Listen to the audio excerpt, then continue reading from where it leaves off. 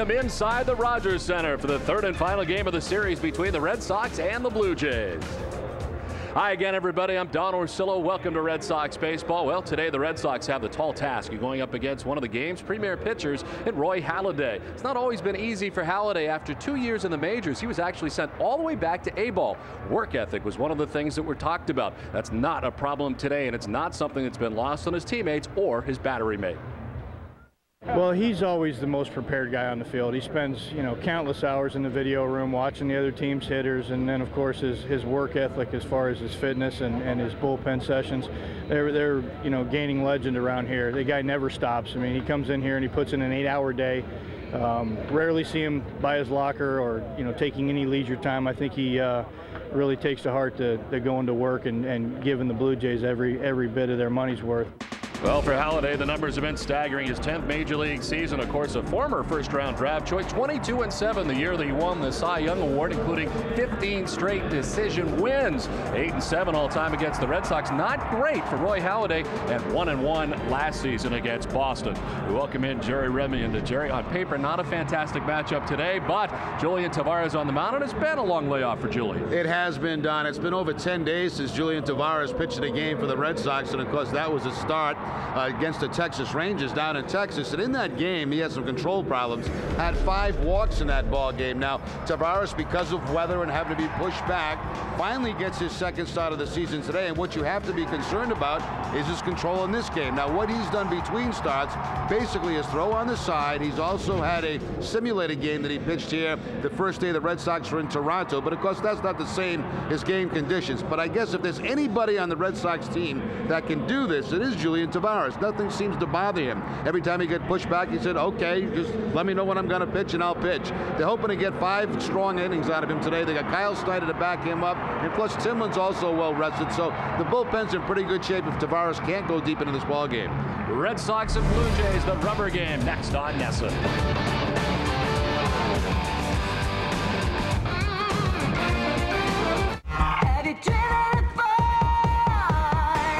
Have you seen the coolest crossover to hit the streets? It's the all-new Ford Edge, featuring a class-exclusive Vista roof to see more, MP3 jack that allows you to take your tunes on the road with you, and best-in-class horsepower. Get the all-new Ford Edge. With 0 down, lease an Edge for just $299 a month and get a premium maintenance plan at no extra charge. Only at your local Ford store.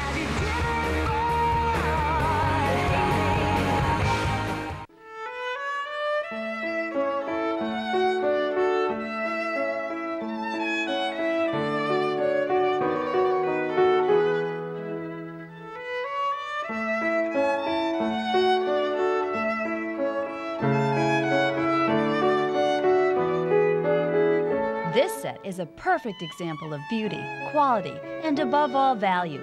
That's what Bob's Discount Furniture is all about. Visit any of our beautiful locations. Grubs. Their mission? Destroy your lawn. Now there's Bear Advanced Season-Long Grub Control with Merit. Its exclusive 2-in-1 formula stops grubs all season. Plus it revitalizes your lawn, guaranteed. Bear Advanced. 5:30 is the new prime time on NESN. Every home game Friday with Friday Night Fenway, presented by Team Sully Mack. And every game day Monday with Red Sox Monster Monday. 2 5:30 pre-game shows, supersizing your Sox weekends. Dating do's and don'ts. What I can tell you is, good dating tips. He carries a gun. That would be big, especially on a first date. Negative. Maybe try to make a little eye contact. I'm just looking for chicks who aren't boring, basically. Oh my God. I wouldn't probably go much further than that, you know? All right. Do you have Sox Appeal? Visit SoxAppeal.com for casting information on these dates and more. Closed captioning provided by Finagle a Bagel, Boston's own sandwich, soup, salad, melt, and of course bagel cafe with 20 locations throughout eastern Massachusetts.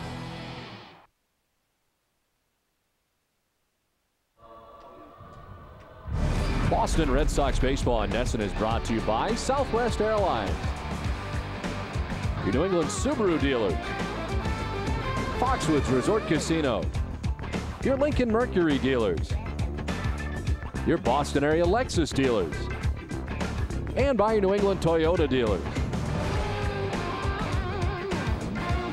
And a nice day outside Rogers Center, but climate controlled inside. The roof is closed once again as we get ready for this last game of the series. The Jays have taken the field. Let's check out the Red Sox starting nine, brought to you by New England Dodge dealers. A different looking top to the Red Sox order with Coco Crisp there today in center field. Kevin Youkilis at third base. David Ortiz, a designated hitter. Manny Ramirez in left field. J.D. Drew in right field. Jason Varitek doing the catching. Former Toronto Blue Jay Eric Hinsky at first base. Dustin Pedroia back at second base. And Alex Cora gets the start at short. Julio Lugo with the day off. Today's starting pitcher is brought to you by Panasonic, and it's Roy Halladay. Well, Halladay's fourth appearance of the season and no decision and a couple of wins. 2-0, 2.35 ERA. That last game over the Tigers went 10 innings in that game, giving up 6 hits, an earned run, a home run, and 2 strikeouts. Of course, a very, very quick ball game for an extra inning game. You see the numbers against Boston. They've had pretty good success, 8-7 in 27 games against the Red Sox. The Toronto defense is brought to you by New England Ford dealers. They're 10th in the league with 11 errors in 14 games. Jason Smith will be at third base. John McDonald gets to start at shortstop. Aaron Hill at second. Lyle Overbay at first. Left to right, Lynn, Wells, and Rios. And Zahn doing the catching for Halladay. Coco Crisp leading it off for Boston here in the top half of the first inning. I mentioned the 10-inning effort last time out for Roy Halladay. Had a 3-hitter against the Tigers on September 7th of 2003, and that was a 10-inning 1-0 victory for Roy Halladay. So it's not the first time that he's done it. In fact, he became the first pitcher in the major league since Jack Morris in Game 7 of the '91 World Series to toss an extra inning shutout. He needed just 99 pitches in the 10-inning effort. And doing it again last time out in an impressive fashion. Well, Coco saw time at the leadoff spot for the Red Sox last season, but it's been to Julio Lugo this season. But Crisp there today.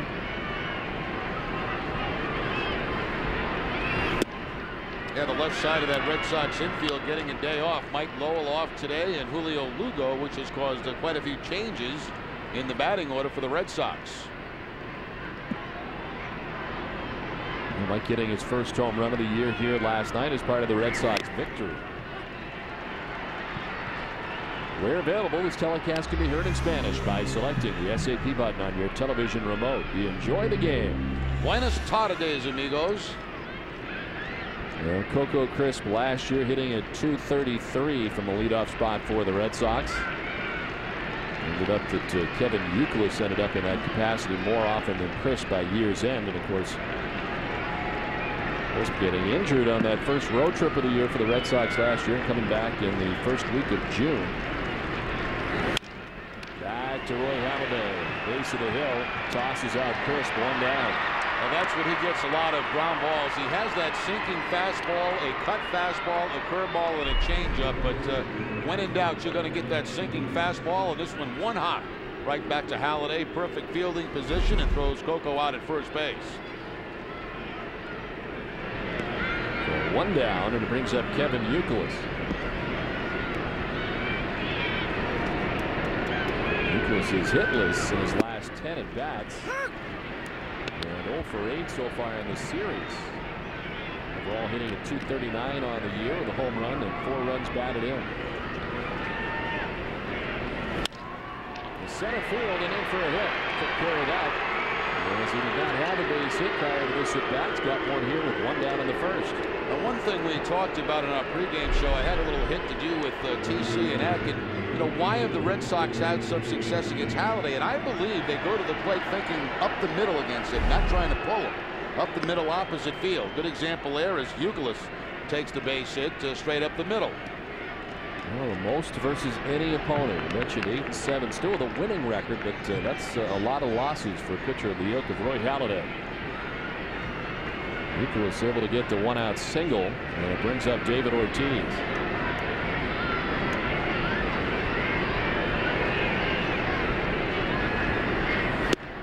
Last night, Aaron Hill, if you saw the ball game, was playing very, very deep out in this area here. But of course, with the man at first base, he can't play that deep. They have the shift on, but if he's out there, they can't get a double play.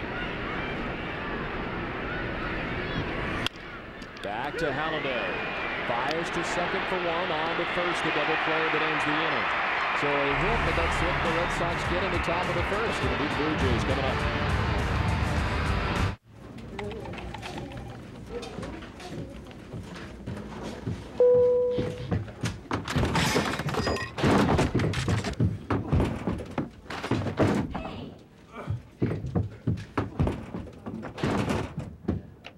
Yeah, going to Phoenix. There's an exciting sound in travel. Southwest Airlines Ding.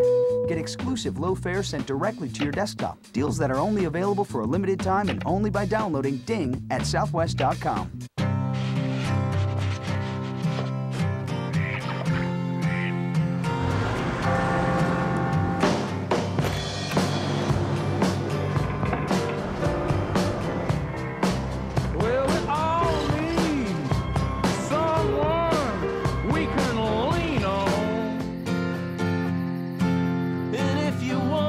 Imported Amstel Light. You can lean on me. Live tastefully. I am your idea. I gotta fly. I gotta move. I'm out of the box and in the network. In the zone and on your mind. Don't stop me now. Give me Rico. Rico's always ready to move me. Send me. Here, there, everywhere. This is how we go. Let's go. Rico. Roy Halladay through the first inning. His teammates, the Toronto Blue Jays, coming up in the last of the first. And their lineup is brought to you by Rico. Alex Rios at the top of the order in right field with Adam Lind in left. Vernon Wells in center. Frank Thomas, designated hitter in the cleanup spot. Lyle Overbay at first base with Aaron Hill at second base. Greg Zondak doing the catching. Jason Smith at third. And John McDonald at shortstop bats ninth. The starting pitcher for the Red Sox, brought to you by Panasonic, and it's Julian Tavarez. The last start came on April the 7th at Texas. Lasted 4 innings in that game, giving up 6 hits and 4 earned runs. Did walk 5 and struck out 3 against the Blue Jays in 19 games and 3 starts, a 2-2 record. Here's Alex Rios to get it started in the bottom of the first inning. Rios starting the day hitting at .267. He has a couple of home runs and 9 runs batted in from the leadoff spot for the Toronto Blue Jays. And the strike from Tavarez, 1-1. A little bit of a slump for Rios, 0 for his last 14, but against Tavarez, 5 for 6. And the slump taking place after he had an 11-game hitting streak to begin the season. Had it snapped in the last game, the series against the Detroit Tigers. And as Drew mentioned, since then 0 for 14.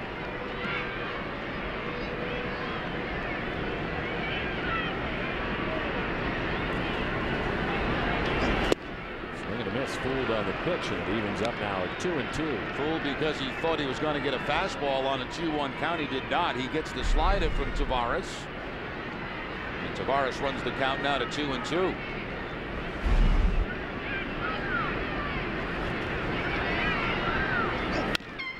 Chopped at third. Euclid over there fires across the diamond for the first out.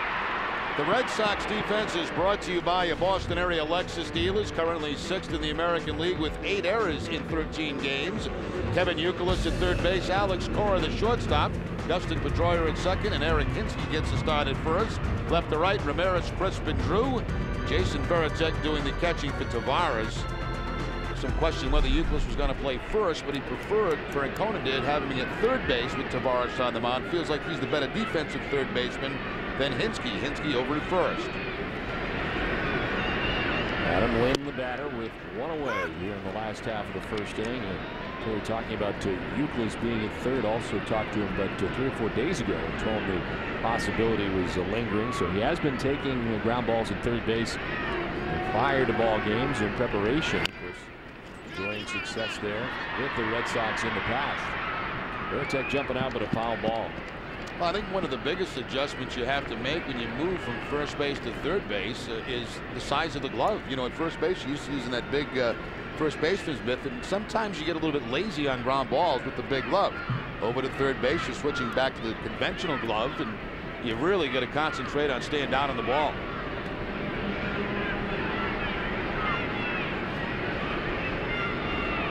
Tavares ahead 0-2 with Adam Lynn.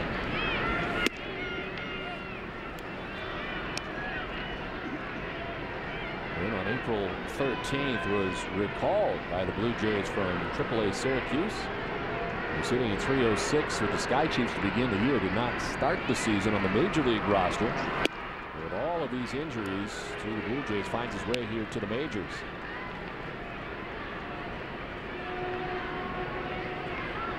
Vernon Wells waiting on deck.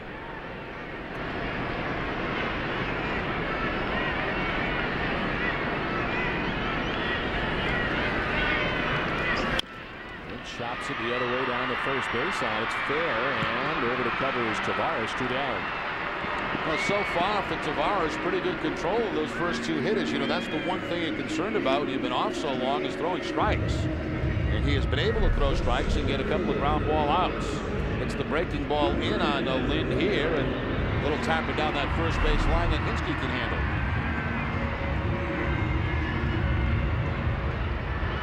Two down for Vernon Wells.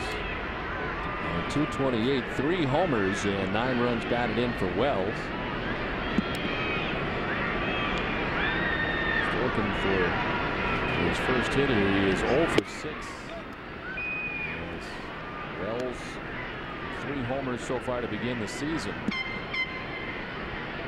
Has a total of 144 career home runs. Has him 6th on the all-time list for the Toronto Blue Jays.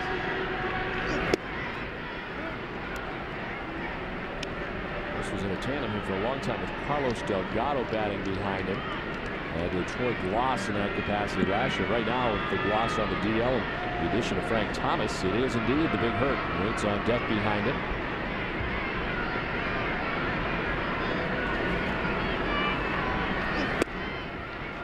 Strike over the outside corner, and it's 2-1.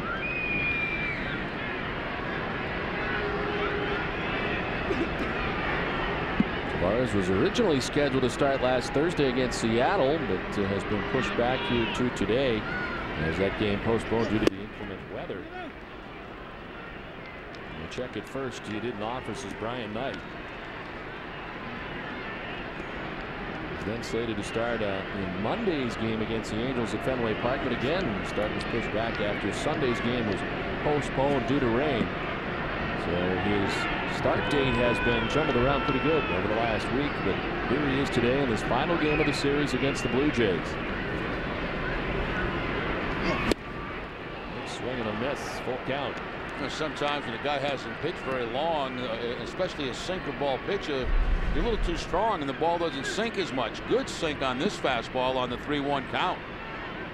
Vernon Wells swinging right over the top of that sinker. Swing and a miss in a nice first inning. 1-2-3 go the Jays. Scoreless after 1.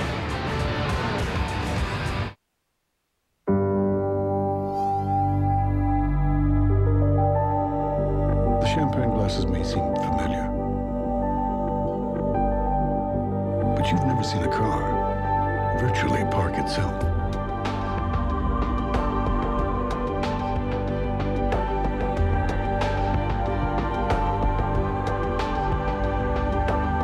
The new LS, unprecedented, at your Lexus dealer. Olympia Sports is your majestic headquarters, featuring the new thermobase technology that insulates while maintaining temperature control. Get it at Olympia Sports. Shop with confidence, satisfaction guaranteed. Meet Magnus Vermagnuson, the strongest man in the world. Mr. Magnuson can lift a car over his head, carry an anvil the length of a football field, pull a 747 jet with his teeth. And at the end of a long, hot, strenuous day, what does the world's strongest man call for? Coors Light. Frost Brewed Coors Light, the world's most refreshing beer. Hey, buddy. Sorry. The curveball will spin up to 30 times a second and break as much as 17 inches. Watch every pitch in clear Panasonic motion. Panasonic Plasma for the speed of sports. Panasonic, ideas for life. Well, don't forget, April 25th is Administrative Professionals Day. Show your gratitude with the help of Sox Appeals Florist of Choice, 1-800-Flowers.com. Call right now when you can buy a superstar bouquet of 12 roses. You get 12 free plus a free vase for just $39.99. And don't miss Sox Appeal, Nesson's whole new take on the dating ball game coming this July. Second inning, Manny Ramirez, J.D. Drew, and Jason Varitek to face Roy Halladay.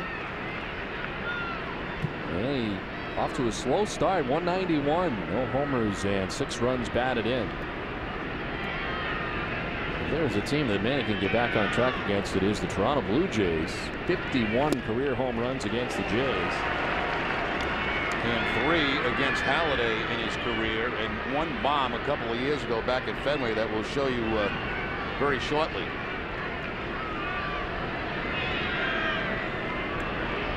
"31 of the home runs against the Blue Jays coming in a Red Sox uniform. The other 20 as a member of the Cleveland Indians. As Zahn jumps out there to grab, here's the home run you spoke of.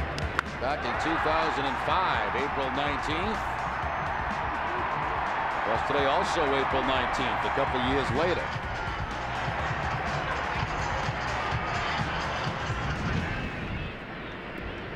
Halladay ahead of him, 1-2.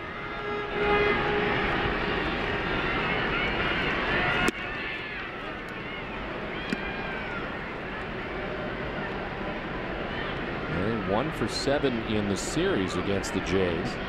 As you see the numbers in the matchup against Roy Halladay. There's 4 for his last 28.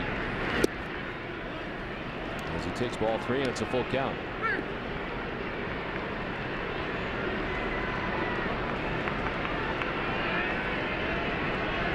Career high 16 games without getting his first home run last year.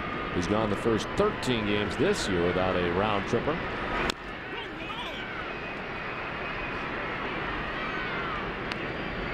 And his lone extra base hit of the season, a double on April 5th in Kansas City.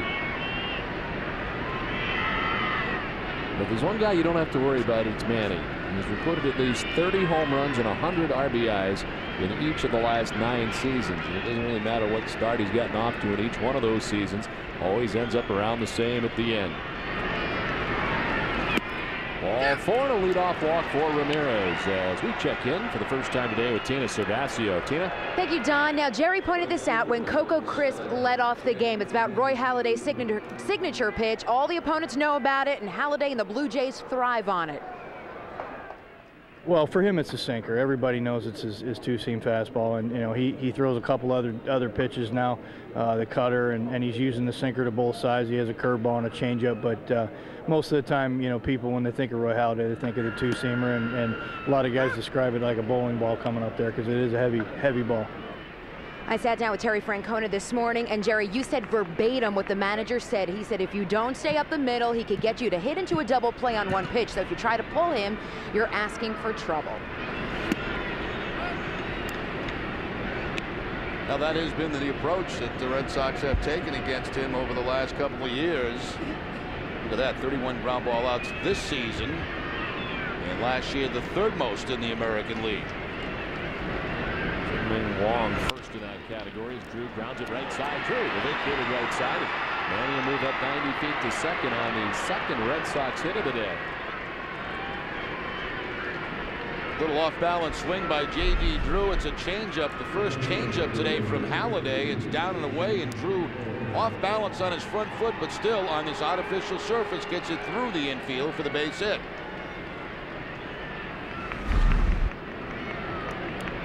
So a walk and a single. It's first and second, nobody out. And Jason Varitek coming up. Varitek at 212, no homers and 5 runs batted in. And last night off as Doug Mirabelli did the catching for Tim Wakefield. Another good offensive game for Doug Mirabelli. As this one is grounded outside at first. The key matchup is brought to you by Killian's. A .277 batting average against Halladay with a home run.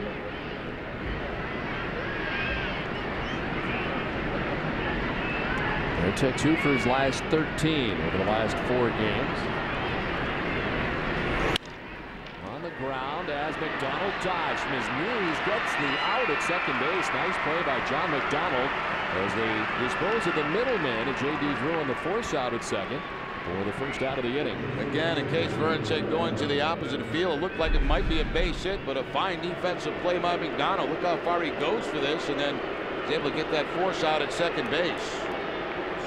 You mentioned last night, Don, McDonald, a very good defensive player. He's shown that in this series. Last night, McDonald at third base, diving to his left, and really quick getting to his feet to throw the runner out at first base. It's first and third now with one down, and here's the former Toronto Blue Jay and Eric Hinske, who's been off to a great start for the Red Sox. He's had 5 at-bats with 4 hits and 5 at-bats.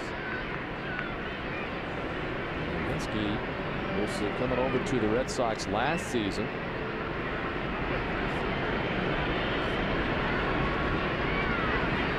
The winning streak of 13 games dating back to last year as he sends one foul down the left field line, back and out of play. The former Rookie of the Year back in 2002 in his first season with Toronto, a total of 655 games. And really ran into a numbers game here in Toronto, but became a very versatile player. When he came up, his spot was third base the year that he was the Rookie of the Year. Moved him to first, and then last year for the first time played in the left field and right field. Now plays everywhere. This one to left, Lynn back shy of the track to make the catch, tagging at third, and scoring the game's first run is Manny Ramirez. The Red Sox take a 1-0 lead. Once again, a Red Sox hitter going the other way. You know, it's always amazing to me how a guy like Hinske in particular, who has not had a lot of at-bats, but yet has had success. That ball stayed up a little bit from Halladay, and a good ball for Hinske to get in the air, and he gets it deep enough to get the run home.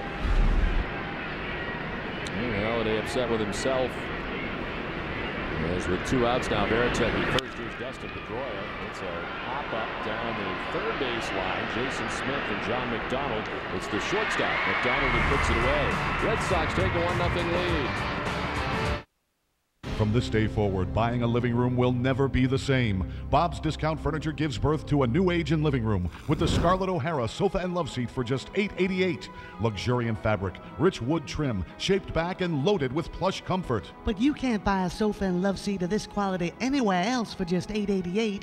Don't you feel sorry for the competition? Frankly, my dear, I don't give a hoot. The Scarlett O'Hara sofa and love seat at only $888. Bob can't be beat. He won't be beat. No way. No how. It's striking in appearance. It offers exhilaration.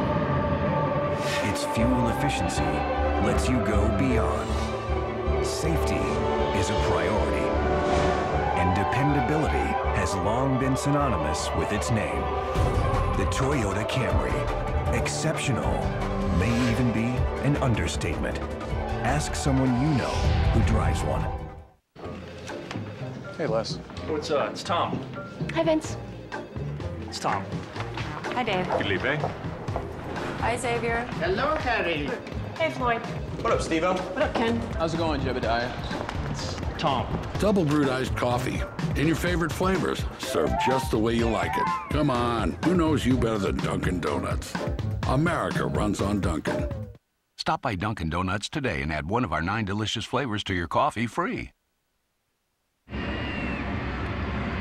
Do you have Sox appeal? If you're single and over 40, Nesson wants to find out. Come to Great Expectations in Newton on Sunday at 3 p.m. for a special 40-plus Sox appeal casting call. Try out for the show and meet other Boston area singles at Great Expectations, where you're building meaningful relationships 2 people at a time. Now, I guess today at Bob's store in Framingham, we kind of mentioned last night the fact that, you know, guys get out there because you got a chance to, you know, maybe get a date. Well, I guess they had quite a turnout. I guess the men responded today by getting off the couch. Nice. And getting out there and signing up. So, you know, the odds are, you know, it's starting to build up a little bit. We made such a compelling case as to why they should go. I understand why they're all there today. Yeah. But they're finally reacting. The courage is now starting to come out. You know, they're starting to work on their lines and all that stuff. That first line, you know, like, how you doing? And others. It's Frank Thomas leads it off for the Blue Jays. Quite honestly, if I was a man, I think. Well, I am, yeah. But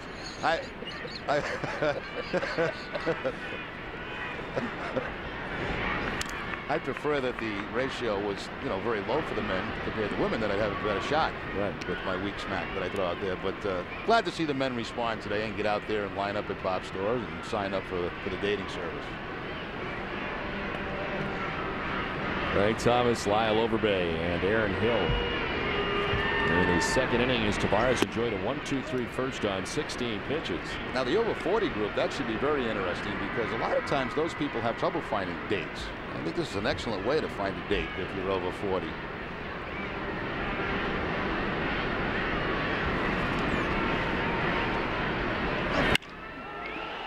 A jolt to center field. Up and gone. Just like that, tied at 1. Frank Thomas has gone deep for the second time on the season.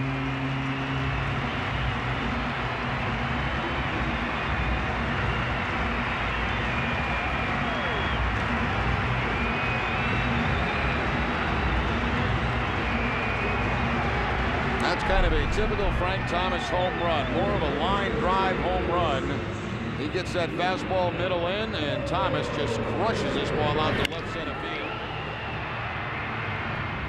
Second home run of the season for Thomas. First he's ever hit against Tavarez.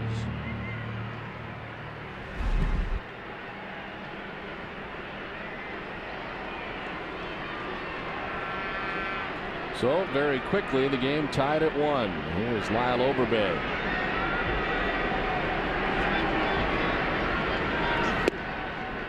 And it did office. His home plate umpire Marvin Hudson. Overbay checking back with the umpire, but Hudson said he offered.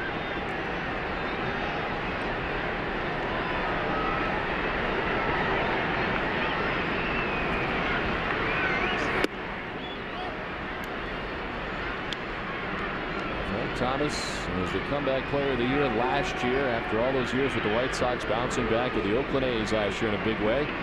The team that went to the American League Championship Series against the Tigers. And now the Toronto Blue Jays. He signed as a free agent this past November.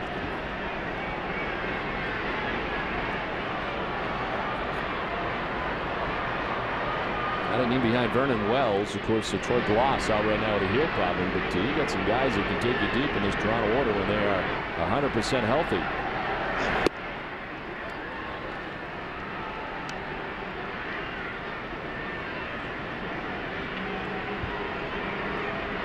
Most of any active player as far as home runs against the Red Sox. That's now 36 home runs for Frank Thomas in his career against the Red Sox. Overbay rips it back off of Tavarez, off the mound, flips one-handed, and see how he is, back at him in the legs. It looked like he got him, and all aside the trainer out there quickly. Well, looks like Tavarez is okay. Paul Lassard, Red Sox trainer, going out to make sure.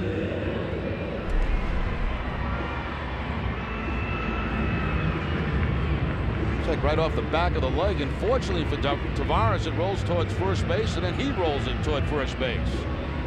Actually ended up being a pretty good play by Hinsky.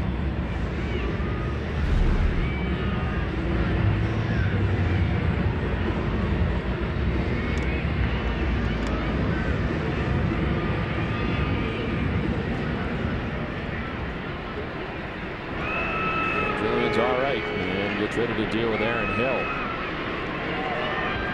First-round draft choice by the Blue Jays. 353, 2 homers, and 11 runs batted in for Hill.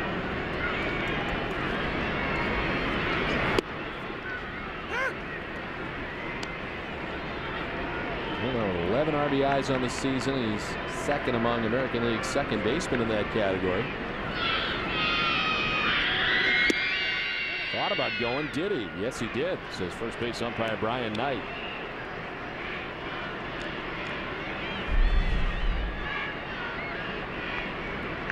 Good call by Brian Knight, the first base umpire.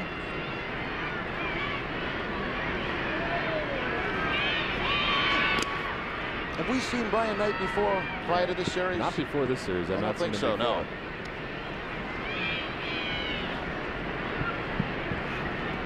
crew that has Marvin Hudson behind the plate today, Bill Miller at third, Ed Montague at second base, all veterans. And Brian Knight, the umpire, at first.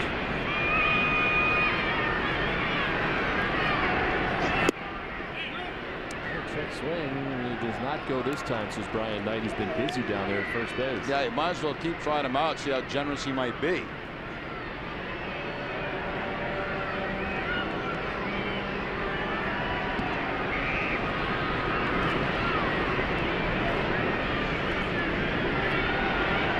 Now 2-2 to Aaron Hill with one out and the base is empty. And he strikes him out. Second strikeout for Julian Tavarez, 2 down. He's bounced back pretty well after the leadoff home run by Frank Thomas.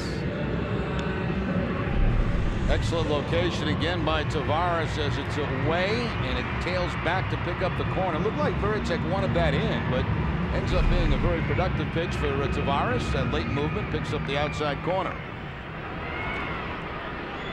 So 2 down for Greg Zahn. Jason Phillips' catch last night. Zahn back in there today with the big game after the night game. Regular Toronto catcher. Zahn at .220 with a home run and 8 runs batted in.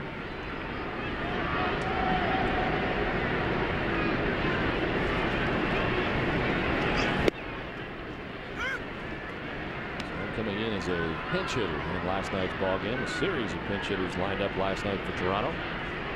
But Jonathan Papelbon able to secure the save for the Red Sox and finish it off for Tim Wakefield. Papelbon, incidentally, now has converted all 13 save opportunities in the month of April in his career. As Zahn skies one to center. Crisp is there to put it away to end the inning. A leadoff home run for Frank Thomas, who's tied the game at 1 aside.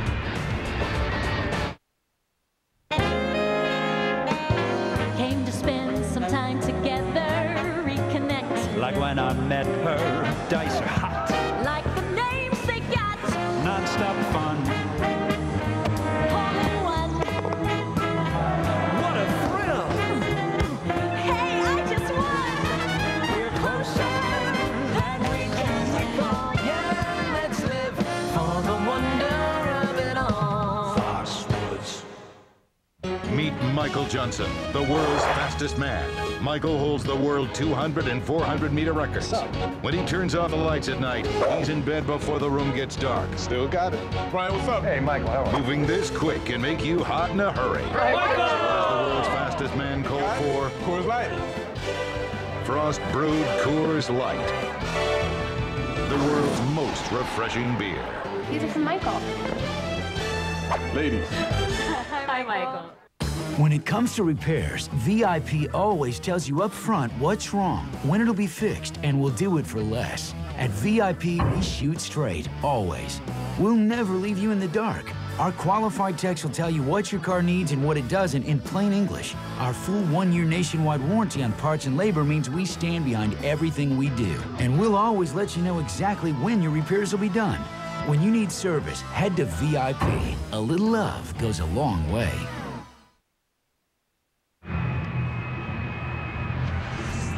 That's an HD Game Night. Red Sox Live returns to Select Showcase Cinema and Cinemagic Theaters beginning Monday, May 22nd when the Sox take on the Yankees. Check out high-definition Red Sox coverage with NESN HD on the big screen. 14 game dates this season. More information now available at RedSox.com.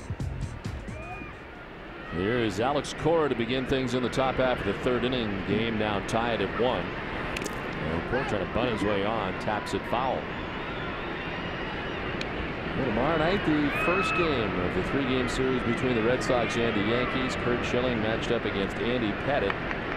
The Yankees have secured the rest of their rotation for the series. It'll be Josh Beckett against Jeff Karstens making his first appearance. And then Daisuke Matsuzaka up against Chase Wright, the rookie, on Sunday. Cora is aboard to begin things here in the 3rd inning. Well, Cora down 2 for 10 in his career against Halladay. That other hit that he had was a home run. Again, opposite field. Inside out swing by Cora and just softly hits that line drive to left field for the base hit.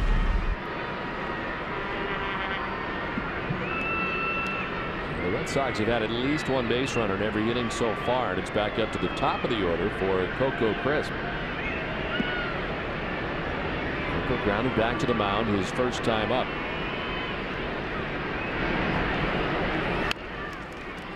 Bunt in front of the plate. Zahn is out quickly. The throw is not in time. Crisp able to beat it out. And up to second base goes Alex Cora. Yeah, I'm not sure if Chris there was bunting or sacrificing. It looks like he was bunting for a base hit. And it's just his pure speed that'll beat this ball out. This ball bunts and stops out between the catchers Zahn and Halladay. It's Zahn that feels it. And by the time he spins around to throw to first base, Chris will beat it out. He bunted a lot anyway, but if you were going bad in a slump situation, would you try to bunt just to try to maybe get something going? You know something that's interesting? It seems like when I was having problems at the plate, I was having problems bunting. I mean, I would try, but it didn't seem to work out. Problems all the way around. As the infield fly rule on the pop-up in the infield, Youkilis is gone. Nice player. We're here at Rogers Center in Toronto. Don Orsillo and Jerry Remy with Tina Cervasio bringing you Boston Red Sox baseball in high definition on NESN. Red Sox scored first on a sacrifice fly by Eric Hinsky off Roy Halladay, scoring Manny Ramirez. But the Blue Jays answered quickly. The leadoff hitter in the second inning, Frank Thomas. His second home run of the year, solo shot off Julian Tavarez to tie the game 1-1.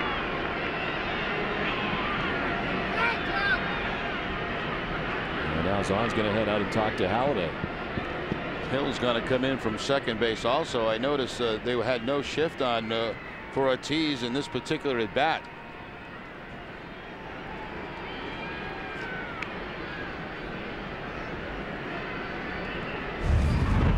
Boston Red Sox baseball on NESN is brought to you by Pepsi. Olympia Sports, the official sporting goods retailer of the New England Sports Network. Ortiz takes the ball from Halladay. And he grounded into the 1-6-3 double play his first time up.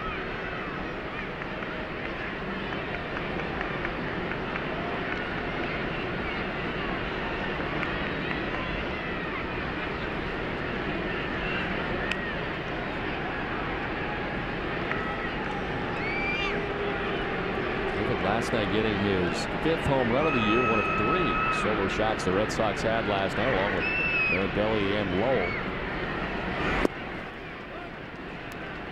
2-0 now to Big Papi.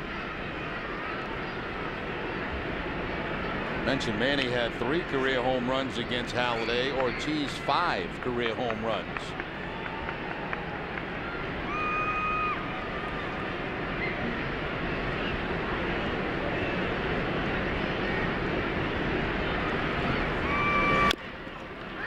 It off himself down the first base line. Well, David with 82 career RBIs against the Toronto Blue Jays, the most against any team. Most home runs that he has against an opponent, 27 home runs against the Tampa Bay. Has been around pretty good after fouling that last pitch off himself. Yeah, it looked like he fouled it right off the top of the right foot.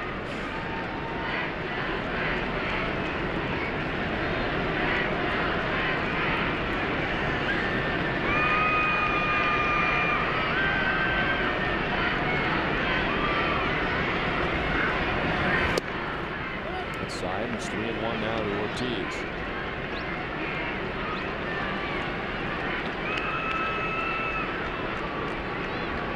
Ramirez waits on deck. Red Sox with runners at first and second and 1 down here in the top of the 3rd.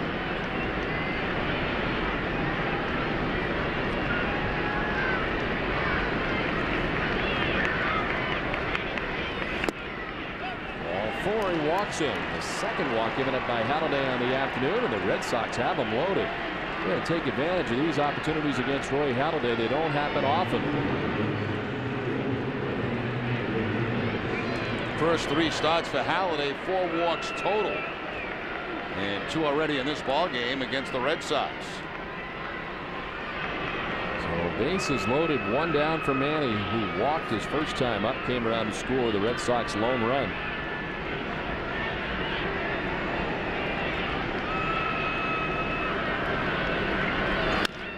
chops it left side. Smith ranging will go to second for one on to first base. The double play that gets Halladay out of a jam. Game remains tied 1-1 after 2.5. A splitter looks like a fastball until velocity is lost and the bottom drops out. Watch every pitch in clear Panasonic motion. Panasonic Plasma for the speed of sports. Panasonic, ideas for life.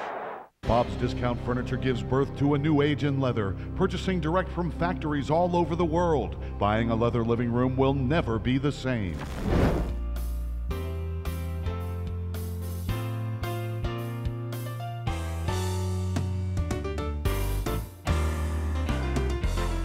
Beauty, quality, and extreme value at only $12.99. More proof I can't be beat, I won't be beat. No way, no how.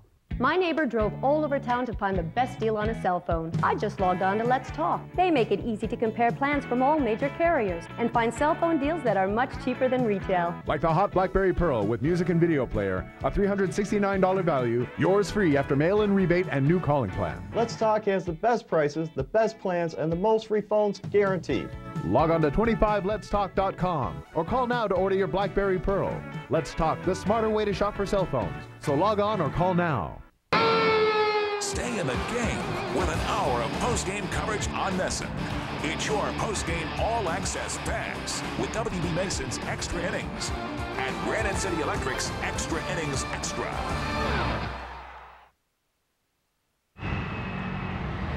For the top 9 countdown of all things Sox from this week, don't miss Granite City Electric Ultimate Red Sox Show. Hazel May takes a look at everything Sox on and off the field. Check it out this Sunday and every Sunday at 12:30 right here on NESN. Well, Roy Halladay getting out of that bases loaded jam with one out of the inning, inducing the double play. Grounded into by Manny Ramirez, and we remain tied 1-1. Missed opportunity for the Red Sox. A great chance with bases loaded and Manny up, but again Halladay with that sinker gets the ground ball. Nice play by third baseman Smith as he goes to his left.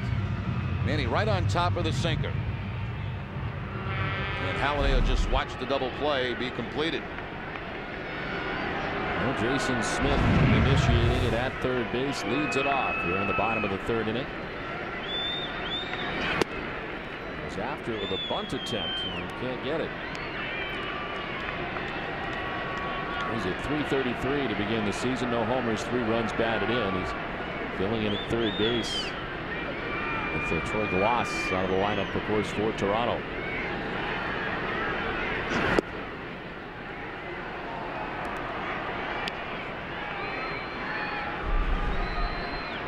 Looked like a changeup this time from Tavarez. One of the first ones, I believe, of the day for him that had Smith off balance. Jason Smith taken by the Blue Jays in the Rule 5 draft. And over from the Cubs, ranging is Pedroia from short right. The throw not in time. Smith beats it out. Had to go a long way to get it. By the time the throw gets there, it's not in time. Yeah, and he got rid of the ball quickly too, did Pedroia, but Smith gets down that line pretty good. A long way to his left has to go Dustin Pedroia. Now he'll have to spin around and make the throw to first base, but he gets rid of it quickly. Smith just beats it out.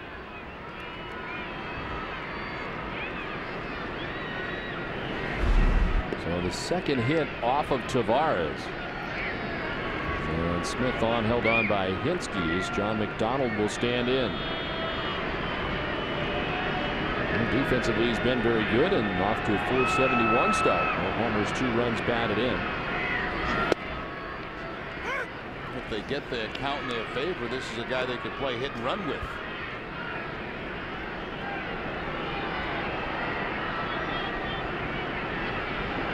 John McDonald, who came up in the Cleveland Indians organization. Also seeing time with the Detroit Tigers. This is his second stint as a member of the Toronto Blue Jays.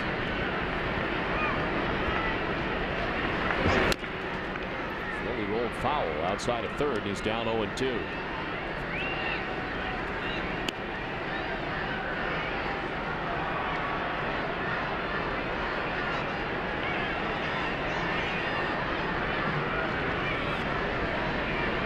often tell you that he is a Providence College graduate, which is true, but the first 2 years of his collegiate baseball career was spent at the University of Connecticut, transferring to Providence.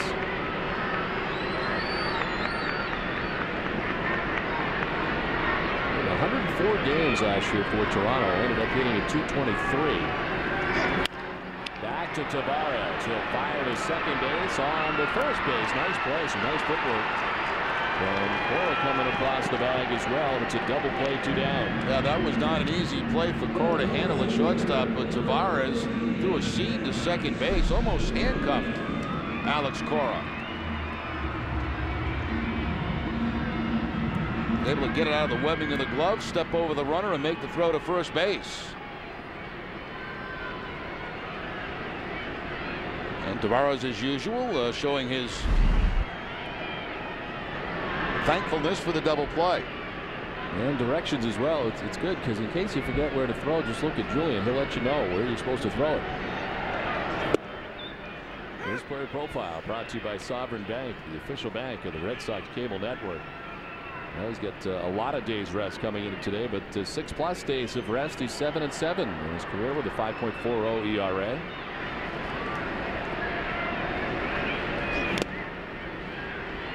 Alex Rios grounded out to third base his first time up.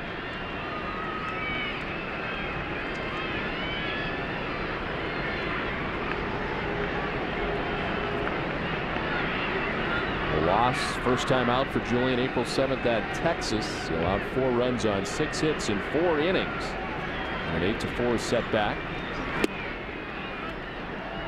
Prior to that loss, he had been unbeaten in his last 8 starts, dating back to September 4th of 2002. Of course, a lot of relief appearances in between. But move to the starting rotation. Jonathan Papelbon was named the closer towards the end of spring training on March 22nd.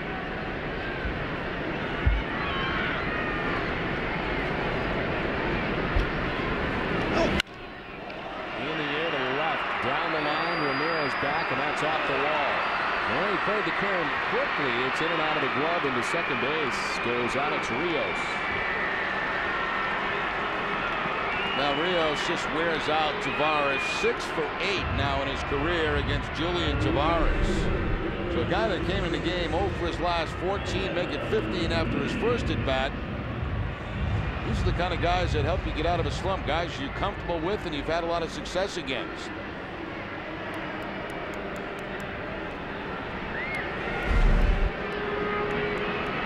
Scoring position here with 2 down on the 4th double of the year for Alex Rios. Here's Adam Lynn, grounded out to first base, first time up.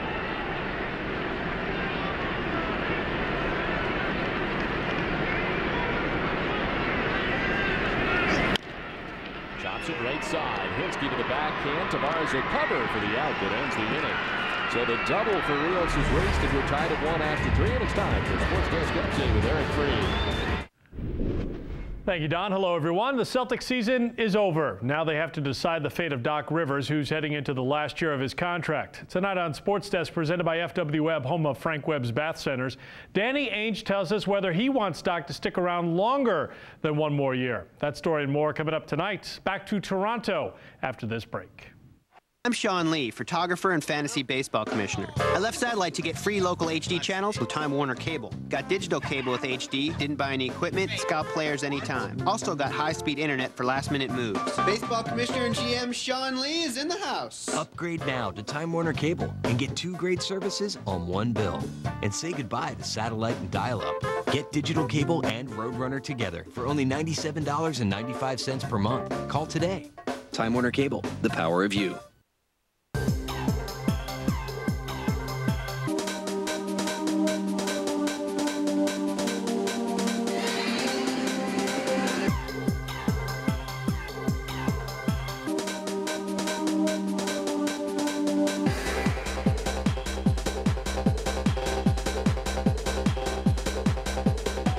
(1640) Hammond Street, Bangor is the home of the Sports Arena and BangorTickets.com.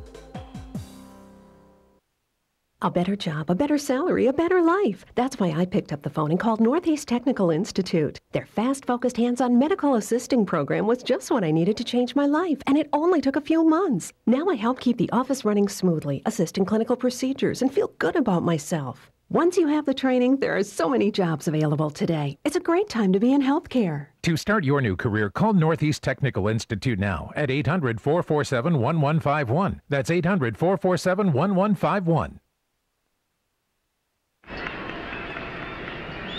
Top half of the fourth inning, still tied at 1. Roy Halladay back on the mound for Toronto.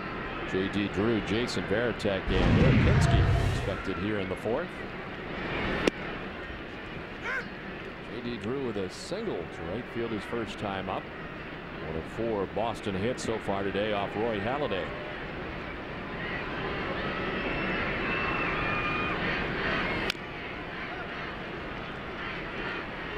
I mentioned off the top, Roy Halladay, after 2 seasons in the major leagues with the Toronto Blue Jays, sent all the way back to A-ball, which at the time had to be pretty devastating for him, but now admits that it was probably the best thing that's happened to him.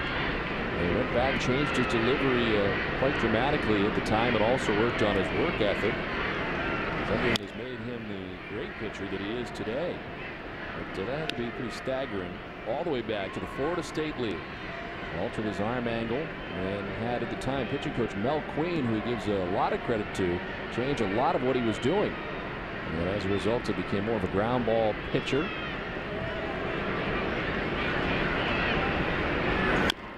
This one grounded, fouled off J.D. Drew's foot or body down to first base. Still 0-2. That's always a sign of a good sinker, too, when you have guys fouling balls off, hitting the top of the baseball and hitting their own foot. We saw Ortiz do it earlier in the game, and now J.D. Drew. Guys that throw that hard sinker, that happens a lot. You swing, you hit on top of the sinker, and it bounces right off your ankle, your foot, your toe.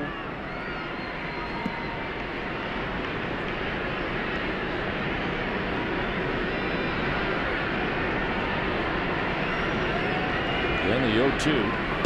That's outside of J.D. Drew. He also gives a great deal of credit to former Marlins team psychologist Harvey Dorfman, who's written a series of books, and one of which Roy Halladay actually carries around to the mental part of baseball, and that has helped him. And that's something that has really taken over the major leagues over the last, I don't know, 10, 15 years. Having a team psychologist there as a coach, part of the mental preparation. That's not something you guys had a lot of, I would think, in your day. No, we didn't. I could have used it as my thought. If strikes out, it's just the first strikeout of the day for Roy Halladay. Use it today, perhaps. Yeah, I do. Back to the two-seam fastball running away from J.D. Drew to pick up the strikeout. Teams have everything now. Got a coach for everything. Yeah, they do. Bob Coxstein, of course, does that now for the Red Sox, and our old friend Bob Tewksbury doing it to the minor league level for the Red Sox. You even have it in the minor leagues to help you out.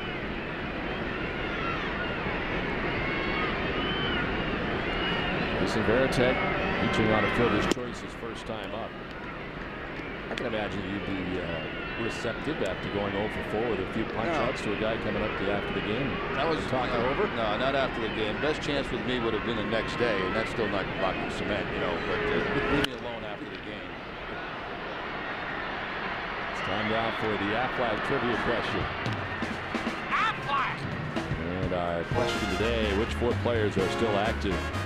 From Julian Tavarez, his first career win versus the Blue Jays. He was back on June 4th of 1995. As he was with the Cleveland Indians, the team he initially came up with. That's for a little bit later. I don't know how I deal with something like that. You know, like, how did you feel after the strikeout to win the ball game with the man at third base in a 1-0 game? Well, I noticed the fans were throwing a lot of things at you and yelling some nasty things. How did that make you feel? I was a little down about that. To first, Lyle Overbay will take it himself, and there's 2 down.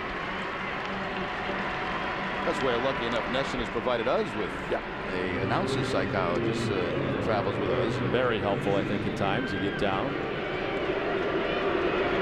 spends a lot of time, I know with you, Don, after ball games, in your room watching video and going through your game. And it's become a real plus for us up here in the booth. He's going to get you wearing sneakers with suits. Want you to be more relaxed while in the booth, and right now you've started off with the sneakers. Actually, I think I think better with the sneakers on. I've noticed.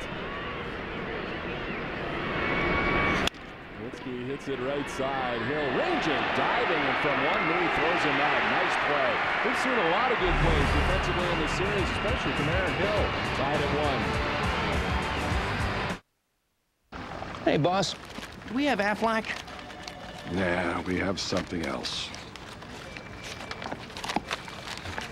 But if you're hurt and miss work, does it pay cash like Aflac does? Nah. Or let you spend it any way you want, like for gas and groceries? Nah. Or help with everyday bills like Aflac does? Nah. There's only one Aflac. Ask about it at work. Nah.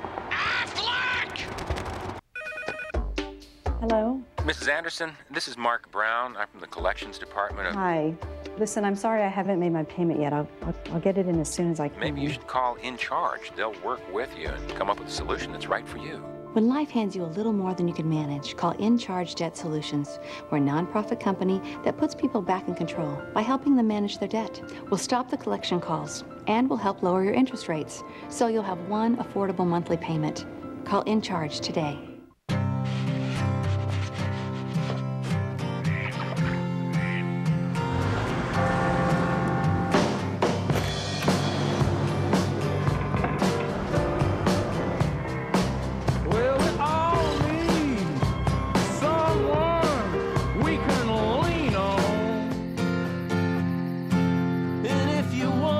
Imported Amstel Light. You can lean on me. Live tastefully. Aaron Hill has been putting on a clinic at second base in this series for the Toronto Blue Jays back on Tuesday night. This ground ball pulled by Ortiz. Almost to the foul line, throws him out. Then, of course, last night going the other way. I've never seen a second baseman that deep be able to throw somebody out at first base. And today against Urakinski, the dive. And to throw to first base to pick up that out. So he has shown range both ways, going to his left, going to his right, making some nice plays and taking base hits away from the Red Sox. It's on to the last half of the fourth inning in a 1-1 ball game. Vernon Wells, Frank Thomas, and Lyle Overbay, the 3, 4, and 5 guys for the Jays. And Wells, after the first pitch, sends it to J.D. Drew in right for the first out of the inning, and we check back in with Tina Cervasio. Don, Julian Tavarez likes to throw as much as he can. When he was bumped a few times this past week, he actually threw a couple of sides, 2 innings here, 35 pitches to hitters on Tuesday. And pitching coach John Farrell explains why some people say he has a rubber arm. Julian has a tremendous workout routine. He keeps himself in great shape, both from just a cardio standpoint as well as a weight training. But I think the real key has been the long toss that he's done throughout his career. I know when he was back in Cleveland quite a while ago, he and Jose Mesa had quite a routine or throwing program that has really allowed him to formulate a base in which he's perpetuated his career. And the best attribute Tavarez has, and this is according to Farrell, he calls it mental versatility, allows him to be as flexible with his mental preparation as the muscles are in his arm, because we know he's been kind of all over the place this season so far. Don? Okay, Tina, well, one thing about Julian Tavarez is definitely that he has been able to adapt to whatever role he's been in, but I think it was clear that he wanted to be a starter after really having that kind of success last year at being a starter, and his name is really not mentioned at the beginning of spring training, but that's what he wanted to do. Worked out well for him with the Papelbon going to the pen and named the 5th starter, but nobody was happy about it than Tavarez. He gets Thomas this time to ground out to short, and there's 2 away. It's time now to check out the answer to our Aflac trivia question, which does indeed involve Julian Tavarez. Which 4 players are still active from Julian Tavarez' first career win versus the Blue Jays? Manny's one of them. In fact, he came up with Tavarez in the Cleveland Indians system. Kenny Lofton, Omar Vizquel, and Jim Thome, who had a couple of home runs last night, still active. And in that game that he got the win, he went 2 innings of relief. And Jason Grimsley started. Chad O.J. pitched in there as well, but he went 2 innings to pick up the victory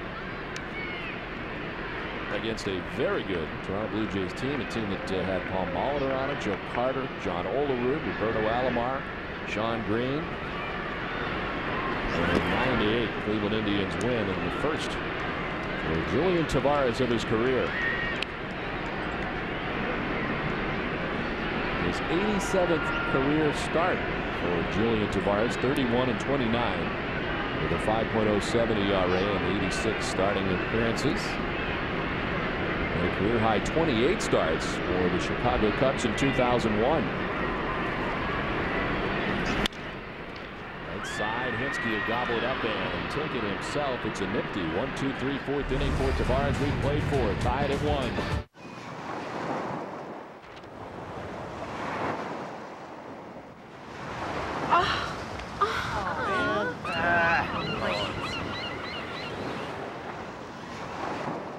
The weather was so much better yesterday.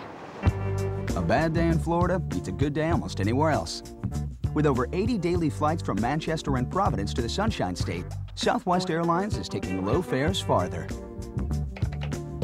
You are now free to move about the country.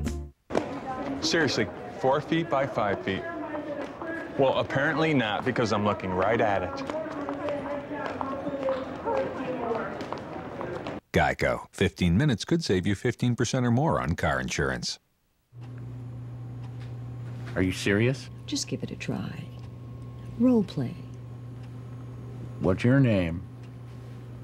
He doesn't say anything because he's a doll. Geico.com. So easy, a caveman can do it.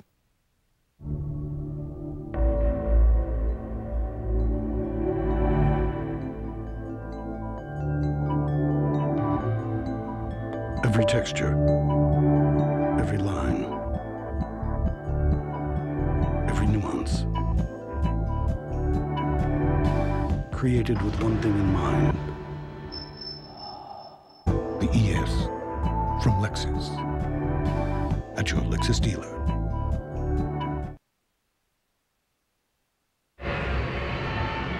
Sox are back in Boston to host the Yankees tomorrow. Come start your weekend early with Friday Night Fenway presented by Team Sully Mack. Join TC Ecantina at 5:30 for 30 more minutes of live action from in and around Fenway Park as the gates open and the weekend begins.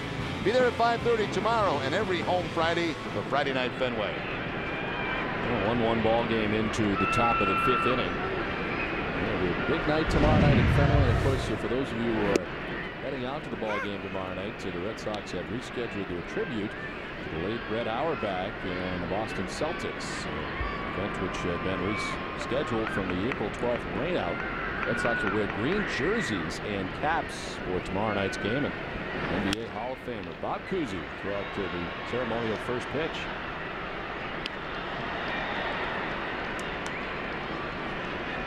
Dustin Pedroia leading it off here in the 5th.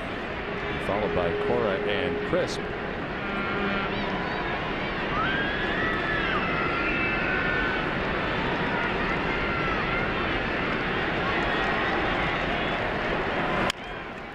Drop to third, backing up on it. Jason Smith to play the hop and fires across for out number 1.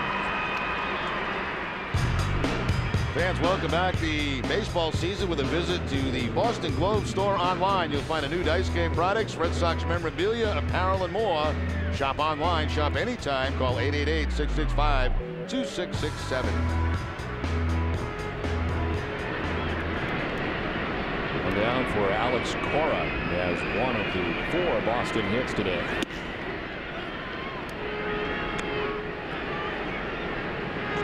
Ground ball outs. That's when Halladay's going good. He's got 9 of them so far. The Red Sox had a great opportunity back in the 3rd with the bases loaded, but the double play hit into by Manny Ramirez. Sometimes against guys like Halladay, you know, that's the only chance you might get in a game.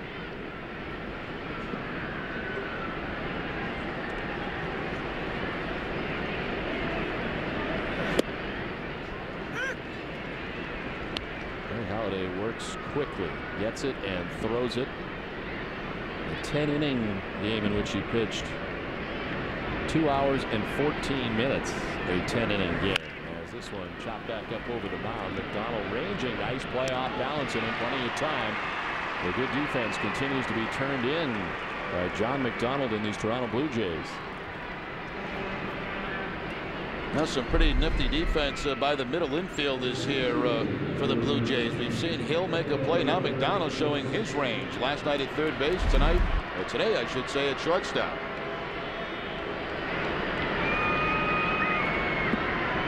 Six in a row retired by Halladay. Little help from his friends behind him as Coco Crisp takes the strike.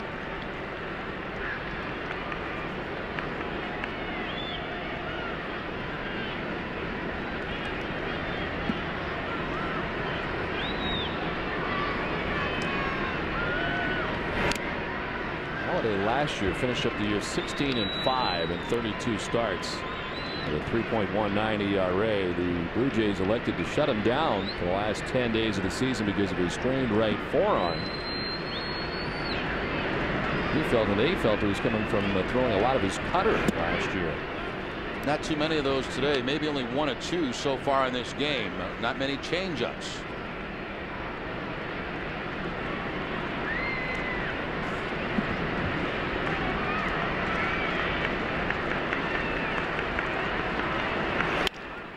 Nicely picked by Halladay on the comebacker. It's a 1-2-3-5 for Halladay on just 11 pitches. Halfway through this one, tied at 1. Some people buy the Toyota Tacoma because it's rugged. Some because it retains its value. A Tacoma could also save you thousands compared to similarly priced trucks, which many find appealing. But the vast majority of Tacoma owners are Tacoma owners because of a little thing called Toyota reliability. Should you buy a Tacoma? Ask someone you know who drives one. They're out there. Take a look at these great Sullivan tire deals.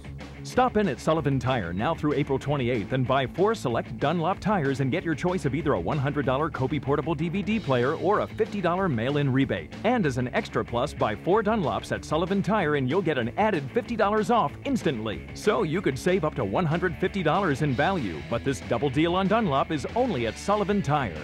For the best tire deals, come to Sullivan Tire.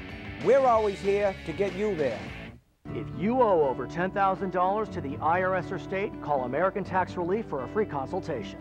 We've helped thousands of Americans settle their tax debt for a fraction of what they owed. Once we hired American Tax Relief, the IRS stopped contacting us. That was an immediate relief. And they settled our tax debt for a fraction of what we owed. If you owe over $10,000 to the IRS or state, we can help you settle for less, maybe a lot less. Call 800-294-1563 for your free consultation.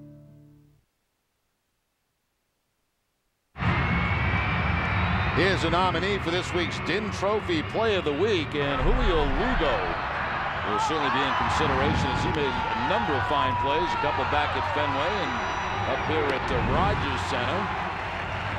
Tune in to the pregame show this Friday to see which play will win this week's DIN Trophy Play of the Week.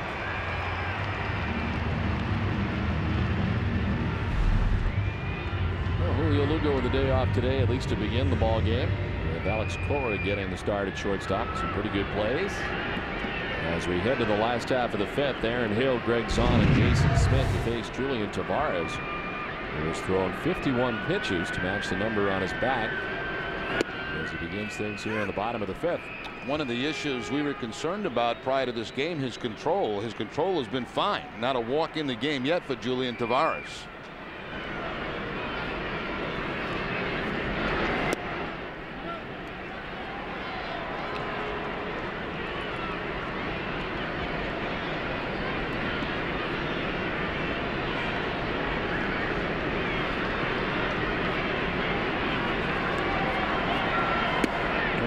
Saw a lot of time at shortstop, of course, when he first came up, but became the full-time second baseman in May of 2006 after Toronto Blue Jays had moved the O-Dog out of town, Orlando Hudson. He did such a great job at second base here for the Jays over the years.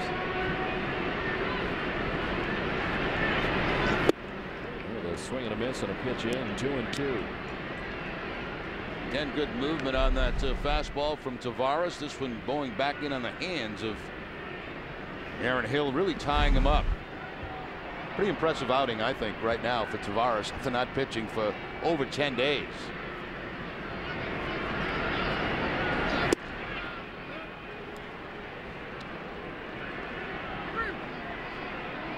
Well, 2 strikeouts on the day. Got Aaron Hill last time Hill batted and struck out Vernon Wells back in the first.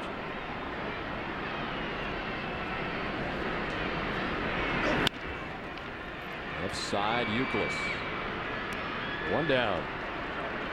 The LoJack Caught Stealing Sweepstakes is back again for another season. Visit LoJack.com/caught-stealing for details and to enter to win LoJack, the only stolen vehicle recovery system operated by the police.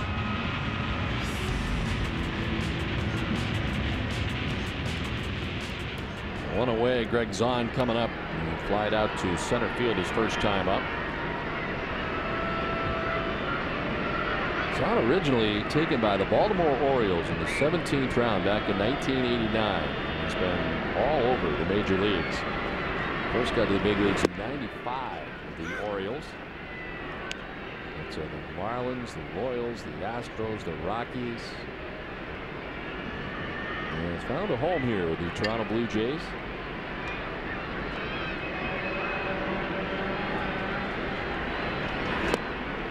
Swing and a miss, and it's 0-2.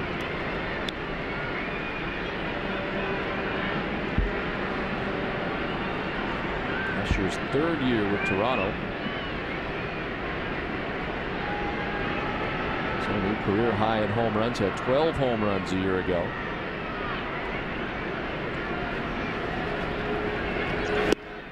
Swing and a miss, and Tavarez strikes him out. 3rd K for Julian Tavarez, 2 down. And he's throwing all his pitches, his sinking fastball, his breaking ball, and his changeup. And this is the changeup here, sinking down and away from Zahn, I should say, excuse me. Well, he's been getting the groundouts as well, 9 of them so far, just the 2 flyouts. That's pretty impressive. Single ball pitcher, pitching on all that rest and still getting ground ball outs. So he's retired to 6 in a row now with 2 outs in the 5th. Here's Jason Smith, who reached on an infield hit last time up. And the ground of the Pedroia chased down, but the throw was late.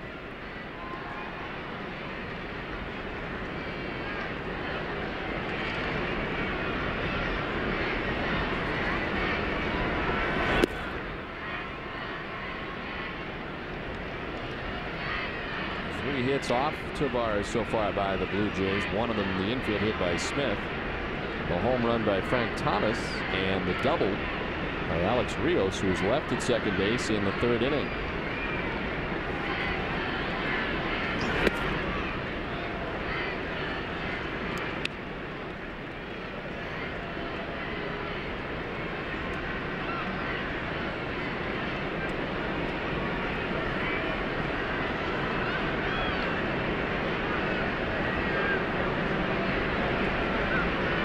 To the count to Jason Smith.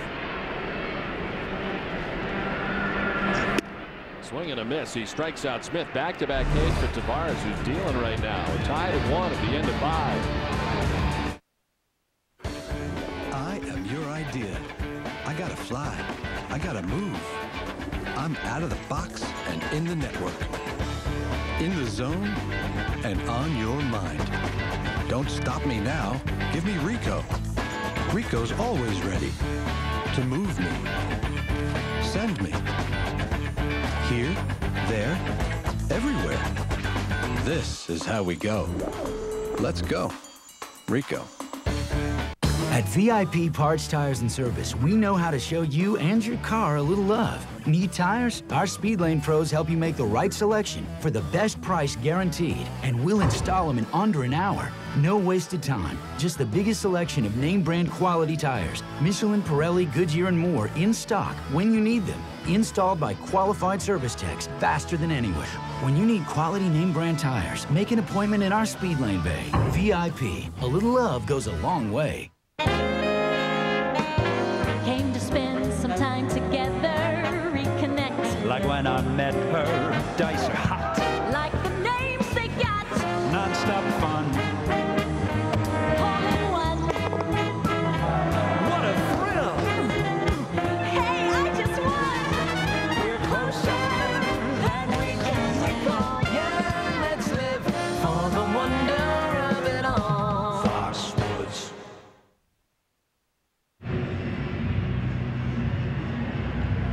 We head to the top half of the 6th inning as Kevin Youkilis, David Ortiz, and Manny Ramirez to bat against Roy Halladay.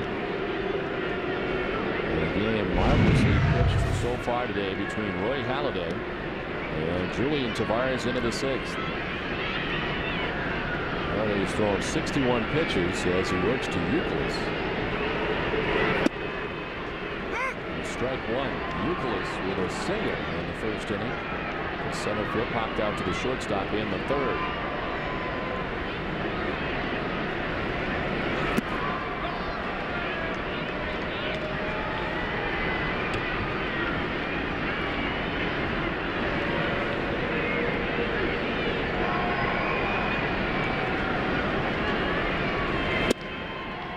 Halladay's certainly a pleasure to play behind. I mean, he gets the ball, he's right back on the rubber, and he's ready to go. Generally, he's waiting on the hitters.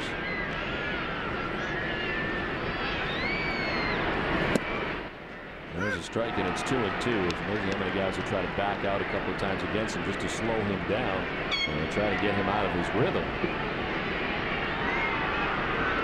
Mark Buehrle very similar to Halladay in that respect, and of course Buehrle last year the game's first no-hitter of the season, able to do that last night for the White Sox. But Buehrle very quick worker too. Yeah, not a perfect game. He walked somebody but then picked him off first base.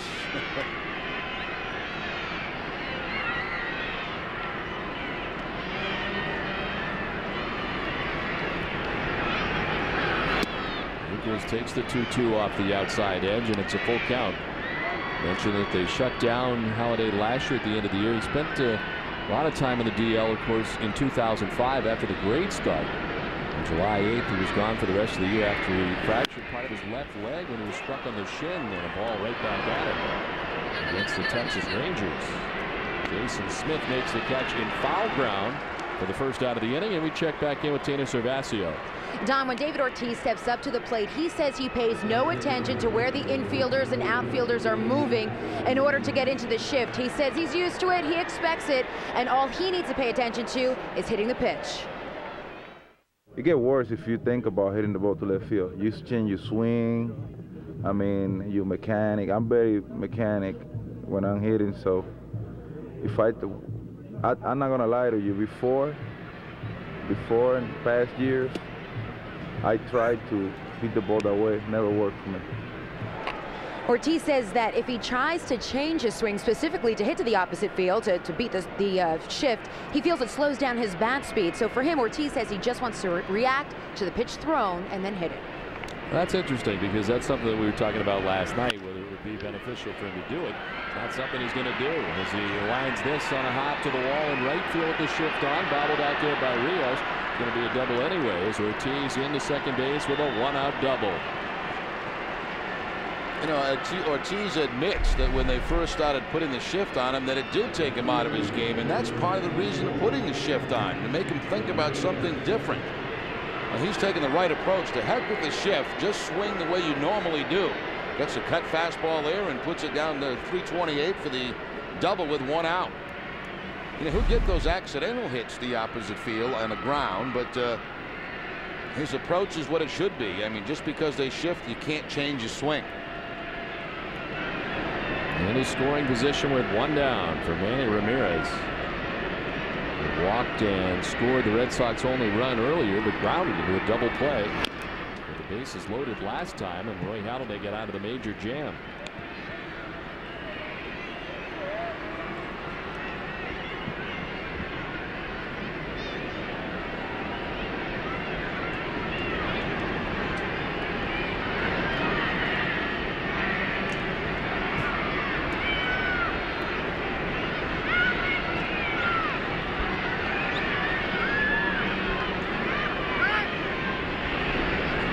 Timeout, backs out. Halladay was about to go. He was delivering when Manny got the call from Marvin Hudson.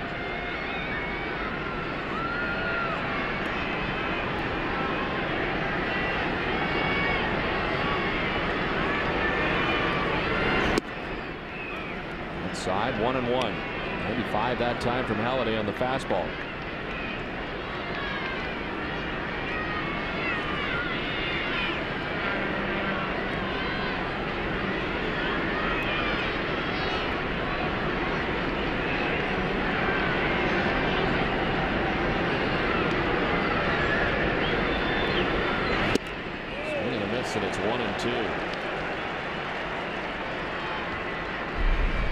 breaking ball that just stayed inside this time of Manny Ramirez. And, you know, usually Manny will hit a pitch like that. It was a mistake from Halladay.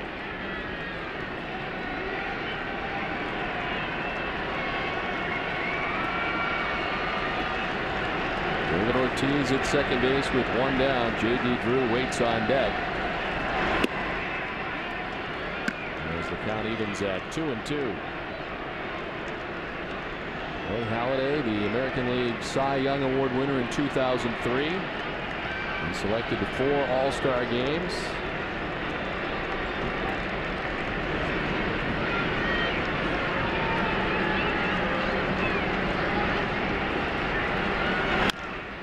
Chops it to third. Smith backing up on it. Retrieves it. And a long throw. Nicely done. Accurately and in time. To get Ramirez. Ortiz remains at second. And there's 2 down.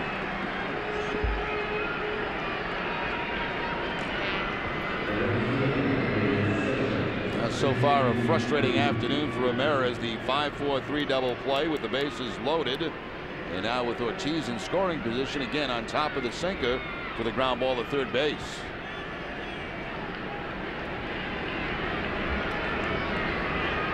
Will intentionally walk J.D. Drew at first base open and go after Jason Varitek. Drew had singled off Halladay in the second inning. But Halladay struck him out last time up. This time they won't take their chances.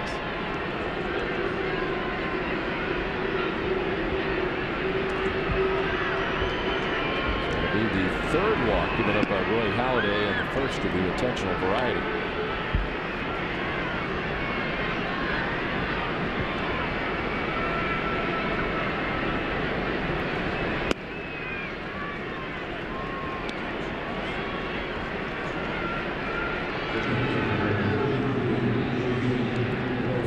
At first and second with 2 down here in the 6th inning, and Jason Varitek coming up. Double by Ortiz broke up a string of 8 in a row, retired by Roy Halladay. And the Red Sox trying to get some timely hitting and not had a hit today with runners in scoring position.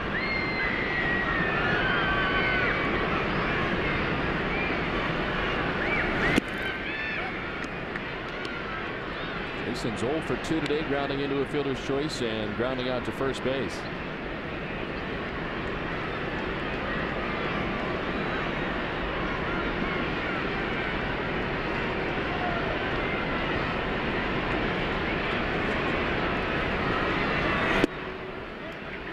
Two and 0 now to Varitek as Halladay falls behind. That's a pitch that he usually gets to. A fastball, outside corner. Kind of a long steer in after this pitch by Halladay.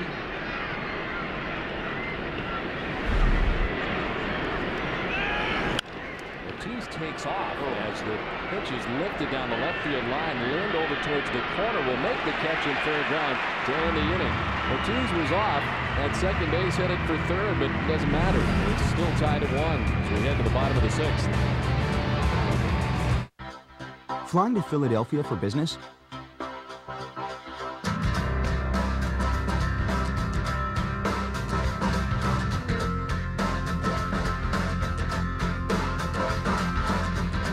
If these 11 reasons don't convince you to fly Southwest Airlines nonstop to Philadelphia, maybe this will.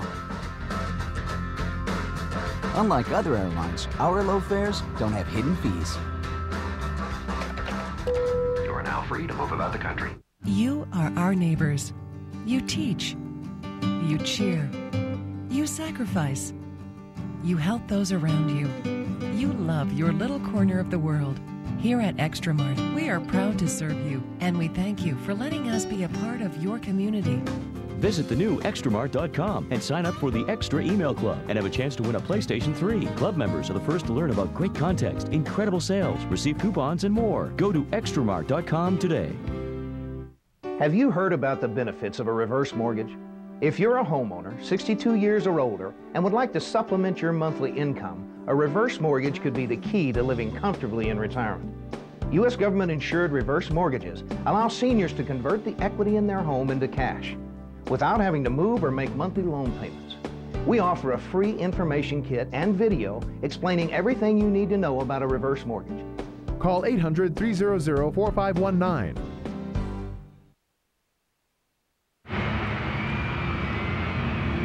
Stay tuned after the game for WB Mason's Extra Innings and Granite City Electric Extra Innings Extra with John Caron and Dennis Eckersley. They're bringing all the post-game reaction, including Julian Tavarez' comments, plus a complete recap from the Bronx, the Yanks, and Indians wrap up this series this afternoon, including Nick Cavato by phone from Yankee Stadium. It's all right after the game in high definition on NESN. Well, David Ortiz surprising everybody in the ballpark, taking off from second base. It was a 2-0 count on Veritek. Ortiz heading toward third, but Veritek will fly out to left field. But that caught certainly us by surprise in the booth. And I'll tell you what, if Ortiz takes off the third, you better make it standing up, not even with a slide. Big Papi and the Red Sox unable to score in the 6th inning. They strand 2. They've left 5 men on to the first 6 innings. John McDonald wants timeout, doesn't get it, and the first pitch is in there for a strike. You know, actually, when you look at your scorecard, Tavarez' game has been cleaner than the one pitched by Halladay, but still a 1-1 game. Well, Halladay had to get out of the bases loaded jam in the 3rd and 1st and 2nd in the 6th, both times doing it. And he's up to 81 pitches through the first 6. There's J.C. Romero, the first action we've seen in the Red Sox pen today.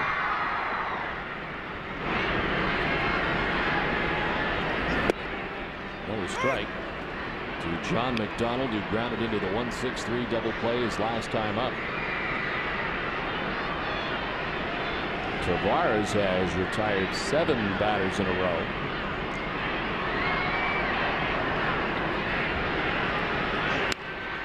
McDonald sends one down the right field line, falling fast, but falling foul.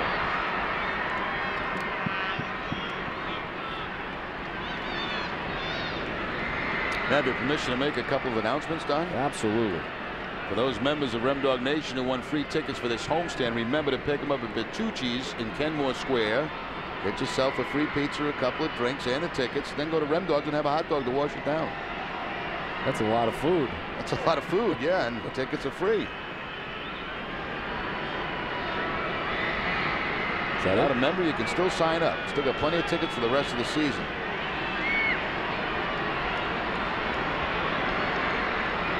that it? I got another one too. All right, I thought so. You said announcements. Cora to his left. And there's the first out of the inning. I'll have to do it after Sports Desk. Tonight at 10, tune in to NESN for Sports Desk with Catherine Tappan, presented by FW Webb, home of Frank Webb's Bath Centers. Visit them at FWWebb.com. She'll bring you a preview of the Yankees-Red Sox series that begins tomorrow night, plus highlights from the NHL playoffs. See if Sidney Crosby and the Penguins can avoid elimination against the Senators. It's all coming up tonight at 10 with Catherine Tappan in high definition. One down in the 6th inning, back up to the top of the order for Alex Rios. 1 for 2 today with a double his last time up.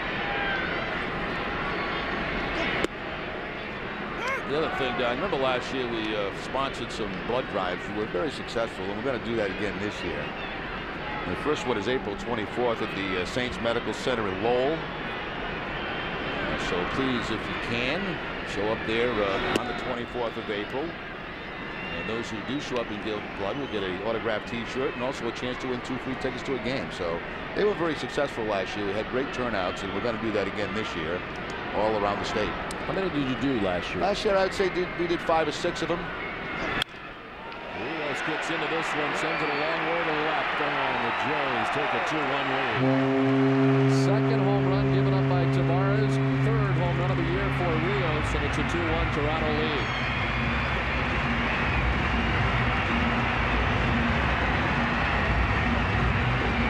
Well, he just continues to wear out.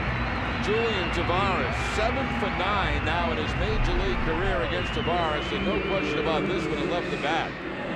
Sinker down and in, right in the sweet spot there for Alex Rios. So both runs via the home run, Frank Thomas and now Rios.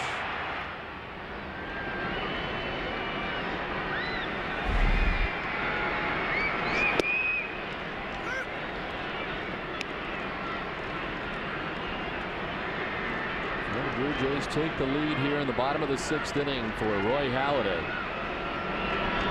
As Tavarez working to Adam Lynn. The lines one into right field, a base hit.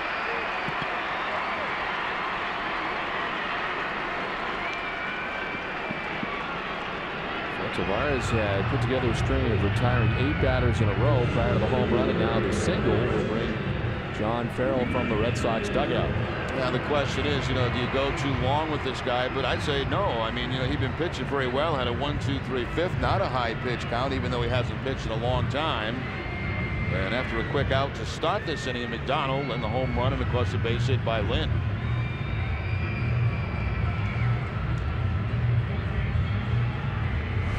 Boston Red Sox baseball on Nesson is brought to you by Rico, Coors Light, and by LP Lumber. Tavarez was at 64 pitches coming into the inning. Is up to 74 through 5 1/3 innings. Adam Lind at first base with 1 down, and you're headed into the heart of this Toronto Blue Jays order. As Vernon Wells, 0 for 2 today, stands in on the right side. It was Romero. It is now Pinheiro who is up in the Red Sox pen.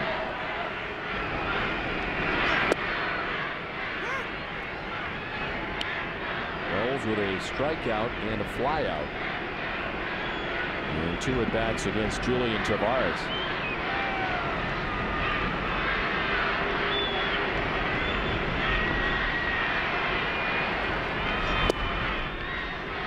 Quickly 0-2.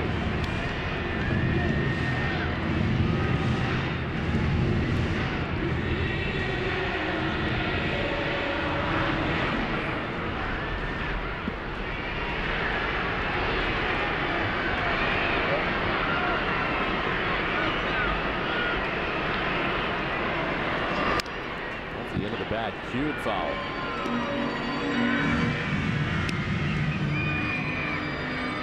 Home runs for Wells in any season. He hit 33 home runs back in 2003 with 117 RBIs, his best season in the majors. He finished up that year hitting a .317. Blue Jays first round pick back in 1997.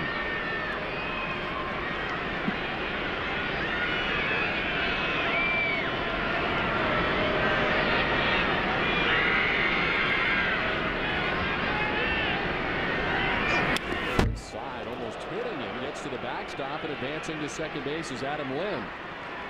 So Wells able to avoid the pitch, and on the wild pitch, Adam Lynn to second. That ball really just sailed on Tavarez. An 0-2 count, and it's supposed to be away. See where Veritek set up, but instead it goes way inside, and no chance for Jason to catch that ball. In a scoring position goes Lynn. We're here at Rogers Center in Toronto. Don Orsillo, Jerry Remy, and Tina Sabasio bringing you Boston Red Sox baseball in high definition on Nesson. Well, the Red Sox able to strike first in the second inning on a sacrifice fly by former Toronto Blue Jay Eric Hinske. He scored Manny Ramirez to put Boston on top 1-0, but Toronto answered quickly. A solo home run by Frank Thomas in the bottom of the second inning to tie the score at 1. And here in the bottom of the 6th inning, Alex Rios. It's a solo home run, his 3rd of the year, to put the Blue Jays on top 2-1, and they're looking for more. With Lind at second base and 1 away.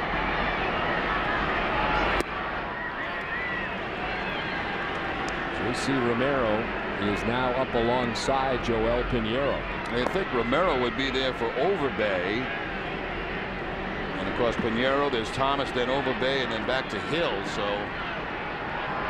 that's why you see both the right and left-hander up in the bullpen.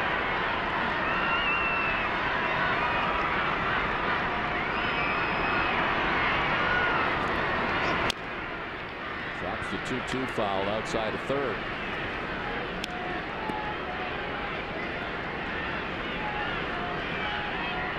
Vernon Wells signing a 7-year, $126 million contract extension with the Blue Jays. 6th largest deal in Major League Baseball history, and the largest in the history of the Toronto Blue Jays. He's going to be here for a long time. Already been here a while. Line in the left field, a base hit. Adam Lind to be waved around. He'll score easily as Wells headed to second base. Will get there safely with the RBI double.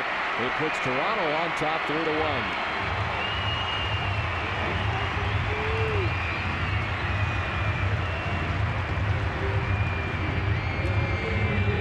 Ball actually sounded like it jammed Vernon Wells. It was a fastball inside, but he gets out in front of it, hooks it down the line.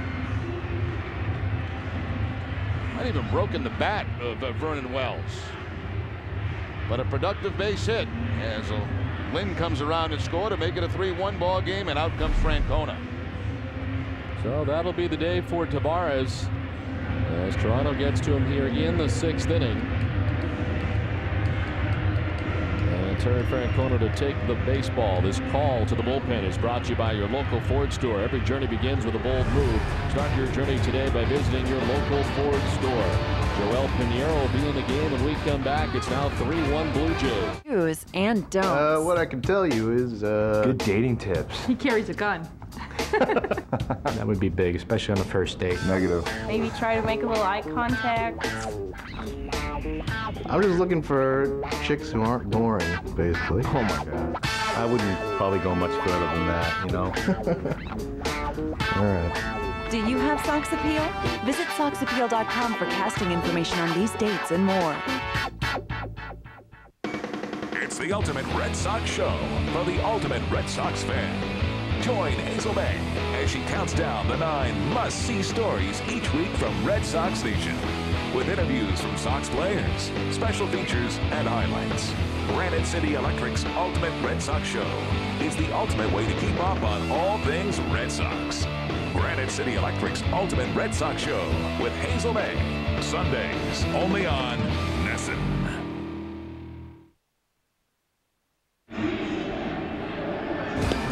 The Yankees are coming to town, and NESN is ready to bring you complete coverage beginning at 5:30 with Friday Night Fenway. Then at 6, Olympia Sports presents the Boston Globe pregame show with Tom Caron and Dennis Eckersley.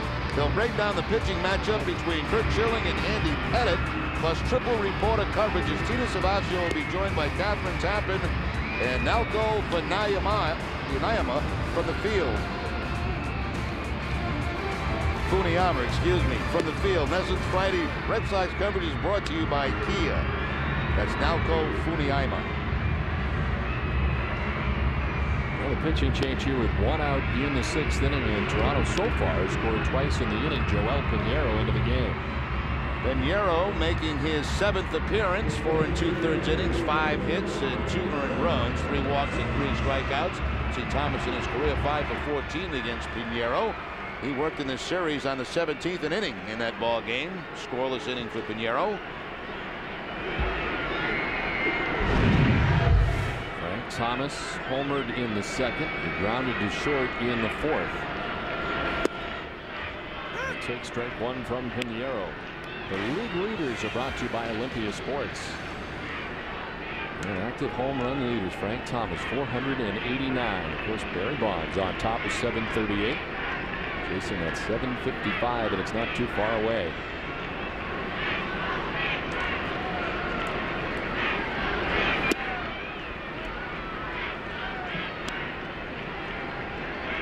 A home run for Thomas in the 2nd inning was his 2nd home run of the year.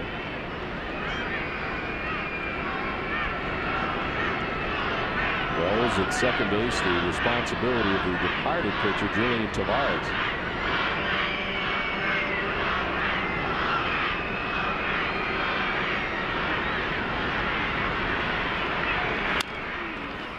Third base, Euclid to his left to look Wells back, and the sidearm toss for out number 2. Now, you know, Frank Thomas, certainly when his career wraps up, will have an opportunity to be elected into the Hall of Fame. 2-time AL MVP winner, 93-94, an All-Star 5 times. Look at the last graphic. One of 10 players with 300 average, 400 home runs, and 1,000 RBIs, 1,000 runs, and 1,000 walks. The other 9 who have done that are in the Hall of Fame.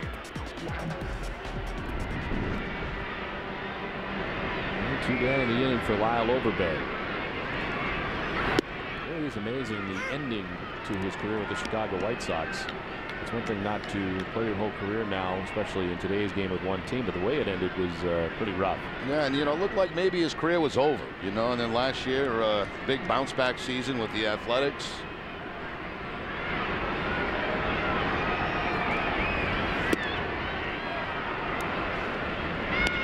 Looks like he's running a little better this year than he did last year.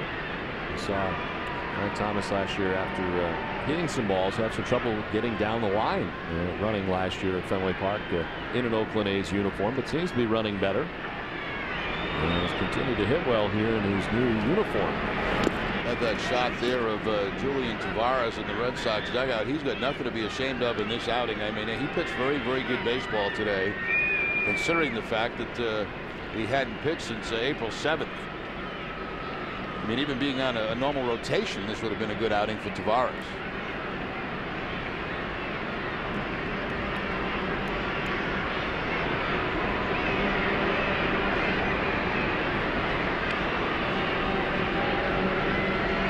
Two and one to Overbay with Vernon Wells at second base and 2 down here in the 6th.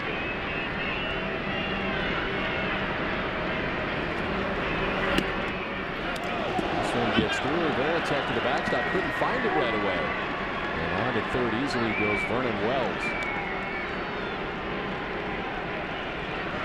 Probably go as a pass ball, I would think, for Jason Veritek, as the ball never really did hit the dirt. It just hits the webbing of the glove and gets through.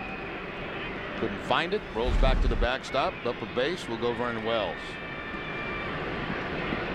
So now just 90 feet away is Wells. With a count of 3-1 to Lyle Overbay. Doesn't give in with the fastball. There's ball 4. As down to first base goes Overbay. At first base open, righty against lefty, goes to the breaking ball, and now we'll have a fresh start with the right-handed hit of Hill.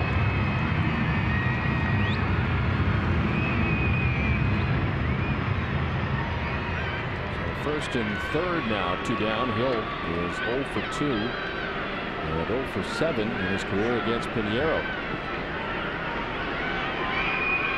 And he found something on the back fracture, and he'll get another one.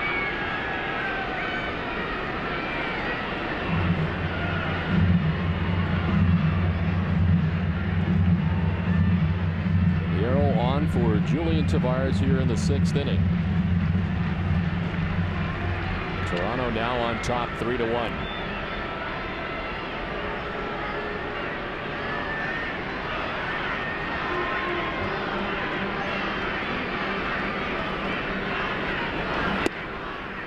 It drops the strike in there. As Pinheiro has faced 2 batters. He got Thomas to ground out to third. He walks Lyle Overbay.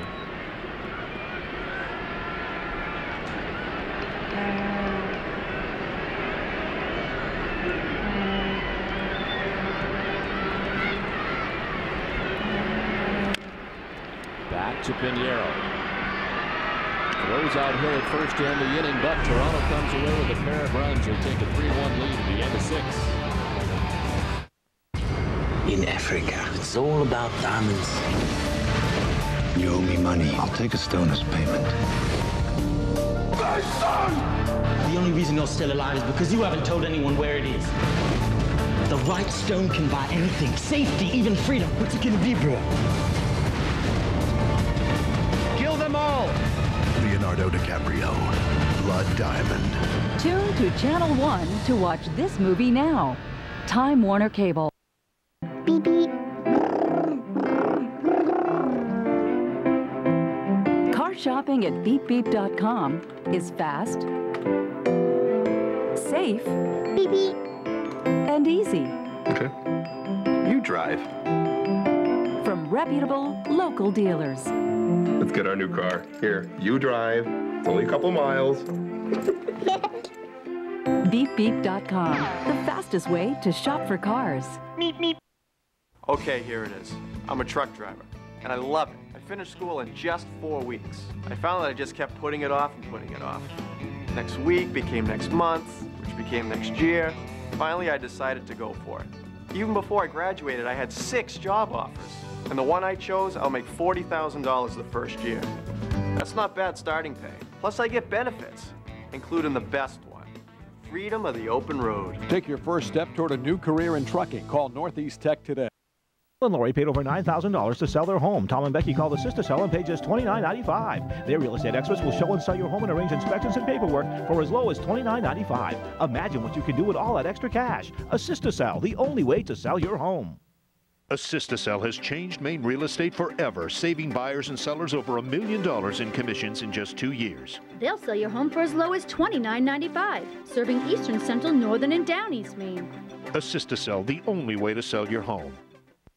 Into the top half of the 7th inning. It's Eric Hensky, Dustin Pedroia, and Alex Cora face Roy Halladay, who had better than a 20-minute wait while his team came up with a couple of runs in the bottom of the 6th inning.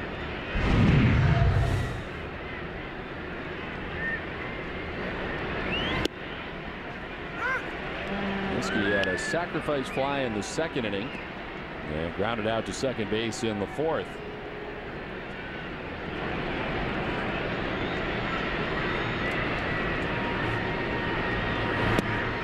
Strike 3 call over the inside corner, and Hensky with words for Marvin Hudson, but he takes with him the second strikeout of the day for Roy Halladay.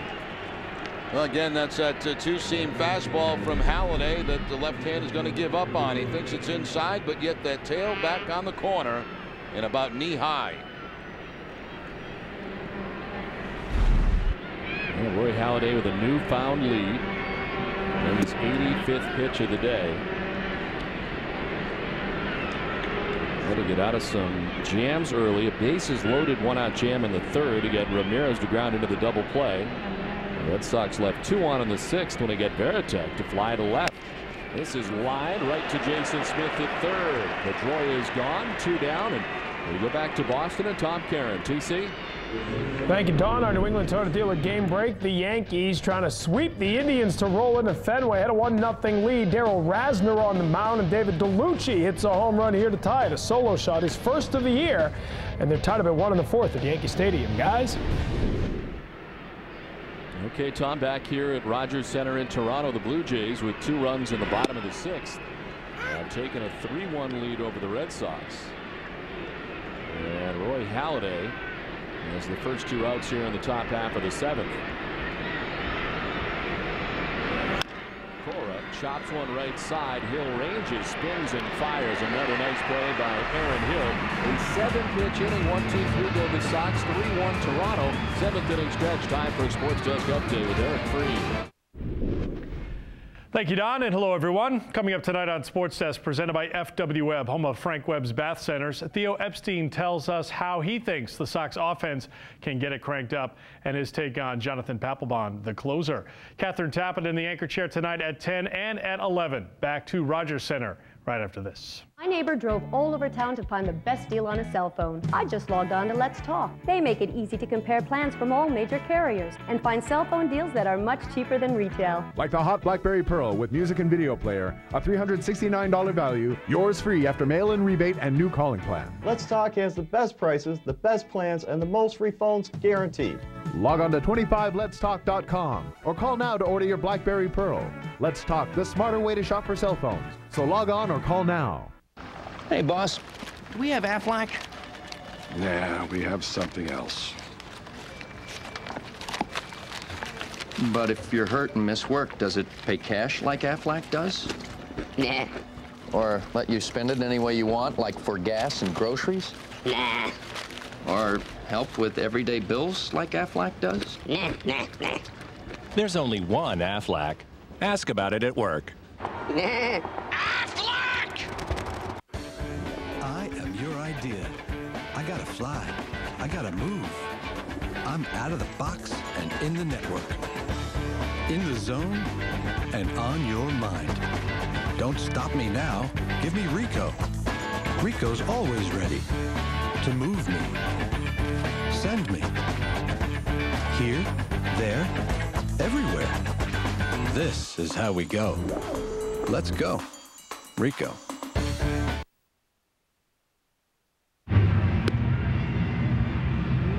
3-1 Blue Jays on top as we head to the bottom of the 7th. Time now for the Panasonic Plasma replay. Catches again, crisp, rich, detailed motion. As Alex Rios scoring deep for the third time this year. His double numbers continue against Julian Tavarez, now 7 for 9 in his career. And a big one as he put Toronto on top, 2-1. They've added a run, leading 3-1 as Alex Rios.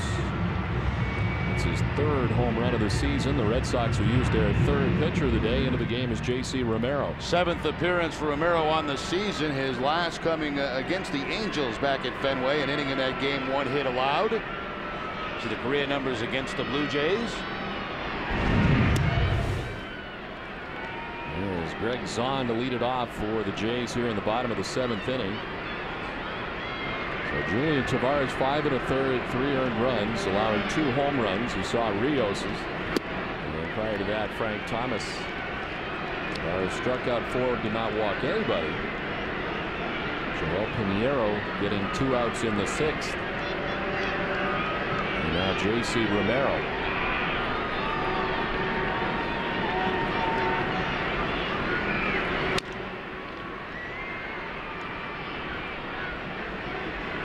Red Sox have further action in the pen. Mike Timlin. Terry Francona said he wanted to get him into last night's ball game, but as the game went along, realized that with the night game and day game scenario that he wouldn't be able to use Timlin last night and then again today. So it worked out well for the Red Sox. Papelbon able to get the save and get some work, and Timlin likely will see time today. To left, Dan Ramirez. 1 down. Stay tuned after the game for WB Mason's Extra Innings with Tom Caron and Dennis Eckersley. They'll bring you the recap of this 3-game series in Toronto, plus highlights and a live report from Yankee Stadium with Nick Cafato as the Yankees wrap up this series with the Indians this afternoon. It's all right after the game in high definition on NESN. 1 away for Jason Smith. Reached on an infield hit in the 3rd, struck out swinging in the 5th.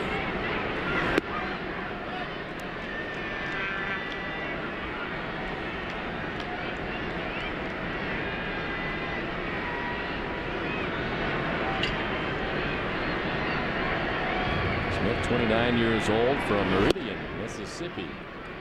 Has seen big league time with the Chicago Cubs, Tampa Bay Devil Rays, Detroit Tigers, Colorado Rockies. Now in his first season with the Toronto Blue Jays.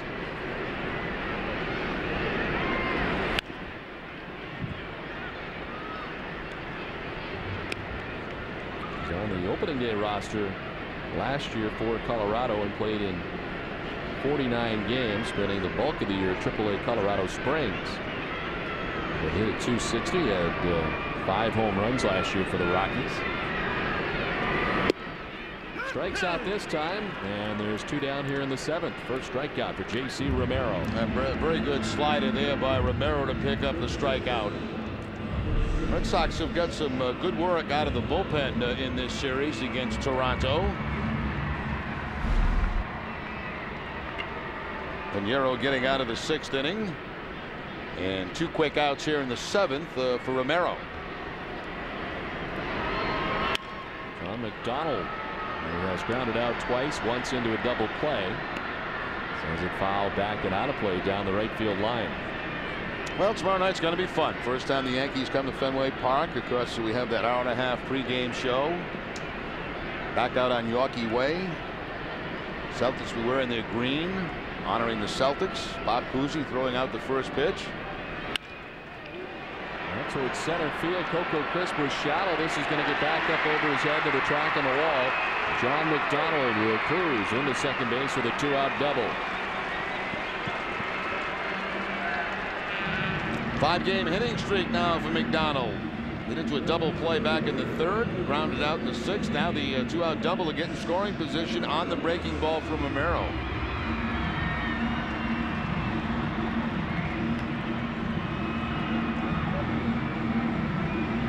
Comes Alex Rios, who after grounding out to third base in the 1st, doubled in the 3rd, and then homered his last time up. They're going to intentionally put him on with first base open, and Adam Lind waiting on deck.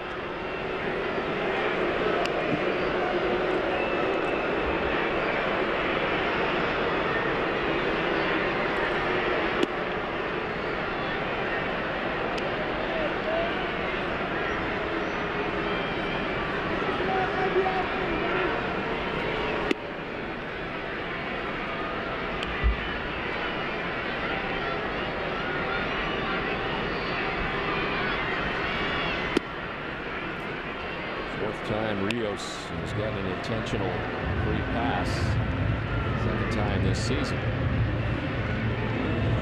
He's down to first base with 2 outs here in the bottom of the 7th inning. Toronto with runners at first and second. Here comes Adam Lynn.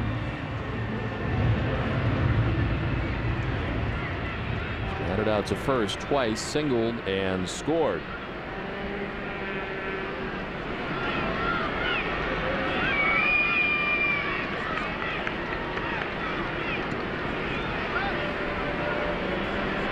And now Veritek out to talk to J.C. Romero.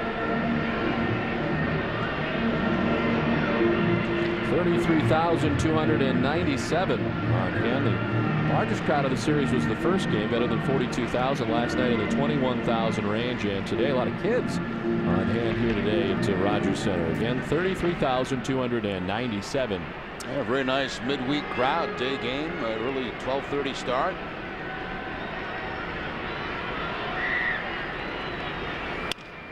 On the ground, Pedroia will go to second base for the force out there that ends the 7th inning. We played 7 full. The Blue Jays on top 3-1. Olympia Sports is your majestic headquarters, featuring a new thermobase technology that insulates while maintaining temperature control. Get it at Olympia Sports. Shop with confidence, satisfaction guaranteed. So, you've been going out, huh? Big parties, music, pretty ladies. Son, we need to talk about protection.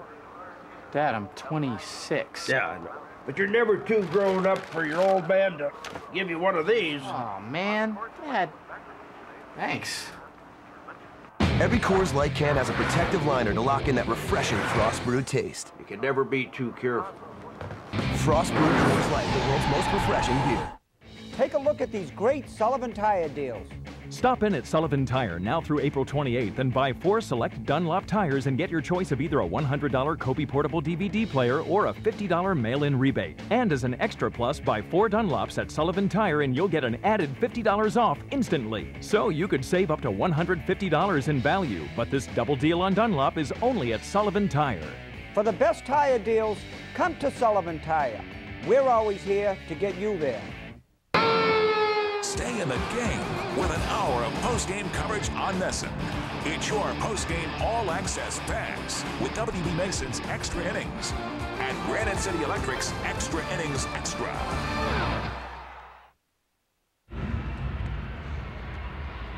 Back at Rogers Center with this game summary is brought to you by your local Lincoln Mercury dealers. A couple of home runs today off Julian Tavarez, the first by the big hurt Frank Thomas. In his first season with the Jays, able to homer at the time, tied the game 1-1. The Blue Jays will pull ahead on a home run for Alex Rios, his third of the season. With Toronto on top 2-1, they now lead 3-1 behind the strong pitching of Roy Halladay.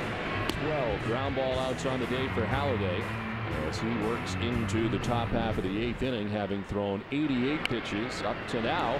Crisp trying to bunt his way on. Halladay will pick it up and do nothing with it. As for the second time today, Coco Crisp has bunted his way on. Yeah, both bunts for Crisp almost in the exact same spot. So after 2 hits in game 1, he took an 0 for last night, and now 2 hits today, both on bunts, and almost in the exact same place. This time no throw to first base as Halladay chases it down. So the lead runner on for the Red Sox here in the 8th, and here is Kevin Youkilis.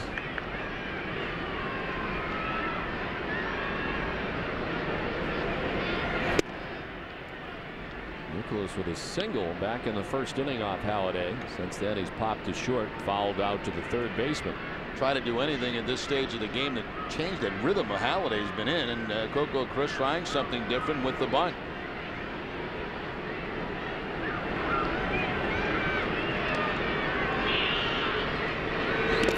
In the dirt, knocked down nicely by Zahn, able to keep it in front of him. There's action in the pen. Sean Markham and Scott Downs.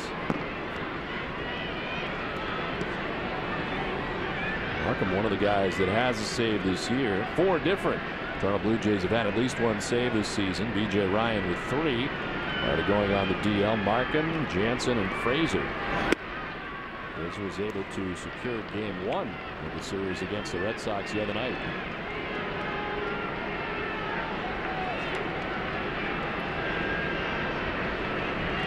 Ortiz waiting on deck.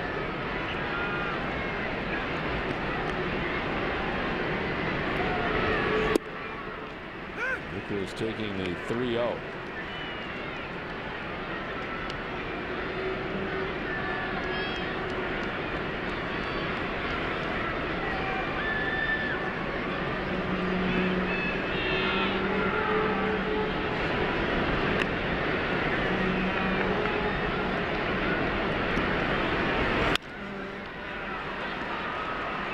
Second, McDonald calling, and the shortstop makes the catch for the first out of the inning. Well, the ground ball outs that have been hit by Red Sox hitters today, Youkilis fly balls. After the base hit in the first inning, a pop up the shortstop, a pop up the third, now a pop up the short again. Well, here comes John Gibbons, and Halladay is just in the low 90s. But is going to leave the game here with 1 out of the 8th. He doesn't want to leave the game. A little surprised based on the pitch count, but Halladay done for the day. And the Jays will go to the pen, which would be a good thing for the Red Sox, who trail 3-1.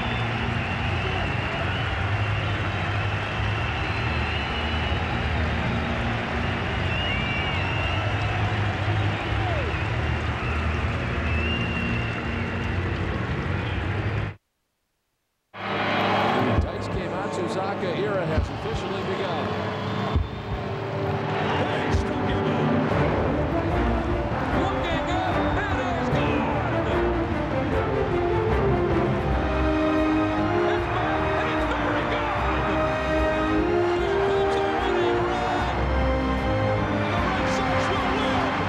Red Sox Nation's gone global on Nesson.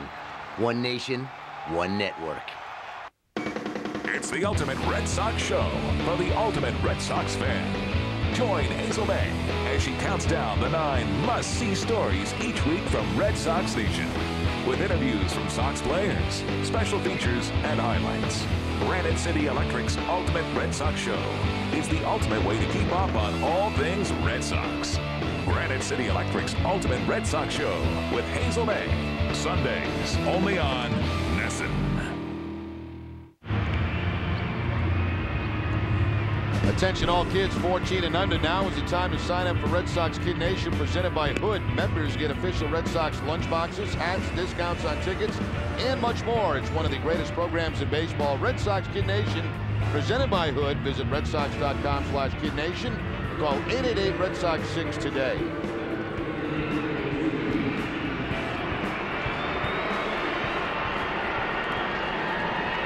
A 3-1 Blue Jays lead with 1 out in the 8th.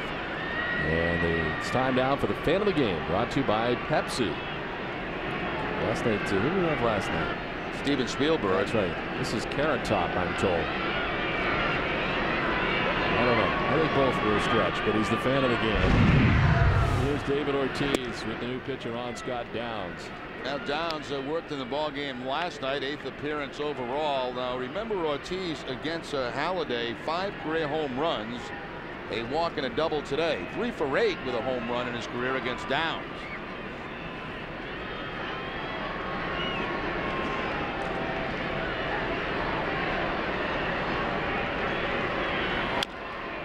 It's a foul outside of first. It's 1-1. David Ortiz, 5 home runs against Roy Halladay in his career, the most that Halladay's given up to any one hitter. And Halladay leaving after 94 pitches. As Toronto goes to their bullpen with 1 out here in the 8th.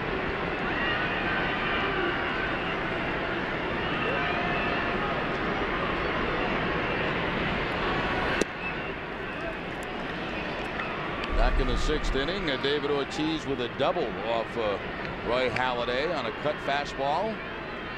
Red Sox, though, did not score in that inning. Last night, Ortiz had a base hit against Downs.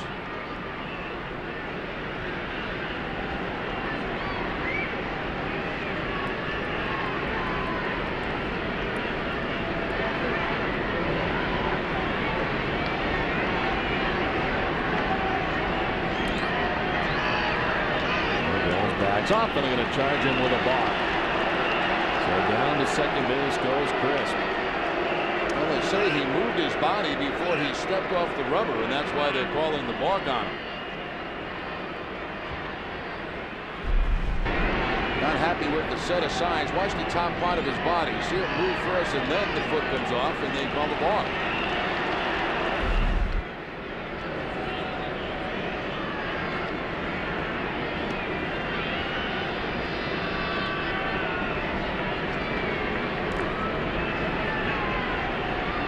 They're hoping that Scott Downs can help him out as he's behind 2-1. There's a strike over the outside corner. Ortiz disagrees. Count even now at 2-2. Yeah, Ortiz thought that ball was down and away and low and out of the strike zone. You may have an argument there.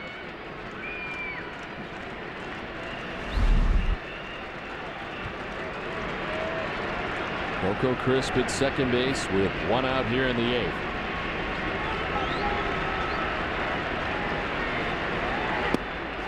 Ortiz takes ball 3. David grounding into a double play in the first, walking in the third, then doubled in the 6th. It's been kind of a frustrating day for the gentleman on deck, Manny Ramirez. Grounded into a double play with the bases loaded back in the 3rd inning.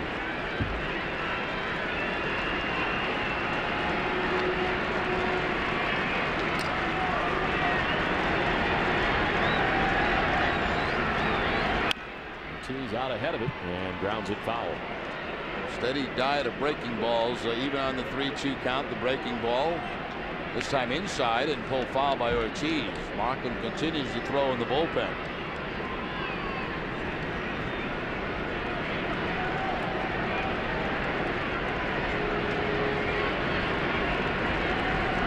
Downs on to deal with David Ortiz. A full count. First base open. And Ortiz strikes out, doing after it. And Downs gets his job done, striking out Big Papi for out number 2. Well, he just stays with the breaking ball, the slider, and eventually wins the battle. It's not a strike, but Ortiz will chase it. Can't control the head of the bat. And a big strikeout there by Downs. Would not give him a fastball, all breaking balls. Well, they bring him on to face David Ortiz. He strikes him out for the inning's 2nd out, and now they'll go get Sean Markham from the pen with 2 outs in the 8th. Still 3-1 Blue Jays.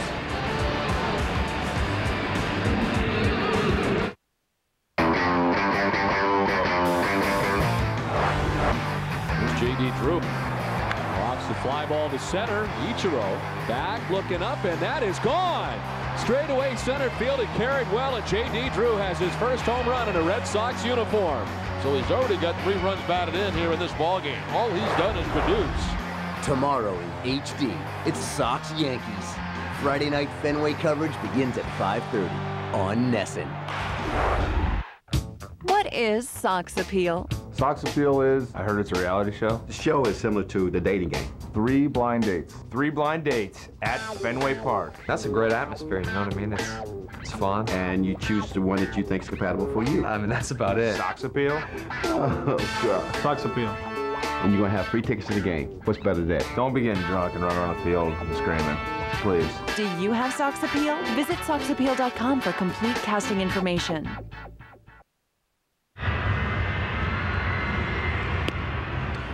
Back at Rogers Center in Toronto with 2 outs in the 8th inning. The Blue Jays will use their 3rd pitcher of the inning here of the 8th inning. And here's Sean Markham. First time we have seen him in this series. He's made 5 appearances as a save. That save coming in his last outing against the Tigers.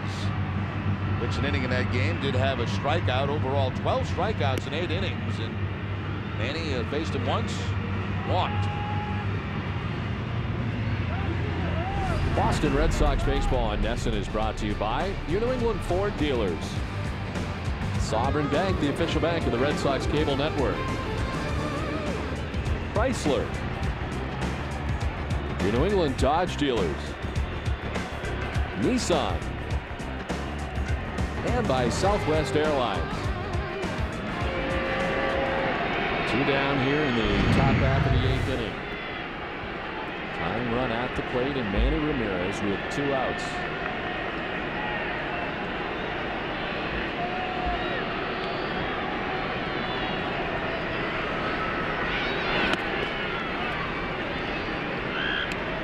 second in Cocoa Crisp is still the responsibility of Roy Halladay. As Crisp able to bunt his way on with a bunt single, took second on the balk. It was charged to Scott Downs.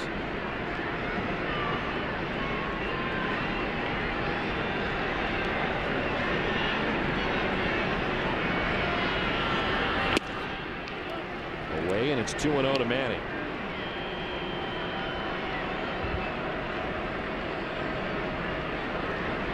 J.D. Drew waits on deck. And he will not face a lefty. There are no lefties left down in that bullpen for the Blue Jays. They only have the one, and that's Downs. He did his job in getting David Ortiz to strike out.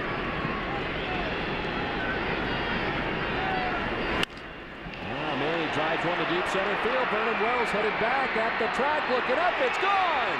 Manny hits his first home run of the season, and it ties the game at 3.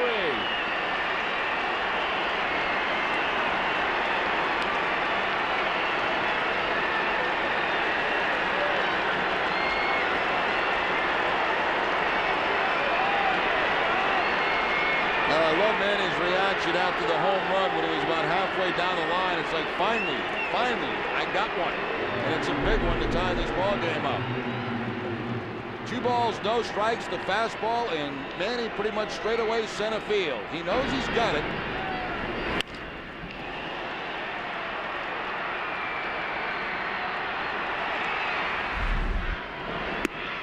That's number 471 for Manny Ramirez.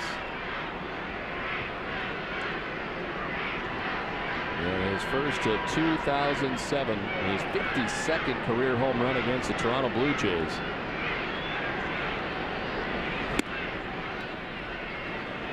Been a tough day for Manny prior to this. He had that opportunity back in the 3rd inning with bases loaded, a double play. But now, late in the game, the 2-run home run.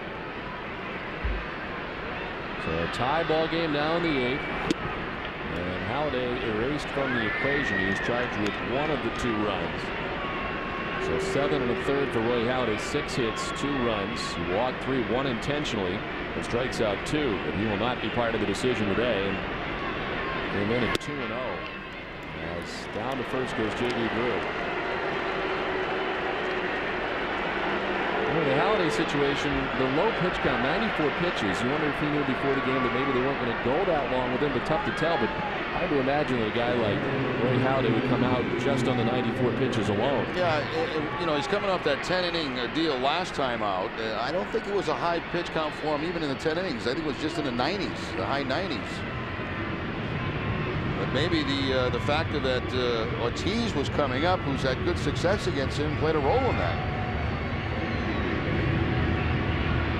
And then they pitch to Manny Ramirez. I guess hindsight is great, but I guess you could have intentionally walked Manny there and then had the lefty face Drew and kick the lefty in the game and Scott Downs, but they elect to pitch to Manny. And Manny ends up with a 2-run home run that has tied the game 3-3. As Sean Markham gives up the 2-run shot.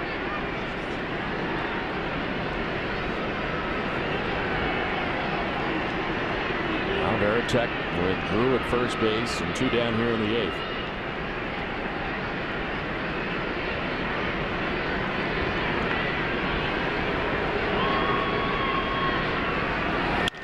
Veritek lines it to right. Rios there to make the catch. Almost lost it in the right bounce. But makes the grab that ends the inning. Manny Ramirez has homered to tie the game at 3-aside.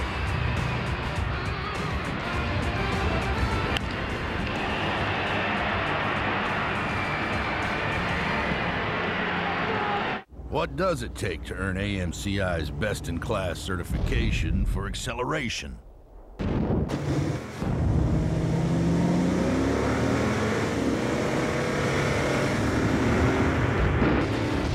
Raw horsepower.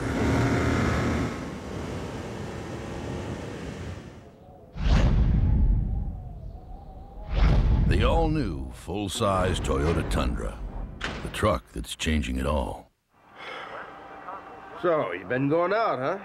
Big parties, music, pretty ladies. Son, we need to talk about protection. Dad, I'm 26. Yeah, I know. But you're never too grown up for your old man to give you one of these. Oh, man. Dad. Thanks. Every Coors Light can has a protective liner to lock in that refreshing frost brewed taste. You can never be too careful. Frost brewed Coors Light, the world's most refreshing beer. Why should your company switch to Comcast Workplace? Because it's up to twice as fast as DSL. McAfee security is included. And 24-hour tech support means less downtime. There's also business email and website solutions. Everything you need to keep your small business, well, buzzing.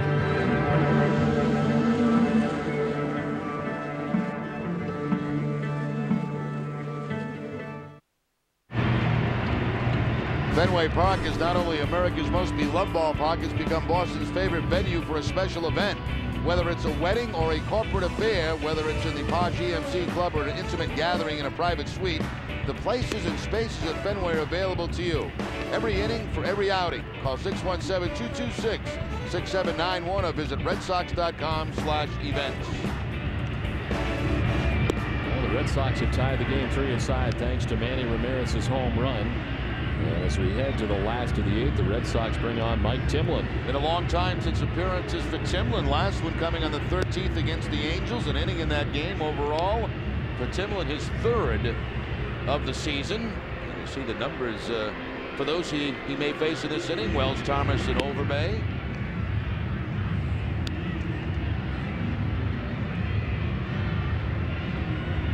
Julian Tavarez today went 5 1/3 innings. Joel Pinheiro 2/3. J.C. Romero working last inning. And now Timlin on for the 8th as Wells, Thomas, and Overbay the expected trio.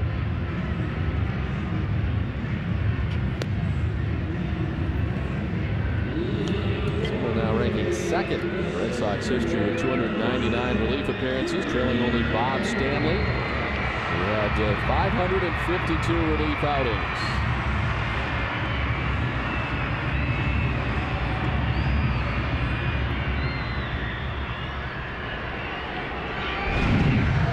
Wells struck out on the 1st, fly to right in the 4th, doubled in the 6th inning to not get a run.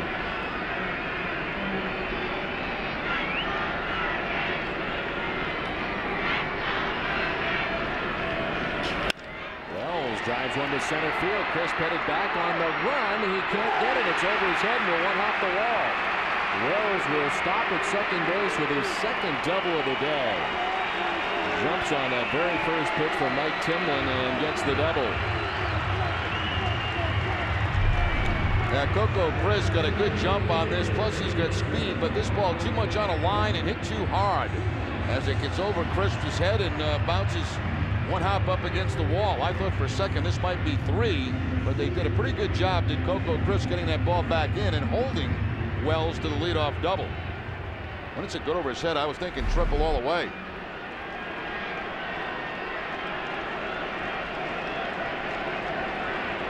Frank Thomas 1 for 3, homered in the 2nd inning off Julian Tavarez.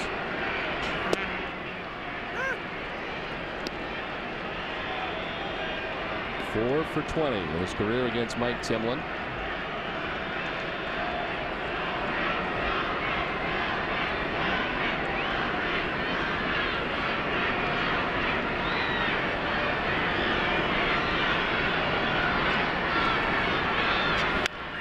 Fouled off to the right, and it's 0-2.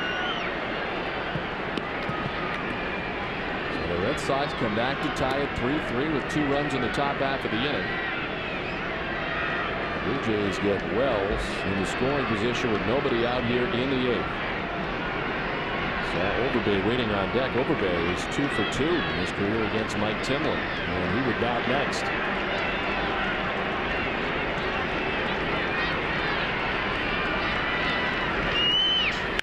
Thomas chops it to 3rd. Euclid on the backhand, nobody covering 3rd, so Wells will take 3rd as Thomas is thrown out at first base. That's a very, very good base running play by Vernon Wells, because he's getting his secondary lead at second base, and he sees how deep that Euclid has to go to make this. Now it's going to become a foot race between himself and Euclid to 3rd base. Well, Euclid can't win that battle. so he has to get the out at first. That's excellent base running by Vernon Wells. So now he's just 90 feet away with one out. Red Sox, of course, have to bring the infield in. Will intentionally walk over Bay as Veritek stands straight up.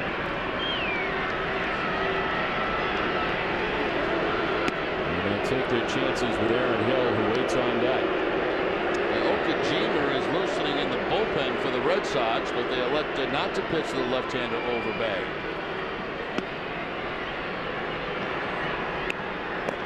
There's Okajima, who enjoyed a 1-2-3 inning here the other night. All strikeouts. Yeah.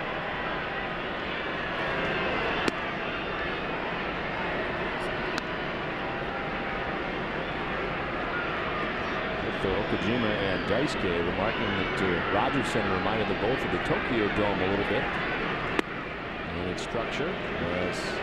Down to first base. Here's Lyle Overbay. First and third, one down in the eighth.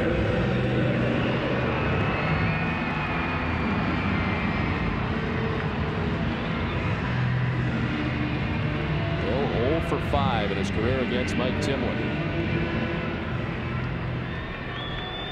And 0 for 3 today with a strikeout and 2 groundouts.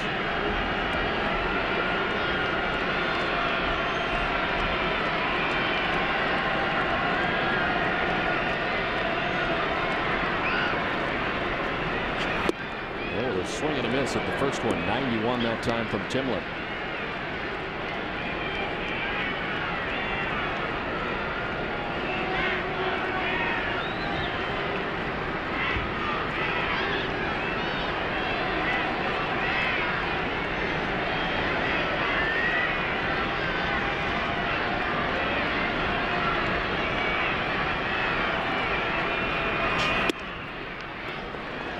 Top 94, but missing 1-1. Look at the velocity for Timlin on his fastball, 94 miles an hour.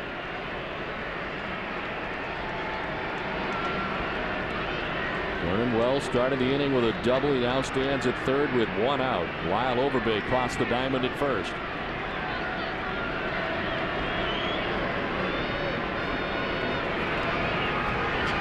Hill grounds it back to Timlin.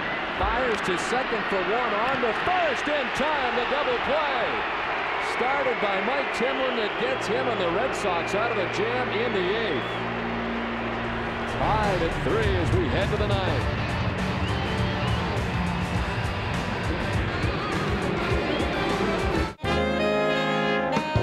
Came to spend some time together, reconnect. Like when I met her, dice are hot. Like the names they got. Non-stop fun. All in one. What a thrill! Hey, I just won. We're closer than we can recall. Yeah, let's live for the wonder of it all. Foxwoods. You are our neighbors. You teach. You cheer. You sacrifice. You help those around you. You love your little corner of the world. Here at Extra Mart, we are proud to serve you, and we thank you for letting us be a part of your community. Visit the new extramart.com and sign up for the Extra Email Club and have a chance to win a PlayStation 3. Club members are the first to learn about great context, incredible sales, receive coupons, and more. Go to extramart.com today. Hello? Mrs. Anderson, this is Mark Brown. I'm from the collections department of... Hi. Listen, I'm sorry I haven't made my payment yet. I'll get it in as soon as I can. Maybe you should call In Charge. They'll work with you and come up with a solution that's right for you. When life hands you a little more than you can manage, call In Charge Debt Solutions. We're a nonprofit company that puts people back in control by helping them manage their debt. We'll stop the collection calls, and we'll help lower your interest rates, so you'll have one affordable monthly payment. Call In Charge today.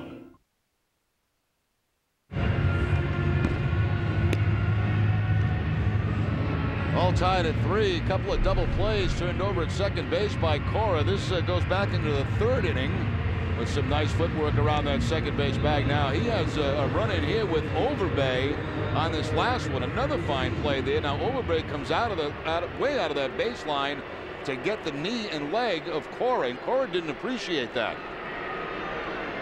get the out call at first base, but he was looking for the automatic out of Overbay coming way out of that baseline to get after him. And by the end of it, he was nowhere near the bag. Well, Kinski leading it off here in the top half of the ninth as Sean Markham returns to the mound for the Blue Jays. Well, that worked out perfect for Mike Timlin. That ball back to him was one big high bounce, almost about let a high, and it really gave him a good chance to get that double play started. And Cora did a nice job around that second base bag.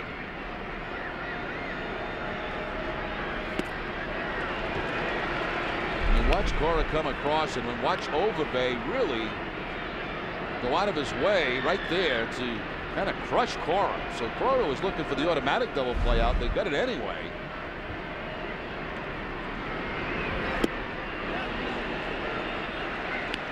Kinski goes around 1-2. And very dangerous too. That's right around the knee area for Alex Cora.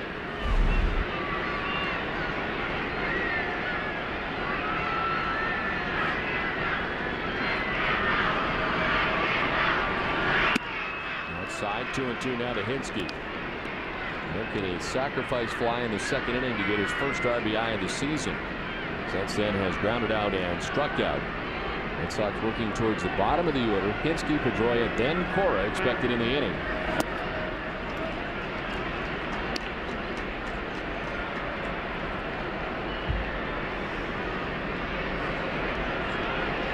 That could very well be the play of the game. You know, you don't turn that double play over. Right now you're trailing going into the ninth inning.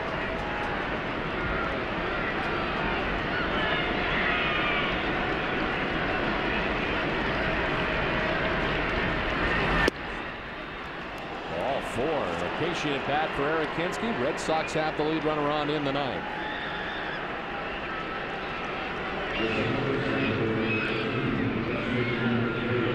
After that play at second base, Cora in the dugout.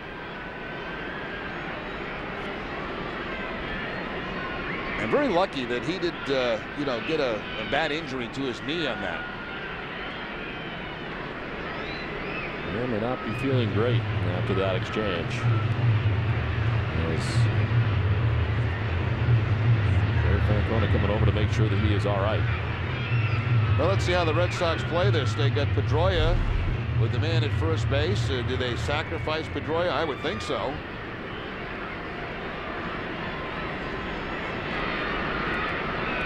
Hinske takes his lead at first as Pedroia stands in 0 for 3 today.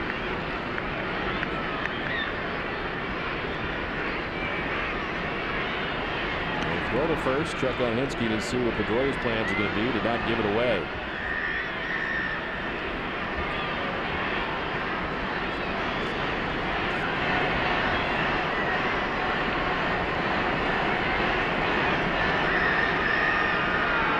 In at third is Jason Smith. Pedroia does square and pops it up foul, back and out of play.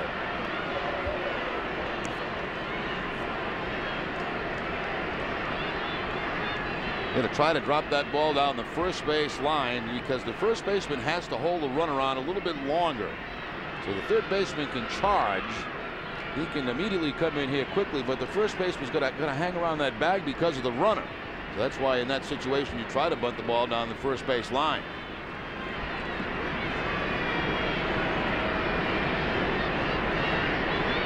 Yeah, unable to get it down on the first bid.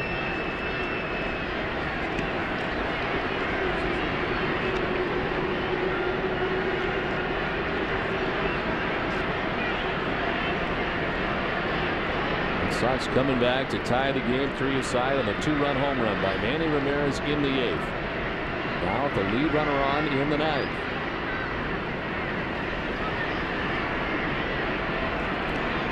Joe squaring again. This time gets it down. It's down hard though. Overbay will go to second for the force out there.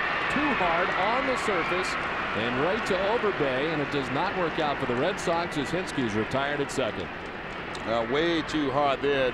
Was not able to deaden that ball at all. Of course, on this surface, it's going to travel much quicker.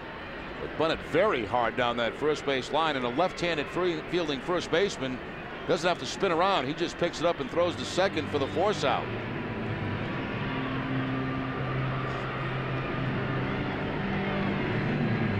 John Gibbons out of the dugout. Looks like he's going to make the pitching change.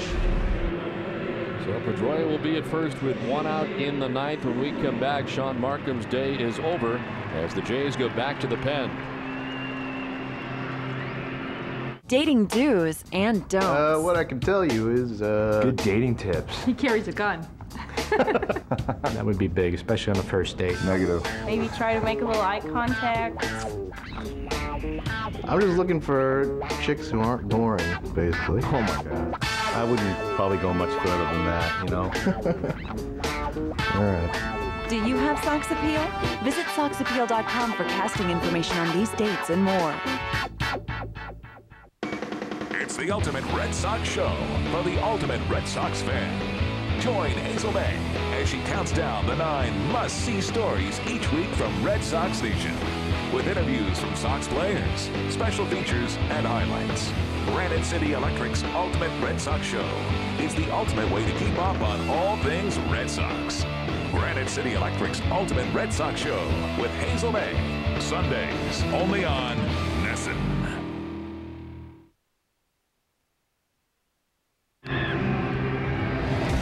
Stay tuned after the game for Granite City Electric Extra Innings Extra with Tom Curran and Dennis Eckersley. You'll hear the manager's assessment of today's game and Terry's take with Tina Savasio, plus a preview of the 3-game series with the Yankees this weekend. That begins tomorrow night with Kurt Schilling taking on Andy Pettit. It's all after the game in high definition, and it's only on NESN. Tied at 3 here in the top of the 9th inning with 1 out. And Dustin Pedroia comes out of the game as he was at first base with 1 out, being run for by Julio Lugo. The pitch runner here for the Red Sox with 1 out in the 9th. The new pitcher, the closer for the Toronto Blue Jays now in the absence of B.J. Ryan, is Jason Frazier. Yeah, he picked up a save a couple of days ago against the Red Sox, going inning and a third in that game. Overall, his 8th appearance.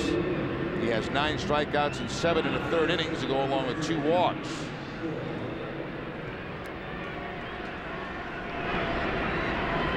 We're here at Rogers Center in Toronto. Don Orsillo, Jerry Remy, and Tina Cervasio bringing you Boston Red Sox baseball in high definition on NESN. Red Sox trailed 3-1 in the game when Manny Ramirez hit his first home run of 2007. Tie the game at 3 aside. Here we are in the 9th with 1 out, 1 on. And Alex Cora, the batter. Blue Jays got a leadoff double in the bottom of the 8th by Vernon Wells, who was at third base with 1 out. Mike Tillman was able to get the double play that he started. And 1-6-3 to end the 8th and keep this game tied for the Red Sox into the 9th. Now Lugo at first base, 3 steals on the season, has not been caught. A couple of options, a straight out steal and maybe a hit and run with Cora at the plate. Frazier doing his part to try to keep him close.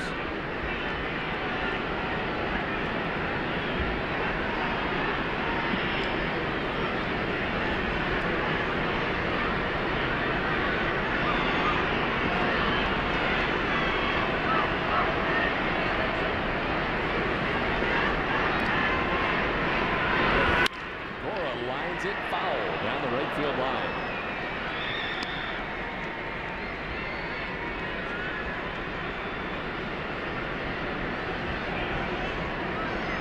So we go off with the pitch. Now the count of 0-1, headed back to the bag at first.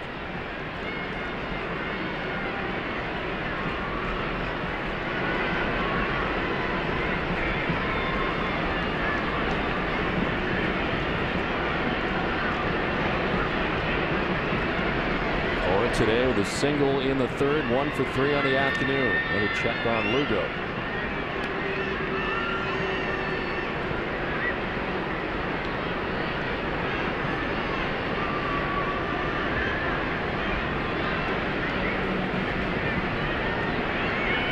Lugo not going as Cora lifts a fly ball out towards left center field. Wells on the run, won't get there. That's a gapper to the track in the wall. Lugo being waved around by DeMarlo Hale. Here comes the throw. It is cut off. The run is in, and to third base goes Alex Cora with a triple that puts the Red Sox on top 4-3. How about that? I mean, Cora getting cleaned out by Lyle Overbay at the end of last inning as he turns over a double play. Finds that gap in left center field, and with Lugo's speed at first base, he has no problem scoring. So Cora playing a major part in this game today. I'll tell you, if Terry Francona ever found a time to squeeze, this would be it right here. With the pressure on? Yeah, Red Sox don't do much of that. I don't know if he's ever done it since he's been a manager here, but not a bad time for it. Alex Cora driving in the go-ahead run for the Red Sox here in the ninth. And now Coco Crisp, who has 2 bunt singles today. Takes a pitch down and in with the infield in all the way around for the Jays.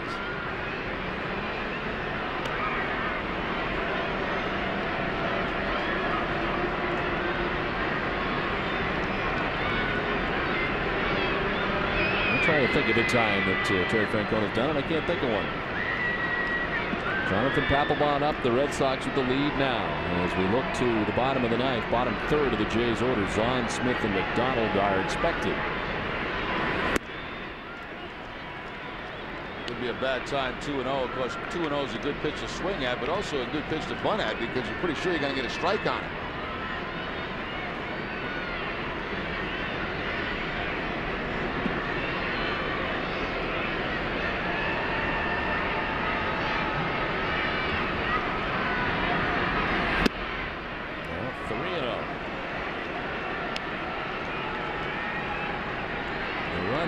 Charge to Sean Markham as Youkilis waits on deck.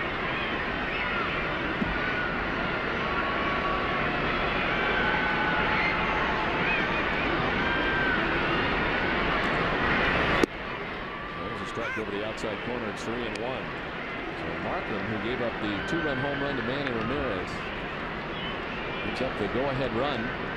Is charged with 2 runs. As Halladay was charged with 1 of the runs on the 2-run shot. But Markham now on the hook. The Sox trying to obtain some insurance. As Crisp hits a fly ball out towards center field. Vernon Wells back at the track to make the catch in front of the wall. Easily tagging and scoring with that Red Sox insurance is Alex Cora. And Boston takes a 5-3 lead. Now a big day for Cora, a big day for Chris. Chris with a couple of bunt singles. Now he gets that fly ball very deep to center field to pick up his 4th RBI of the season and give the Red Sox a little breathing room. The 5-3 lead. Keep the line moving.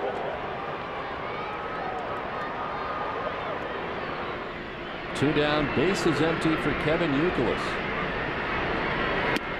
Credit the Red Sox, who were down 3-1 on the day that they're facing Roy Halladay. And this had L written all over it. You know, you had Halladay out there breezing through this ball game. Tavarez, who hadn't pitched in it seemed like a year. Tavarez does a decent job in the game. Then you get the big home run from Ramirez after they take Halladay out of the game. Cora turns over a huge double play, and then of course gets the triple to drive in the go-ahead run.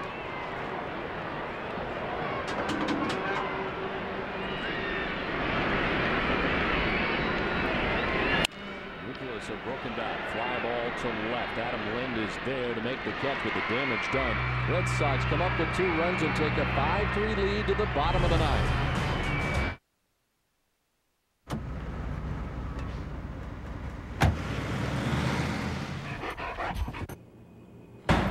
With convenient flights every day, Southwest Airlines gives you the freedom to do business out of town and still come home at night. Winston, I'm home. With 23 daily nonstops from Manchester and Providence to Baltimore, Washington, Southwest is taking low fares farther. You are now free to move about the country. Know what would be great? Having a DVD player wherever you go. At the Chrysler National Minivan Sale, get a factory-installed rear-seat DVD player at no extra charge. Plus, very well-qualified buyers get 0% financing on J.D. Power & Associates' highest-ranked van in initial quality, Chrysler Town & Country, with 2 rows of stow-and-go seats. Your kids will thank you, and you'll thank us. Discover America's hottest products at your Chrysler dealer. We're America's largest refiner, and some of the vehicles we fuel don't travel on roads. For those that do, we make some of the cleanest gasoline on the planet, and every drop is performance guaranteed. And our employees contribute over 200,000 hours a year in our communities. We know you probably don't think about these things when you think of Valero. That's okay, just as long as when you do think of us, you think of this.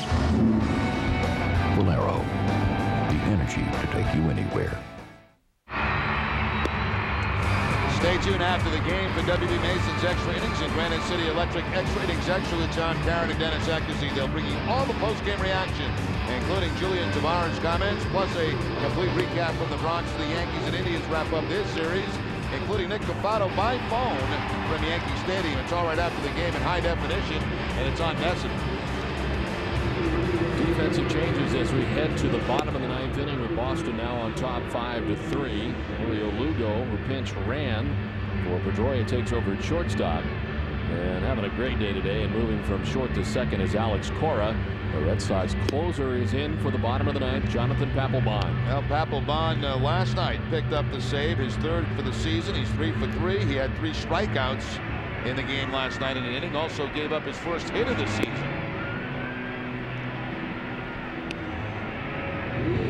The bottom third is scheduled. Zahn, Jason Smith, and John McDonald. 7, 8, and 9 for Toronto. Only lefty on the bench is Stairs, I believe, for the Toronto Blue Jays. But Papelbon last night, he finished that game off. It was all fastballs in that game, and he finished it off with a nasty, nasty splitter to pick up the save.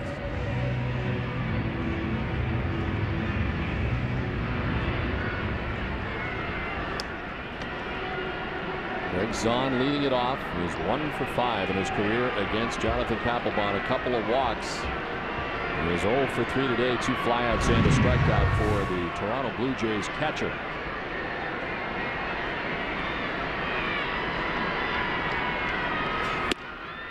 And it takes ball 1 from Papelbon.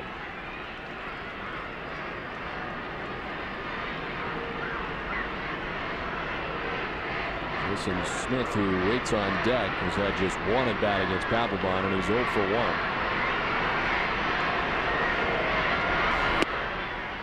A strike, and it's 1-1, 95 that time from Papelbon. You know, another good job getting to Papelbon here this afternoon. Romero, Pinheiro, Timlin.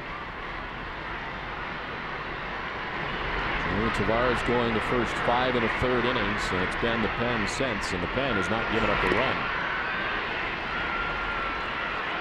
All the runs today for the Toronto Blue Jays charged to Tavarez, who gave up 2 home runs, both solo shots, 1 to Frank Thomas and 1 to Alex Rios. What a huge double play last inning from Mike Timlin to get out of the jam and give the Red Sox a chance to keep the game tied, and it's tied no more. As Alex Cora has taken care of that. Red Sox on top 5-3.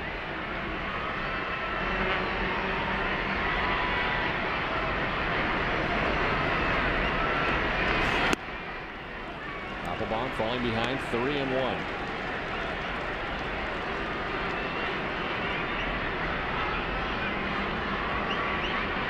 Jason Smith waiting on deck.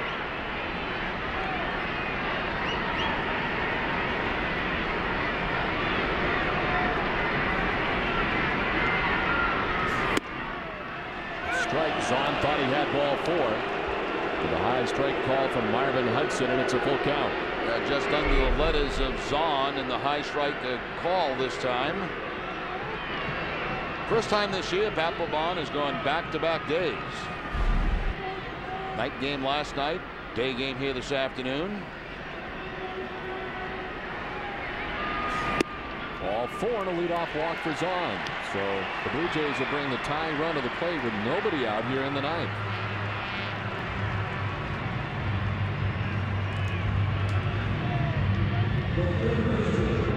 Smith will bat for himself. Matt Stairs has come out on deck for Toronto, the other lefty that they have. And Stairs will bat in lieu of John McDonald.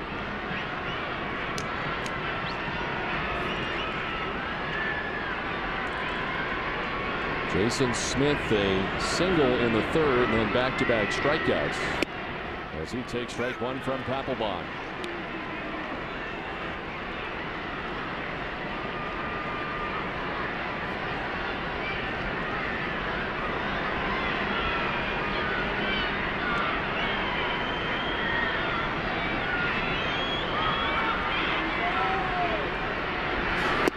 Swing and a miss, and it's 0-2. 97 that time from Papelbon. And on the inside corner, too, with this fastball at 97.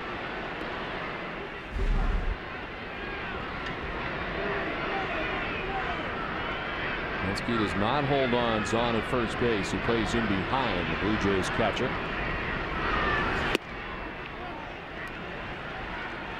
Ball and 2 strikes now to Jason Smith.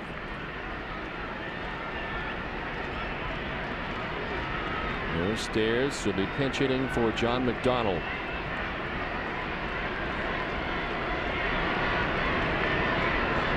Looks like the splitter. And foul off to the left.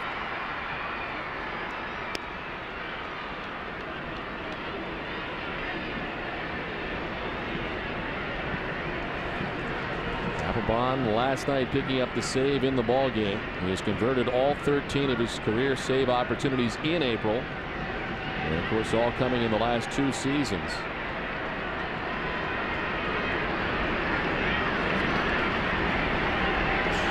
Smith strikes out for the first out of the bottom of the 9th. Third time today that Smith has struck out.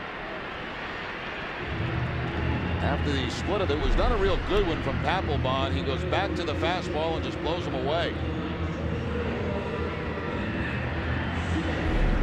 Matt Stairs will pinch hit here for John McDonald with 1 out in the 9th inning. Stairs 0 for 1 with a walk in his career against Papelbon, the 39-year-old veteran. Still resides in Bangor, Maine during the off seasons. As he takes the first pitch strike.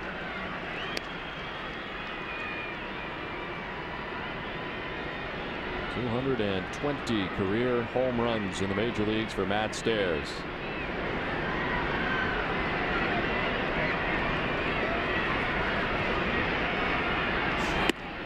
Notice Papelbon basically staying away with the hard stuff, and that's pretty much a theory for a lot of closers, you know, especially if in a situation where a swing can tie the game. If they're going to beat you to the opposite field.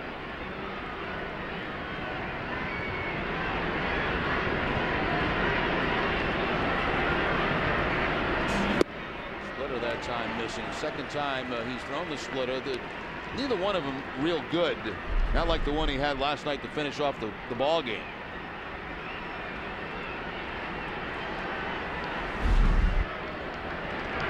Walks on to begin the inning and strikes out Jason Smith. Now behind Matt Stairs, 2-1. Away again with the fastball. Stairs with a swing and a miss. And it's 2-2. Back to number 1 again. Away from Matt Stairs and can't catch up to it at 96.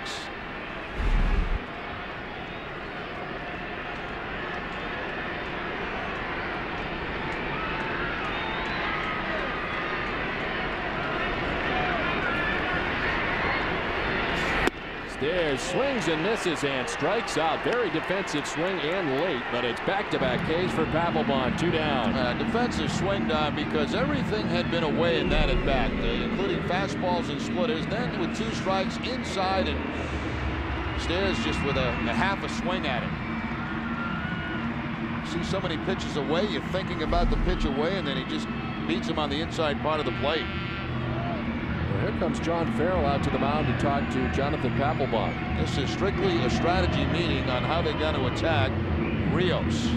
Rios is 3 for 4 in his career against Papelbon.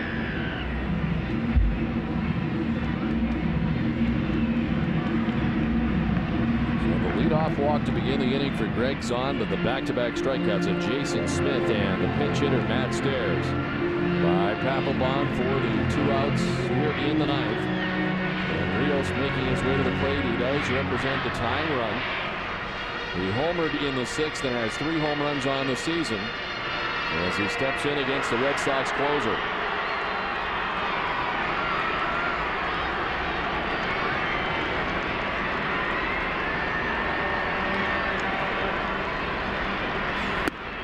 Rios taking ball 1 from Papelbon. Papelbon coming into this outing has pitched 18 2/3 scoreless innings in his 17 career outings in April. He's off to the great start last year and the same this season.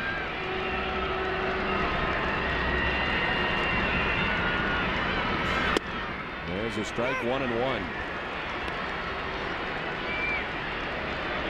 Papelbon with 6 career saves now against Toronto.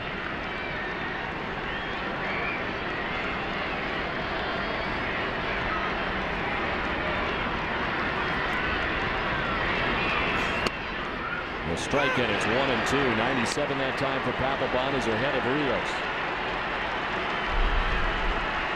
Went down the Broadway on this one, and Rios just taking it. Zahn at first, 2 down in the 9th. Adam Lynn waits on deck.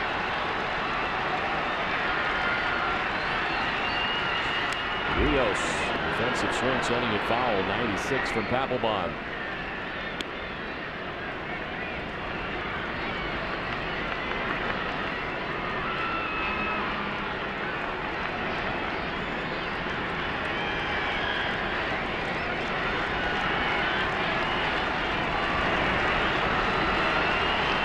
Papelbon getting the sign from Varitek with 2 down in the 9th. Rios again stays alive. 97 from Papelbon.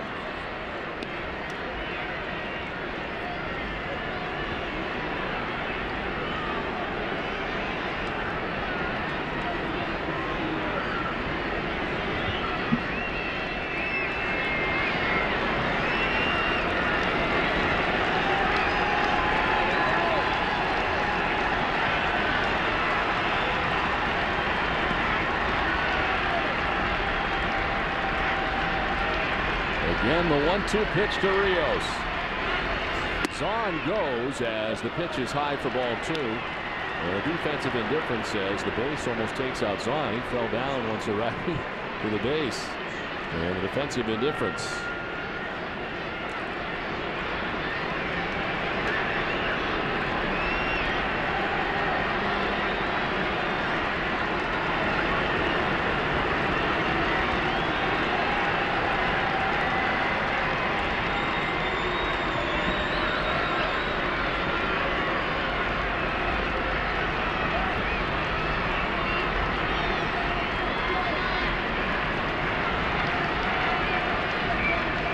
Papelbon ready with the 2-2 pitch to Alex Rios. Rios lines it foul down the right field line, back and out of play. Now Rios doing a good job making Papelbon work hard to try to get this final out. He has seen nothing but fastballs in this at bat. Having used Papelbon last night and today, you got to wonder about his availability tomorrow night against the Yankees. That's a legitimate point.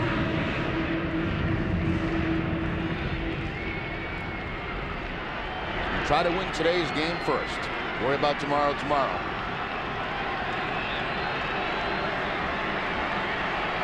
So on at second, again the 2-2 to Rios. Inside, and Rios got a part of the bat, not the body, and he will stay alive here. 2-2. What a piece of Varitek too. Let's take a look at this last pitch.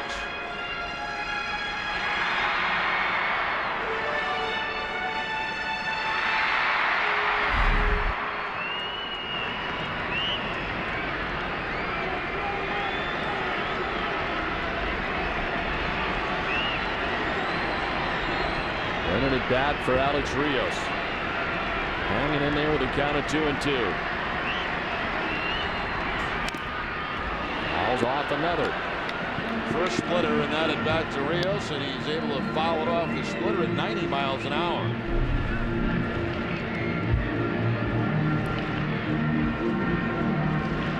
I've not seen a splitter yet from Papelbon in this game as devastating as the one he ended last night's game with. This will be the 9th pitch of the at-bat for Alex Rios.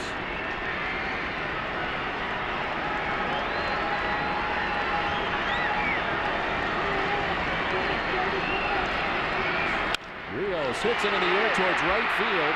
J.D. Drew back there to make the catch, and the Red Sox win. So quite a battle for Alex Rios. A 9-pitch at bat, but in the end, Papelbon secures the save. Able to do it last night and again today as the Red Sox come away with a 5-3 victory. And an impressive victory this afternoon. Boston takes 2 out of 3 from the Toronto Blue Jays.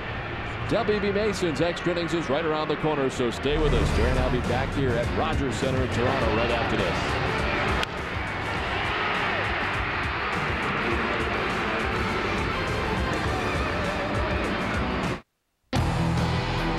Closed captioning for Red Sox baseball in Nesson is brought to you by Aflac. Ask about it at work.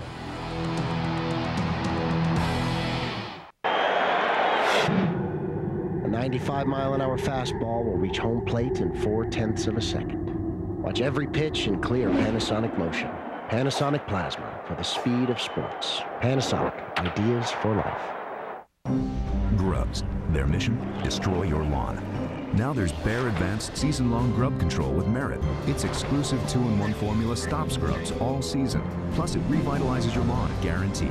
Bear Advanced.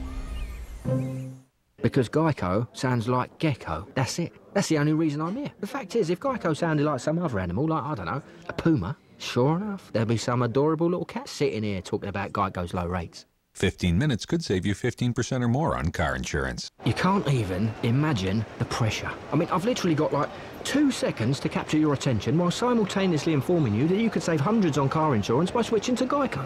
Quite frankly, I don't think it's even possible. 15 minutes could save you 15% or more on car insurance.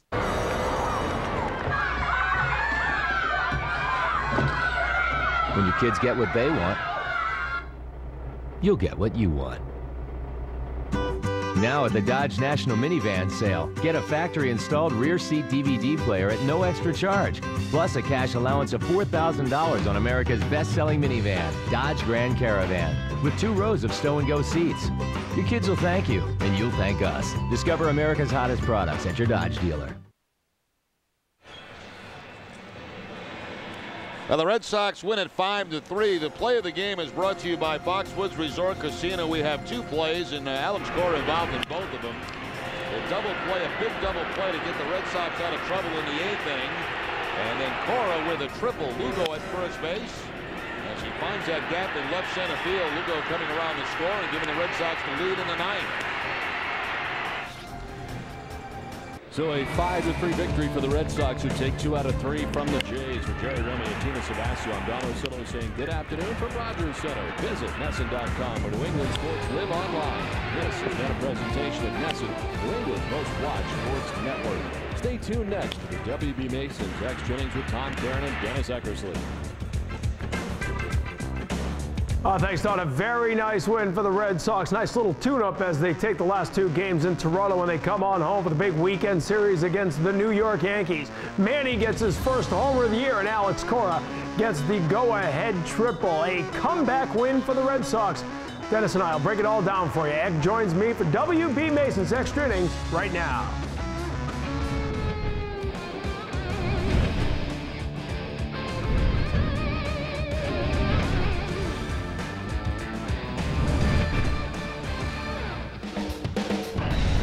Julian Tavarez on the mound, taking the mound for just the 2nd time this season. 11 days rest. A 1-1 tie here in the 6th. And after 5 very strong innings, some trouble for Tavarez. Alex Rios gets his 3rd home of the year, and it's a 2-1 lead for the Blue Jays. Rios with great numbers against Tavarez, as he is now 7 of 9 in his career against the right-hander. Roy Halladay, meantime, just dealing with a 3-1 lead now, and he gets Derek Hinsky there, but they take him out of the game. We'll talk about that.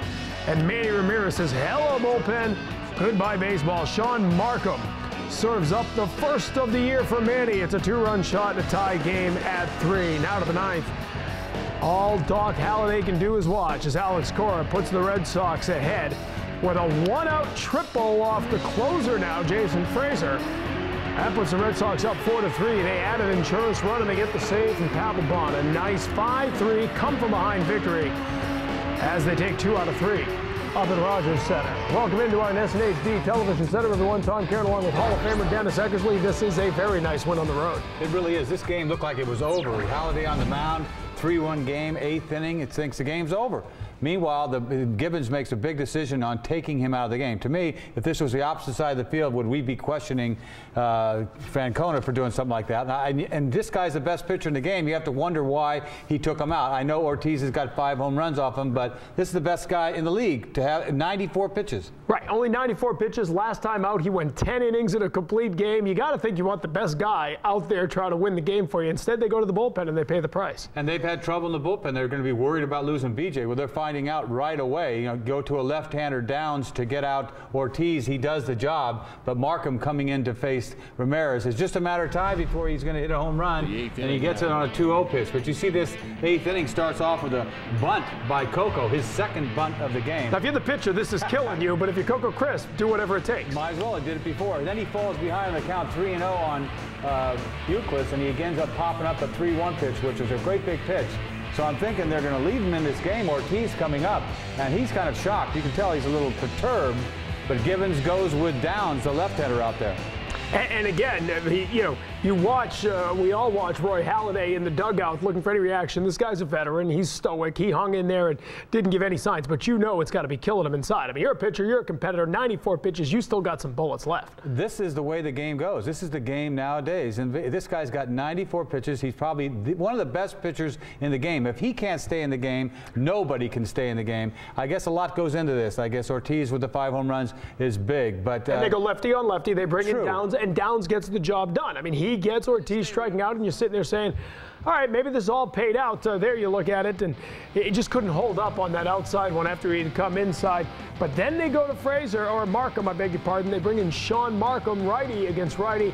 And yesterday we said, man, he looks like he's about to break out. He's staying back. He gets a 2-0 pitch, looking something hard, stays back, and absolutely drills this ball. He knows it's gone. Takes a couple minutes even to leave the batter's box. Finally goes into his trot. To have your first home run be that was a big home run right there. This is really was probably the biggest game of the year, biggest comeback they've had so far. But high fastball, 2-0. I mean, he just centers this ball. He sort of camps and watches a little cape job right there. Just look at it a little longer than most do. But it's his first home run. What are you going to do? It's a tie. Right. It's a big home run. It's not like a first-inning home run. I don't think he's worried about Sean Markham getting revenge on him at a later date either. I think the biggest shock of all was where you saw Roy Halladay sitting in the dugout. And then they come right back, and they got to shut down the team, the Jays, in the bottom of the 8th, and that's not that easy. Now, Mike Timlin comes in, just his 3rd appearance, his first since last Friday, and he gets into a little trouble. Great play here on the double play for Timlin to get out of it. Oh, yeah. He gets a ball right back to him, throws a ball in the baseline. Cora makes a tough play, gets taken out. The runner's way into the baseline. Should have been called out anyway, but it ended up turning into a double play. And then they try to get Dustin Pedroia to lay down the sacrifice bunt, but he just bunts it too hard. That turf isn't going to help you out any. So they put Lugo in as the pinch runner, and of course Alex Cora ends up being the hero. And he gets a fastball out over the plate. He just ripped the ball foul down the line the pitch before. Gets the fastball out over the plate, finds the gap. And he's off and running. You'd think he was hurt, but he made it all the way to 3rd. The runner scores, and he gets a triple out of that. So he must have not got hurt on the ball getting taken out. But you see a fastball out over the plate. He hasn't got that, opposite field pop, but he just sort of found the gap. And they had the great shot of the dugout of Terry Francona going over to Cora. You okay? And you could see him sort of shake off the manager. Yeah, let me go. So, I mean, what a big game for Cora, right there. Everything happening in that one inning. And you're wondering, if it all worked out differently, would they have pinch hit for him? They didn't. Luckily, they did. They didn't, and he hits a triple. Yeah, Lugo was on the bench, could have pinch hit. Instead, he pinch ran for Pedroia and came in. Alex Cora is our Subaru star of the game, brought to you by the Subaru dealers of New England. All-wheel drive. Think, feel, drive with Subaru. And how often do we say it? A guy makes a great play to end an inning, and then he's the 3rd guy up the next inning. All right, we don't say that all the time, but we do say that Alex Cora got the job done with a nice double play and got taken out by Lyle Overbay there, who was trying to get his team to stay alive and get that run. Instead, he gets taken out, but he turns the double play, and then he turns the bat on the ball for a triple. That put the Red Sox ahead. Plenty more to talk about in this one. A stirring rally for the Red Sox. Right now, we check in with Tina Servasio in Toronto. All right, Tom, we still have a lot more coming from the Rogers Center here in Toronto. I did speak to Alex Cora right when he came off the field at the end of the game. He was going right to the trainer to get his knee checked. So that does go back to that double play that he turned in the 8th inning when Lyle Overbay was coming into second base. We're going to head into the clubhouse right now, get some post-game reaction on the Red Sox victory over the Blue Jays here. I also spoke to Jonathan Papelbon with another save that he converted out there today. And of course, I'll go one-on-one with the manager in Terry's Take. All that is coming up as WB Mason's extra innings continues with Tom Caron and Dennis Eckersley as the Red Sox beat the Blue Jays 5-3 here in Toronto. The Subaru Dealers of New England All-Wheel Deal sales event is going on now. Buy a brand new 2007 all-wheel drive Subaru Outback, the best-selling wagon in America, priced $2,800 less than last year. Get an additional $750 cash back or 1.9% financing. Now only $21,445. Or lease an Outback for only $239 per month. Go to NewEnglandSubaru.com for a list of local dealers. Lease an Outback for only $239 per month. So every month you sit down to pay the bills. Oh, joy. But what if you could do the whole thing online in less than half the time? If you used Sovereign Bank Bill Pay, you wouldn't have to buy stamps or write checks. To see how fast and simple it is, log on to sovereignbank.com and check out Bill Pay. It's free, so give it a try. You'll never go back to the old way. And it'll give you more time to do things like watch baseball. Baffled by a strange disease that stretches the arms of people buying copy paper at office superstores, scientists at the W.B. Mason Institute, studying the problem, shocked the world by announcing a cure. Free same-day delivery. Call 1-888-WB-MASON by 11. Your copy paper will be delivered by 5. Now, a happy ending is well within reach. Oh, but W.B. Mason. If you owe over $10,000 to the IRS or state, call American Tax Relief for a free consultation. We've helped thousands of Americans settle their tax debt for a fraction of what they owed. Once we hired American Tax Relief, the IRS stopped contacting us. That was an immediate relief. And they settled our tax debt for a fraction of what we owed. If you owe over $10,000 to the IRS or state, we can help you settle for less, maybe a lot less. Call 800-294-1563 for your free consultation.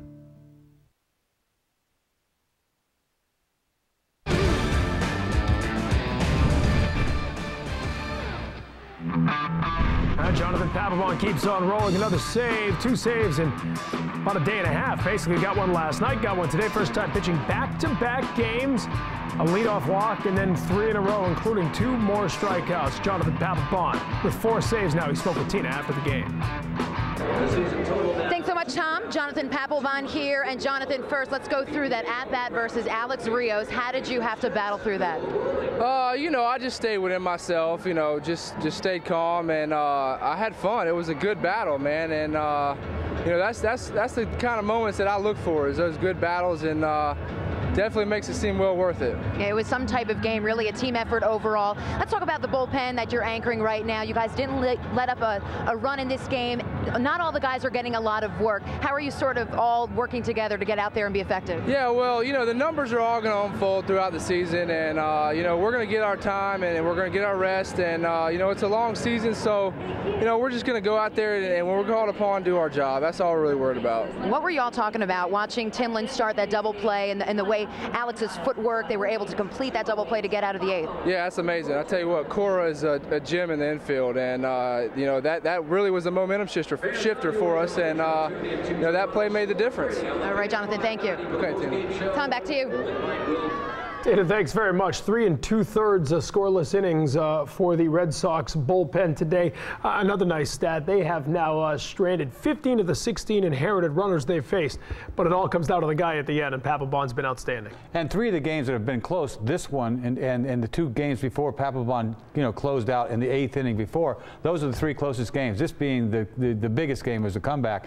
But this guy's staying with his fastball, and why not? You know, throwing the ball 95, 96. Who knows about that gun? Every time that gun, you'd see some. Everybody was throwing 90 off this gun, so he must have been throwing 1,000. But you know, he walks the first leadoff batter. Zahn worked a walk to him. His ball's sort of, it's hard for him to keep the ball in the strike zone. Everything seems to be a little up. Hopefully, guys swing like Smith did, punched him out. But he threw the ball right by Stairs. Look at this pitch right here. Strike 3. See ya. I mean, a defensive swing. He had just thrown the ball outside a couple times.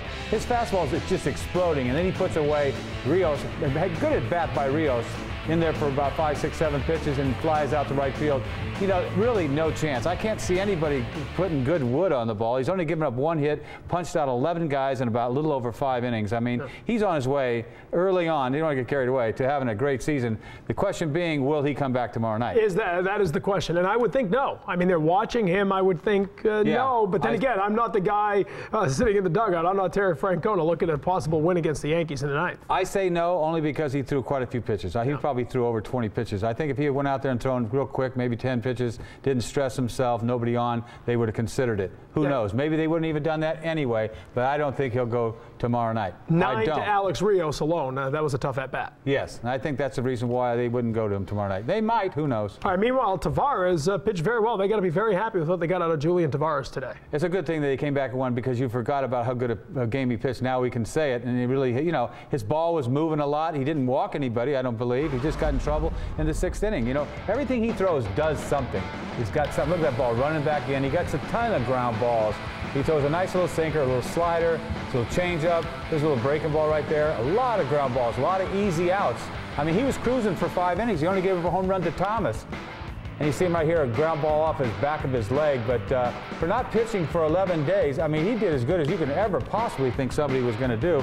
And, you know, you consider taking him out after 5 innings, but he only had like 61 pitches. So he did go out there and pitch in the 6th and got in trouble. But you see, the only problem he had was a home run to Thomas and then got in trouble in the 6th. But not a lot of pitches every innings. Did the job. You know, 82 pitches, a nice job. Yeah, and the key, I think, is what you pointed out right at the beginning. No walks. Last time he walked 5 Rangers in his first start. That's not Tavarez. You got to have guys busting it into play. You want a lot of ground ball outs, which is what he got. And that's when he got in trouble, when he walked guys. And so today, considering he hadn't pitched in a long time, not walking anybody, it's great. The thing about this thing is that when he ever goes back to the bullpen, he's just a great guy to have around. He's Mr. Rubber Arm. This guy could do anything. He's got, what's he got? Mental versatility. We should all have a little bit of that.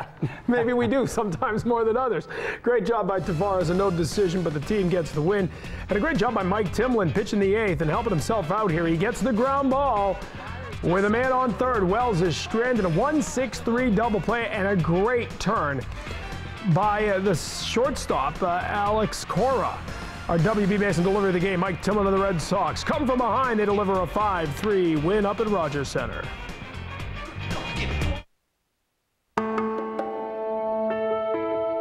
Now you see me? Now you don't. Now you see me? Now you don't. What you are seeing is how much farther, wider, and better you'll see with new Silver Star Ultra headlights from Sylvania. Because the next time you see me, I may not be alone. See farther, see wider, see better. New Silver Star Ultra headlights from Sylvania. So every month you sit down to pay the bills. Oh, joy. But what if you could do the whole thing online in less than half the time? If you used Sovereign Bank Bill Pay, you wouldn't have to buy stamps or write checks.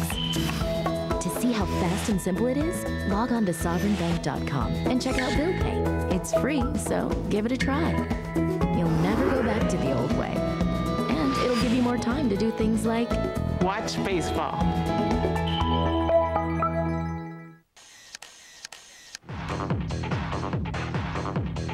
Before I started taking H57 Hoodia, I didn't want anyone taking my pictures, not even at family functions. Now look at me. In just 16 weeks, I lost over 35 pounds with H57 Hoodia. Now, not only do I look like a model, I am a model. Look for my ad in Cosmopolitan magazine. That's right. It worked for Kathy, and it can work for you too. And you can become the next H57 national model. To find out how, just call 800-796-8093. And for a limited time, you can try H57 Hoodia free. No obligation. Call 800-796-8093 to find out how to get your original South African H57 Hoodia absolutely free. Call 800-796-8093. H57 Hoodia is available at these fine retailers. He said, TC, that never in a million years did he think that he would throw a no-hitter. And I think for good reason, because he's a guy that goes after hitters. He throws strikes. I mean, his games are famous for being done in 2 hours or less.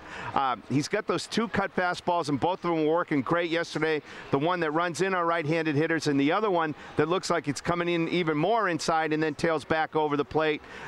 Just a great performance. Personally, I just want Hank Aaron to have this forever.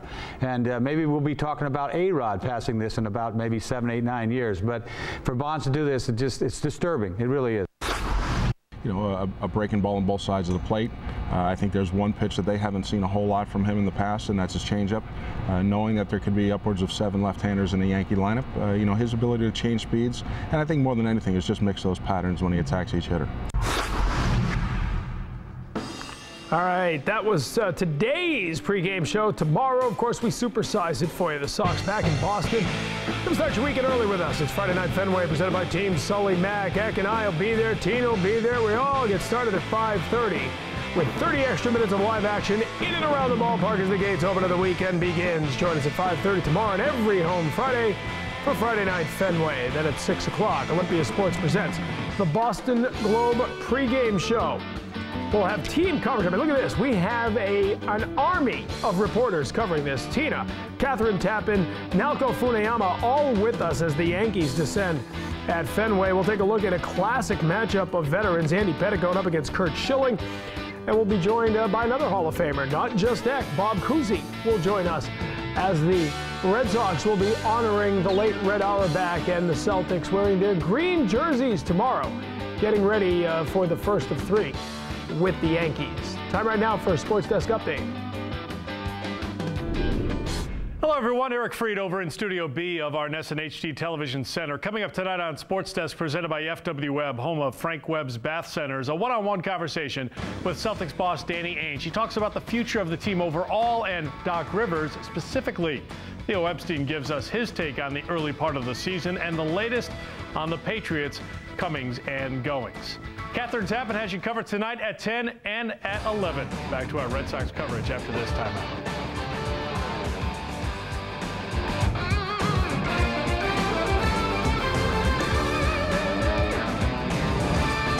Have you heard about the benefits of a reverse mortgage?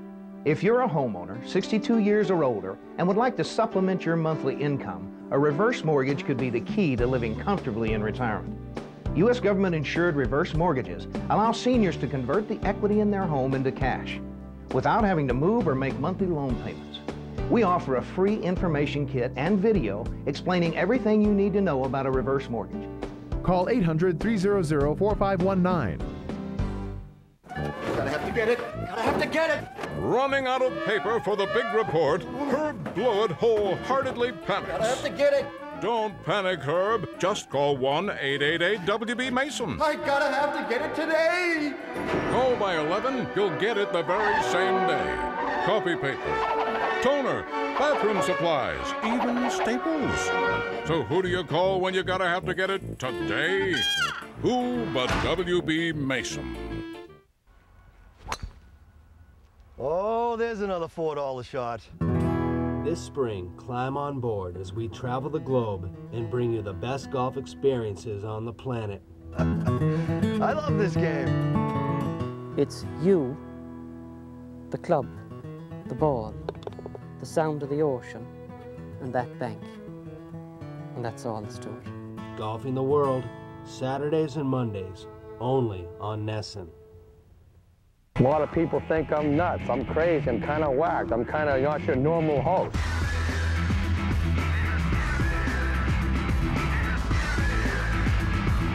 Think I'm dull? Oh my God, I caught myself.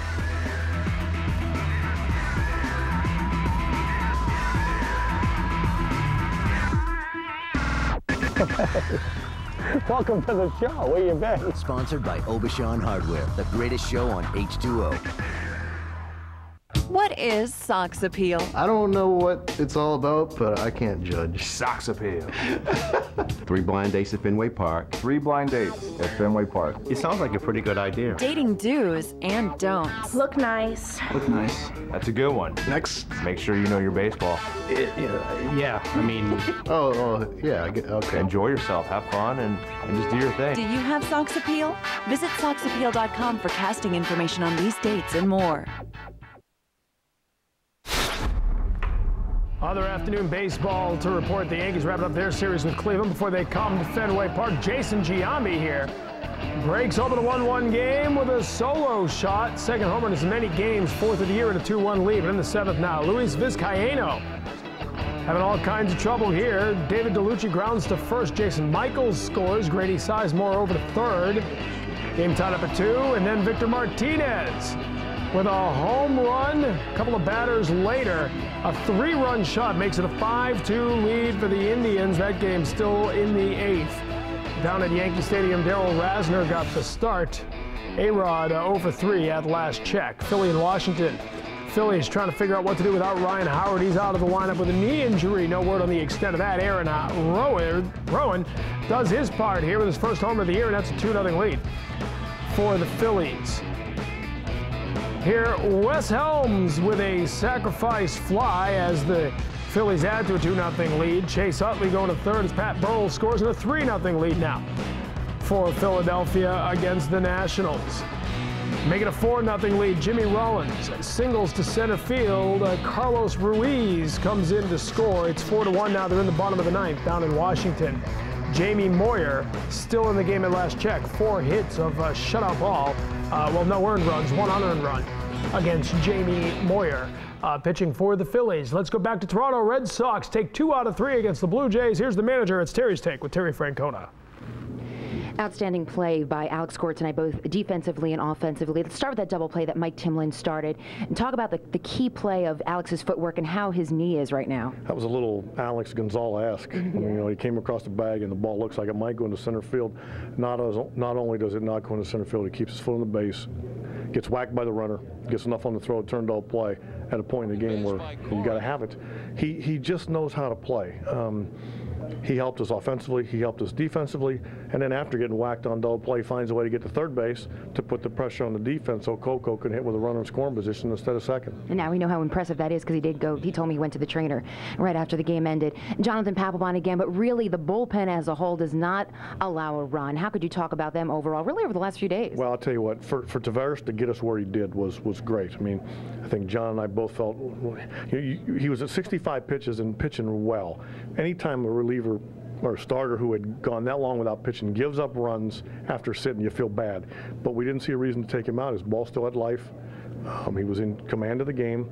Then he gets down 3-1, and if we get down more than that, we're probably going to lose. But our bullpen came in and got outs. How nice to see Manny break out. We talked about that before the game today. That's great. And if the history is any, if there's any significance, when he gets hot, he can really get hot. You know what? Go ahead. All right, Terry. Thank you. All right, we'll see if Manny can carry that to the Yankees series, certainly. And Alex Cora, we say it all the time. Seems like when he's in the game, he does something special every time. Well, you take it for granted. His defense is always impeccable. I mean, it really is. And to see a couple plays that he made at second base, Gonzalez, just like Gonzalez last year, to throw into the runner like that, and then to come up with a big hit, that's just a plus. Anytime he gets, especially the game-winning hit, that's a plus. Last year, when the injuries really started to mount up, and there's nothing you can do about all those injuries, but they thought they didn't have enough depth. As you look at the bench right now, obviously we've talked about Willie Mo Pena. I think Aaron Hinsky is a very good left-handed hitter off the bench, and obviously Alex Cora. It looks like they've got more depth than last year. They do. I mean, anytime you have a guy like Cora to come out there and play several positions in the infield, it's invaluable. And then if you have some punch off the, you got some punch off the bench with Willie Mo, he can leave the ballpark. And Henske's a nice guy to have around. He can play third, play the outfield. You want to put him out there all that much. I mean, you think about it, you consider all the benches in the league. There's not that many benches that can match this bench. So you got to be pleased with the bench. And Mirabelli's tearing the cover off the ball. Absolutely. I forgot all about him. Yeah. 2 home runs in his last couple of starts. So it's all going good right now when you're talking about the bench stepping in and getting the job done, and they took 2 out of 3 against Toronto. Play the new $10 Red Sox instant ticket from the Mass State Lottery. Over 600,000 prizes from $100 to $1,000. And amazing Red Sox prizes, including tickets to every Red Sox-Yankees game at Fenway Park for the next 10 years. For more info, go to masslottery.com. But please play responsibly. No decision, but a very good start for Julian Tavarez as he pitches 5 1/3 innings, 3 runs. And for the 9th straight game, the Red Sox give up 3 or fewer runs. We will hear from today's Red Sox starter in a bit. Hey, Sally, want to come over and watch TV or something? I was really hoping to attend the concert tonight. Oh, okay. I'll pick up 2 tickets. Gee, that would be swell. Okay, bye. How am I going to get tickets so fast? Hey, you better call Ace Tickets. You mean 1-800-MY-SEATS? Sure. They also have 5 convenient locations. They have tickets for the Red Sox, concerts, theater tickets, you name it. Wait, do they offer a guarantee? 200%. Wow. Oh, hi, Ace Tickets? Baffled by a strange disease that stretches the arms of people buying copy paper at office superstores, scientists at the W.B. Mason Institute, studying the problem, shocked the world by announcing a cure. Free same-day delivery. Call 1-888-WB-MASON by 11. Your copy paper will be delivered by 5. Now, a happy ending is well within reach. Oh, but W.B. Mason. My neighbor drove all over town to find the best deal on a cell phone. I just logged on to Let's Talk. They make it easy to compare plans from all major carriers and find cell phone deals that are much cheaper than retail. Like the hot BlackBerry Pearl with music and video player, a $369 value, yours free after mail-in rebate and new calling plan. Let's Talk has the best prices, the best plans, and the most free phones guaranteed. Log on to 25letstalk.com or call now to order your BlackBerry Pearl. Let's Talk, the smarter way to shop for cell phones. So log on or call now.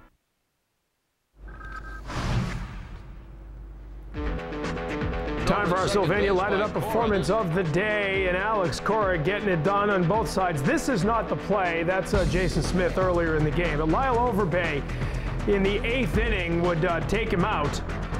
And then in the top of the 9th, Alex Cora delivers with a triple that scores the go-ahead run. The Red Sox down by 2 against Roy Halladay in the 8th inning, and they rally to win it. A big win in Toronto as they take this one 5-3. 2 straight wins as they come on home to open up the homestand. Light it up with Sylvania, Alex Cora. And the Red Sox will light up our Granite City Electric extra innings, extra coverage next. Full highlights, reaction from Julian Tavarez, and a look ahead. You might have heard by now, the Yankees are coming to town. We'll get the preview started.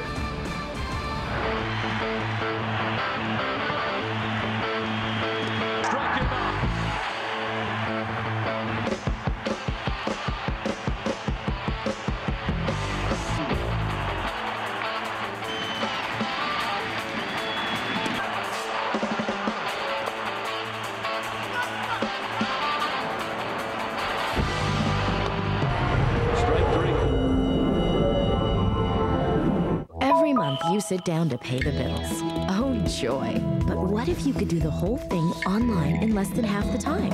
If you used Sovereign Bank Bill Pay, you wouldn't have to buy stamps or write checks. To see how fast and simple it is, log on to sovereignbank.com and check out Bill Pay. It's free, so give it a try. You'll never go back to the old way. And it'll give you more time to do things like watch baseball.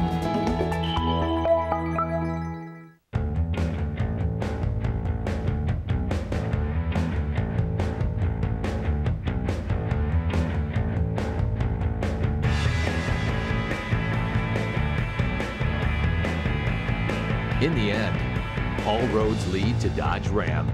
That's because Dodge Ram is the longest-lasting, most durable line of full-size trucks on the road. Now get up to a $5,000 cash allowance, plus a no extra charge Hemi engine upgrade on one of America's hottest trucks, Dodge Ram 1500. Hello? Mrs. Anderson, this is Mark Brown. I'm from the collections department of... Hi. Listen, I'm sorry I haven't made my payment yet. I'll get it in as soon as I can. Maybe you should call In Charge. They'll work with you and come up with a solution that's right for you. When life hands you a little more than you can manage, call In Charge Debt Solutions. We're a nonprofit company that puts people back in control by helping them manage their debt. We'll stop the collection calls, and we'll help lower your interest rates, so you'll have one affordable monthly payment. Call In Charge today. Now you see me? Now you don't. Now you see me. Now you don't.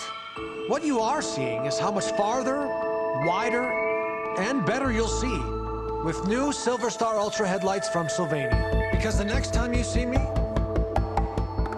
not be alone.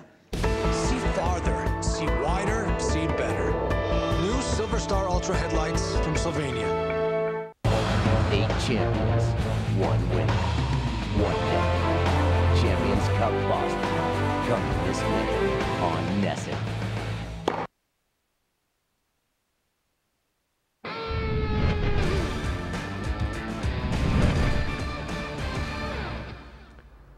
Welcome back to our Nessun HD Television Center. Tom Kerr with you here. It's Granite City Electric's Extra Innings Extra. And the Red Sox were playing the final game of a 3-game setup in Toronto. Things looked bleak. They had not been scoring runs on the road, and they were down by 2 in the 8th against one of the top pitchers in the game. Roy Halladay had handcuffed the Sox through 7+. The Red Sox rallied to win this one. Julian Tavarez on the mound for the first time since April 7th in Texas, and Frank Thomas here crushes the Tavarez offering and breaks open a 1-1 game. It's 2-1 Blue Jays now.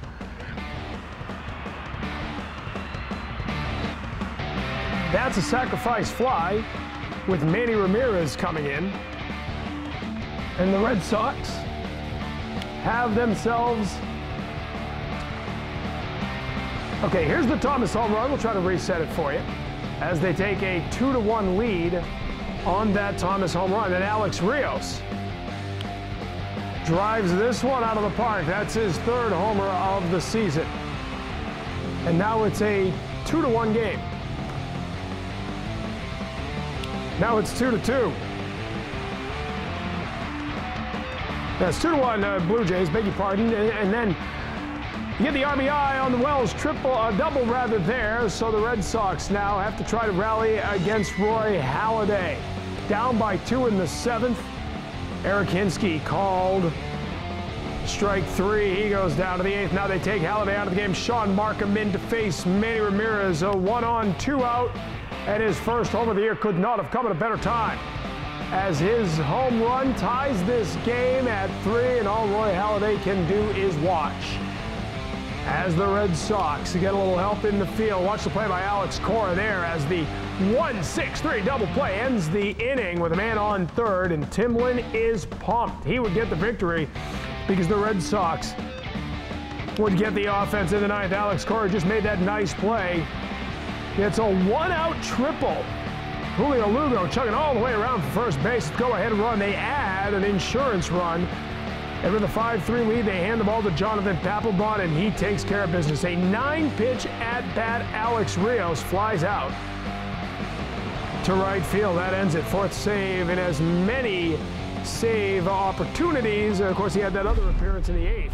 Then he got the Red Sox out of a jam as well, and the Red Sox win this one by a final of 5-3. Coco Crisp had 2 bunt singles at the top of the order. Whatever it takes, Coco Crisp getting it done. David Ortiz had a big double in the 6th inning, and Manny Ramirez scored a couple of runs and hit 2-run homer as well. And Alex Cora batting 9th, the hero of the day, with a 2-for-4 effort. The pitching, Julian Tavarez, a no decision, but a good day of work with 11 days rest behind him. Then more great work from the bullpen. 3 2/3 innings of scoreless baseball. They did not give up a run in 7 2/3 innings of work in Toronto. Mike Timlin, the win in relief. Papelbon, the save. Let's go back to Toronto. Hear from the pitcher, Tavarez. Me to try to match that? Well, yeah, I look after them. You look what kind of game they has in Horn and Wayfield yesterday, and I'm pitching after Team Wayfield. I think it's good for me following Wayfield because he throws so many pitches, like 69, 70, a lot of knuckleball, and it helped me a lot because the next day those guys have to face a sinking fastball. So watching those guys, how good they doing, I mean, I don't know how to say the word. Like, I don't want to say like I'm jealous, nothing like that. Just happy, They doing so good because it pumped me up. It make my game playing much easier and much better because I'm watching what they do and take advantage of the hitter. They not in timing when they facing a guy like Wayfield. Next day it'll be myself. So I think it's good for me being the field starter, pitching after him. Were you inside when Alex got the hit? Yeah, I was watching in TV.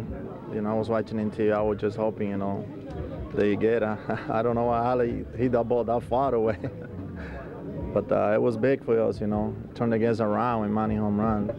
Do you point when you're watching the game on TV, or you only do that on the field? I don't know. You know, a lot of guys telling me things that I do. That's me, you know. I'm a very emotional guy, and my mind is always in the game. It's like I can't think about anything else but my game. You know, a lot of guys, they make fun of me, they laugh. I know they like it, you know, they like it because they know having a lot of fun out there. But I don't know when I'm doing it. It's my intense, you know, think a ground ball, I am, come on. So I point, I don't know that I'm doing it, but I watch on TV, how funny I look out there. So, you know, it's part of my game, that's me. Julian, are you surprised when... All right, take a look at the numbers of the 3 games. Said Red Sox win 2 out of 3. Nobody really ripping the cover off the ball. Red Sox with a .229 average. The Blue Jays came into this tied for the best average in baseball now, after hitting 174 over the 3-game set. They have fallen behind the Yankees, who of course keep crushing the ball. Red Sox 5 runs in the game today, 4 in the final 2 innings. But it's all about the pitching ERA right now. And I like Tavarez on the mound. I point, have a little gesture. He's emotional. He's out there having fun. He says he likes to follow Wakefield. You know, he throws 70 miles an hour. I like to follow him. I like being the 5th starter, following Wakefield. But I was surprised that he had the kind of stuff he does. I know his ball always moves. It really does. That's why I was surprised he didn't walk anybody. You know, I mean, that's really what kept him in the game. And he made it look easy for 5 innings. And they couldn't take him out. They had to run him out there in the 6th inning, and he got in trouble. But luckily they came back and won, because sometimes that kind of gets overlooked. He did a decent job. On the other side, they should be questioning the decision to take Halladay up in out of the game there up in Toronto. Most likely they're going to keep talking about the NHL playoffs, and this will go under the radar. But the bottom line here is this was vintage Halladay into the 8th inning. A lot of ground ball outs and just very quick work of the Red Sox. You think a guy like him, 6'6", would punch out a lot of guys, but everything he throws is down. That sinker is nasty. He throws a lot of sinkers. He's got a great curveball, but everything's down, down, down, and he gets nothing but ground balls, as you see. I mean, it makes it look easy, and you know that's why he doesn't throw a lot of pitches, because guys put the ball in play. Now, he can punch out somebody when he has to, but for the most part, he's a ground ball pitcher, which makes his job a lot easier. He doesn't have to throw a lot of pitches. That's why it was so surprising that they took him out with 94 pitches. You're talking about maybe the best pitcher in the game. I mean, arguably the best pitcher in the game, and you take him out in a game like that. He's got to be crazy when a guy takes him out. I mean, this, you know, especially early in the season, I know if he'd thrown a lot of pitches, you know, you'd take him out, but the manager has to have his confidence. You want the manager to, there's going to be many times in the season where he's going to have to make a decision on it, and you want your player, I know, you know, your ace. Right, it's early in the season. I mean, but you want your ace to like you, to be on the same page with you at all times. Yeah, don't be taking the ball from me. And he had just put together a classic stop inning. He got the lead, 2 runs in the bottom of the 6th, came back out 7 pitches to get through the 7th inning, 1, 2, 3. I know, and I think that's probably part of it, but you know, I think they're frightened. Ortiz frightens everybody. Wow. I mean, he really does, and the guy's got 5 home runs off of him, but still, if he gives up a home run to Ortiz, that's my best pitcher. Who's the best pitcher on the mound? Who's the best pitcher that they have? Let him give up the bomb. Yeah, you don't want Sean Markham rather than Roy Halladay deciding this game. Exactly. And that's how it came down, and they decided to go with the bullpen, and the Red Sox came out ahead. NESN now casting for the all-new summer reality dating series Sox Appeal. Here was a scene earlier today at Bob's Stores in Framingham. If you think you have what it takes, come prove it at Bob's Stores this week. Sox-appeal.com has a complete list of participating locations and times. This summer, dating is a whole new ballgame on NESN. Yankees coming to town. We've got a full preview with a great pitching matchup to start it all, as it'll be Andy Pettitte going up against Kurt Schilling in that big hitting Yankee offense coming to Fenway Park. Hi, Dad. Did I miss anything? Should be starting any minute.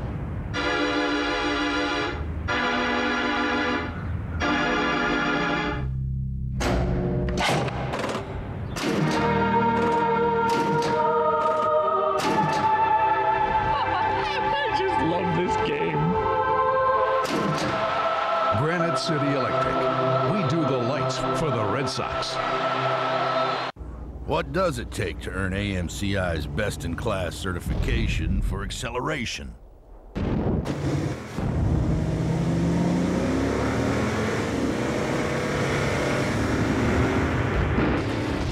Raw horsepower.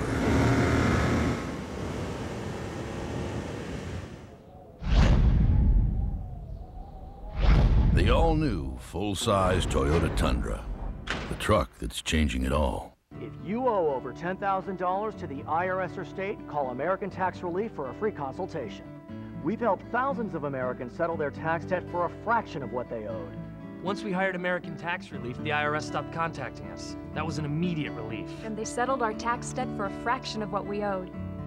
If you owe over $10,000 to the IRS or state, we can help you settle for less, maybe a lot less. Call 800-294-1563 for your free consultation. Hey, mister, you know the best way to get tickets? Sure. You use this thing here called a telephone wire. Gee, a telephone wire. How does that work? Well, you pick up the phone, see? And you dial 1-800-MY-SEATS. Yeah, but how do I know I'm getting the best seats? At Ace Tickets, they always have the best seats at the best prices. Because when you call, they search through their high-tech database for the best seats and always at the best value. So call today. Operators are standing by.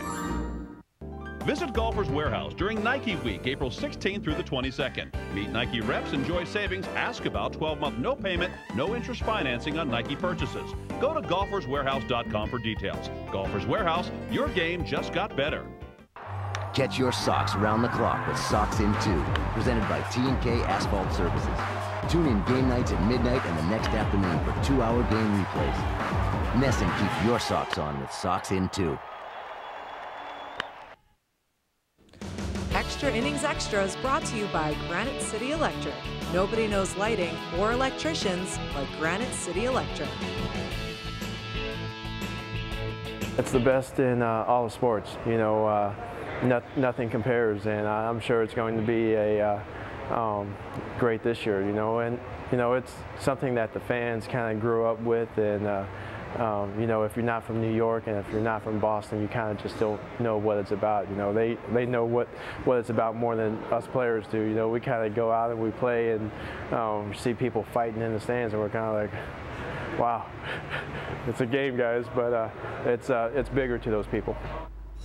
Johnny Damon trying to remind you it's just a game. We're here to remind you it's so much more than that. When Andy Pettitte takes the mound at Fenway Park against the Red Sox tomorrow night, it'll be his first start at Fenway since September 5th, 2003. Last time he faced the Red Sox, a no decision in a Game 6 loss of the 2003 ALCS. Andy Pettitte this year looking pretty good his last time out for the Yankees back with New York. 13 career wins against the Boston Red Sox. And his last time out, that's 7 innings, 1 earned run in that effort against the Oakland A's. A no decision, but they won the game. They've been winning a lot of games with a lot of offense, and so it'll be. But it's a fun matchup as Pettitte faces Schilling for the first time ever. Surprised they've never faced each other. Here you look at it.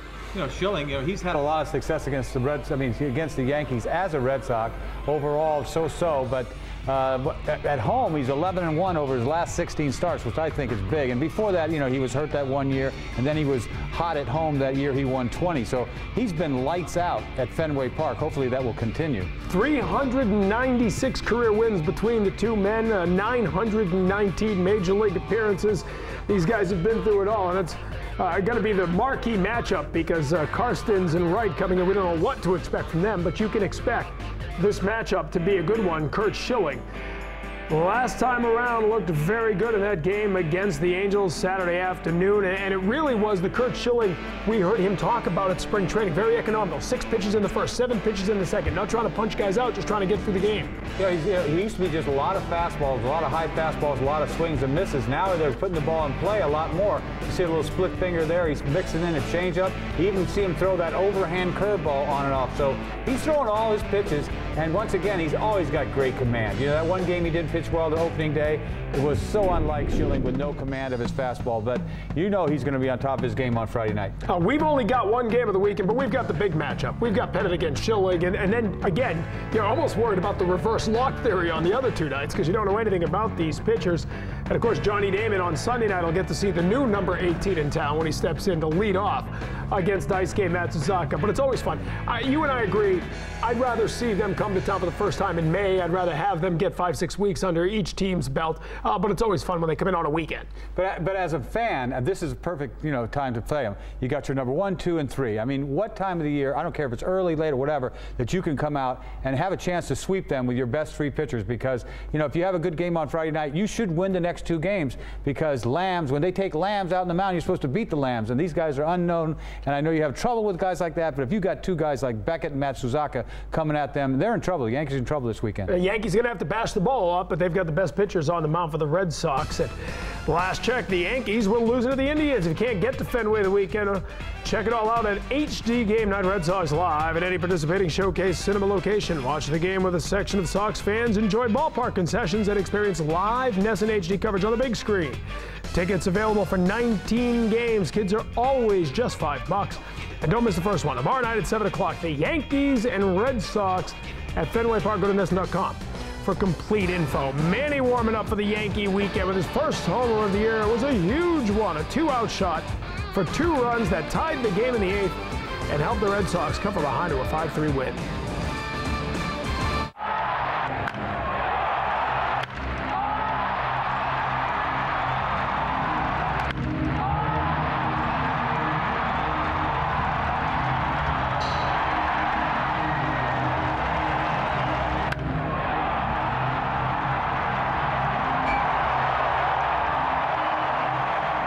Granite City Electric.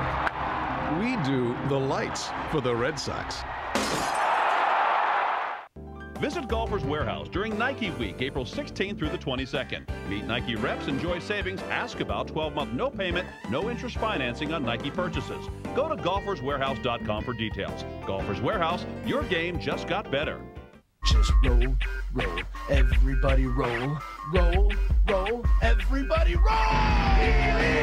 The only shoe with a removable wheel in the heel that lets you walk or run, and then by simply shifting your weight to your heels, you're rolling. Heelys, hang out or drop in. It's all about the wheel in the heel. Get it at Olympia Sports. Heelys. Hey, Sally, want to come over and watch TV or something? I was really hoping to attend the concert tonight. Oh, okay. I'll pick up 2 tickets. Gee, that would be swell. Okay, bye. How am I going to get tickets so fast? Hey, you better call Ace Tickets. You mean 1-800-MY-SEATS? Sure. They also have 5 convenient locations. They have tickets for the Red Sox, concerts, theater tickets, you name it. Wait, do they offer a guarantee? 200%. Wow. Oh, hi, Ace Tickets? Have you heard about the benefits of a reverse mortgage? If you're a homeowner, 62 years or older, and would like to supplement your monthly income, a reverse mortgage could be the key to living comfortably in retirement. U.S. government-insured reverse mortgages allow seniors to convert the equity in their home into cash without having to move or make monthly loan payments. We offer a free information kit and video explaining everything you need to know about a reverse mortgage. Call 800-300-4519. 5:30 is the new prime time on NESN. Every home game Friday with Friday Night Fenway, presented by Team Sully Mac. And every game day Monday with Red Sox Monster Monday. 2 5:30 pregame shows, supersizing your Sox weekends.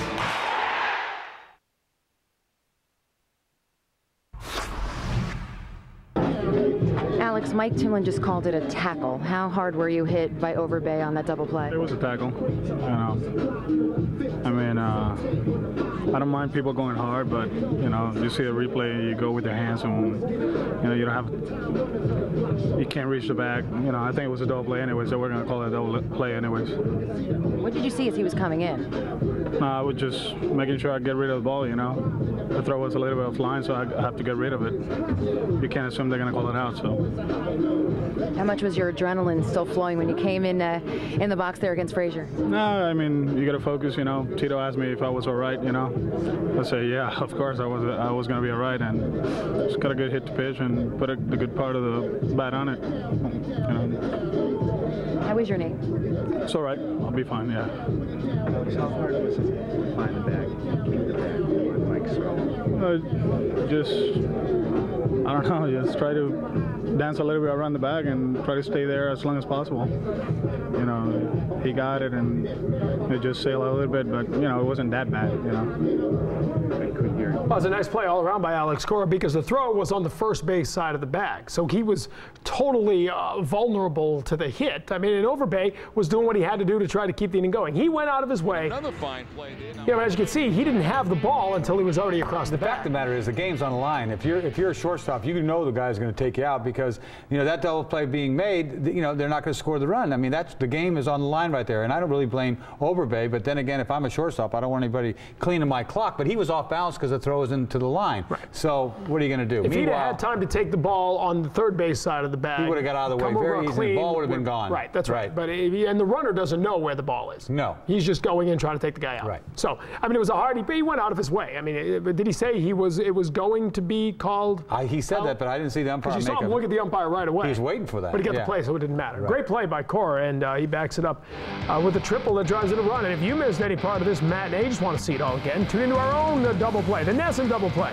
A complete 3-hour replay of the game tonight at 7 o'clock only on NESN. We'll come back, wrap it up, and hand it off to a little pregame hype for the Yankees as we get ready for Friday's game. Julian Tavarez pitched well, and the Red Sox win 5-3.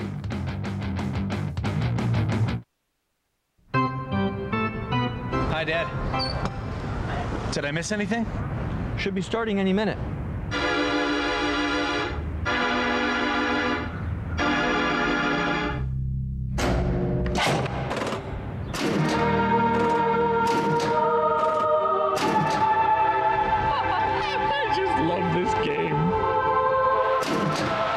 Granite City Electric. We do the lights for the Red Sox. Now, will the Sultan of SWAT save the day? You stink! A kid who loves baseball. I thought you were giving that up. My dad says you should never give up. Is taking his game. Babe Ruth's bat is missing. To a new level. Look! Lefty stole the bat so Babe can't hit. Stop right there! I've got to get Babe's bat back! Everyone's hero. Tune to Channel 1 to watch this movie now. Time Warner Cable.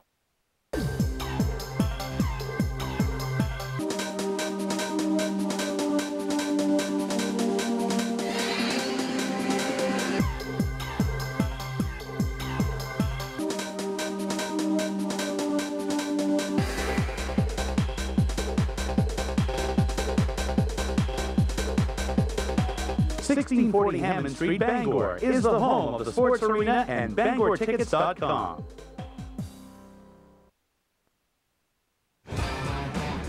Best win of the year for the Red Sox. They come from behind against Roy Halladay and Toronto Blue Jays. 5-3 win. They take 2 out of 3 north of the border, and they come on home in first place, ready for the Yankees. For Dennis Eckersley, our entire NESN crew, I'm Tom Karen. Thanks for watching.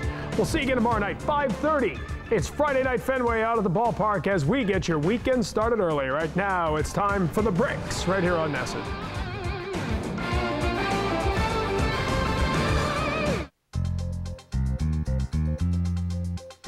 You're watching One Original NESN Entertainment.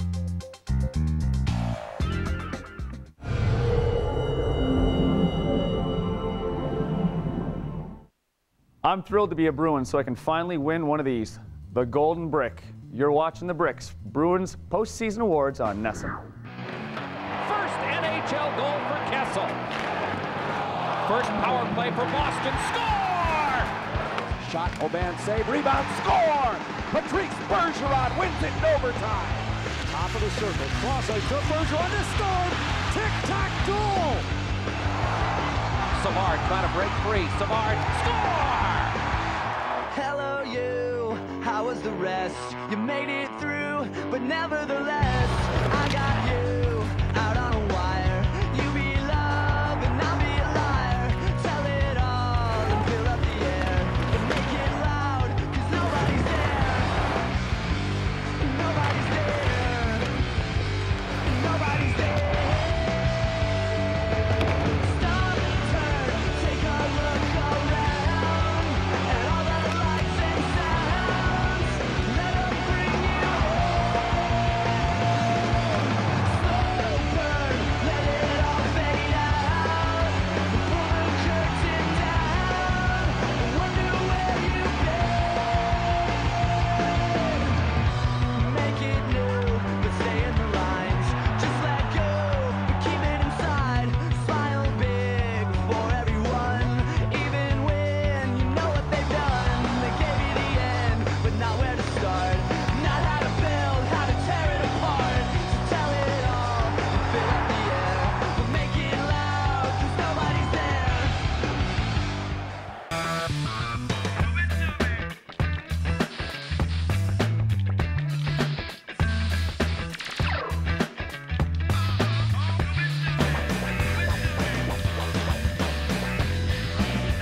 Welcome to the season-ending edition of The Bricks.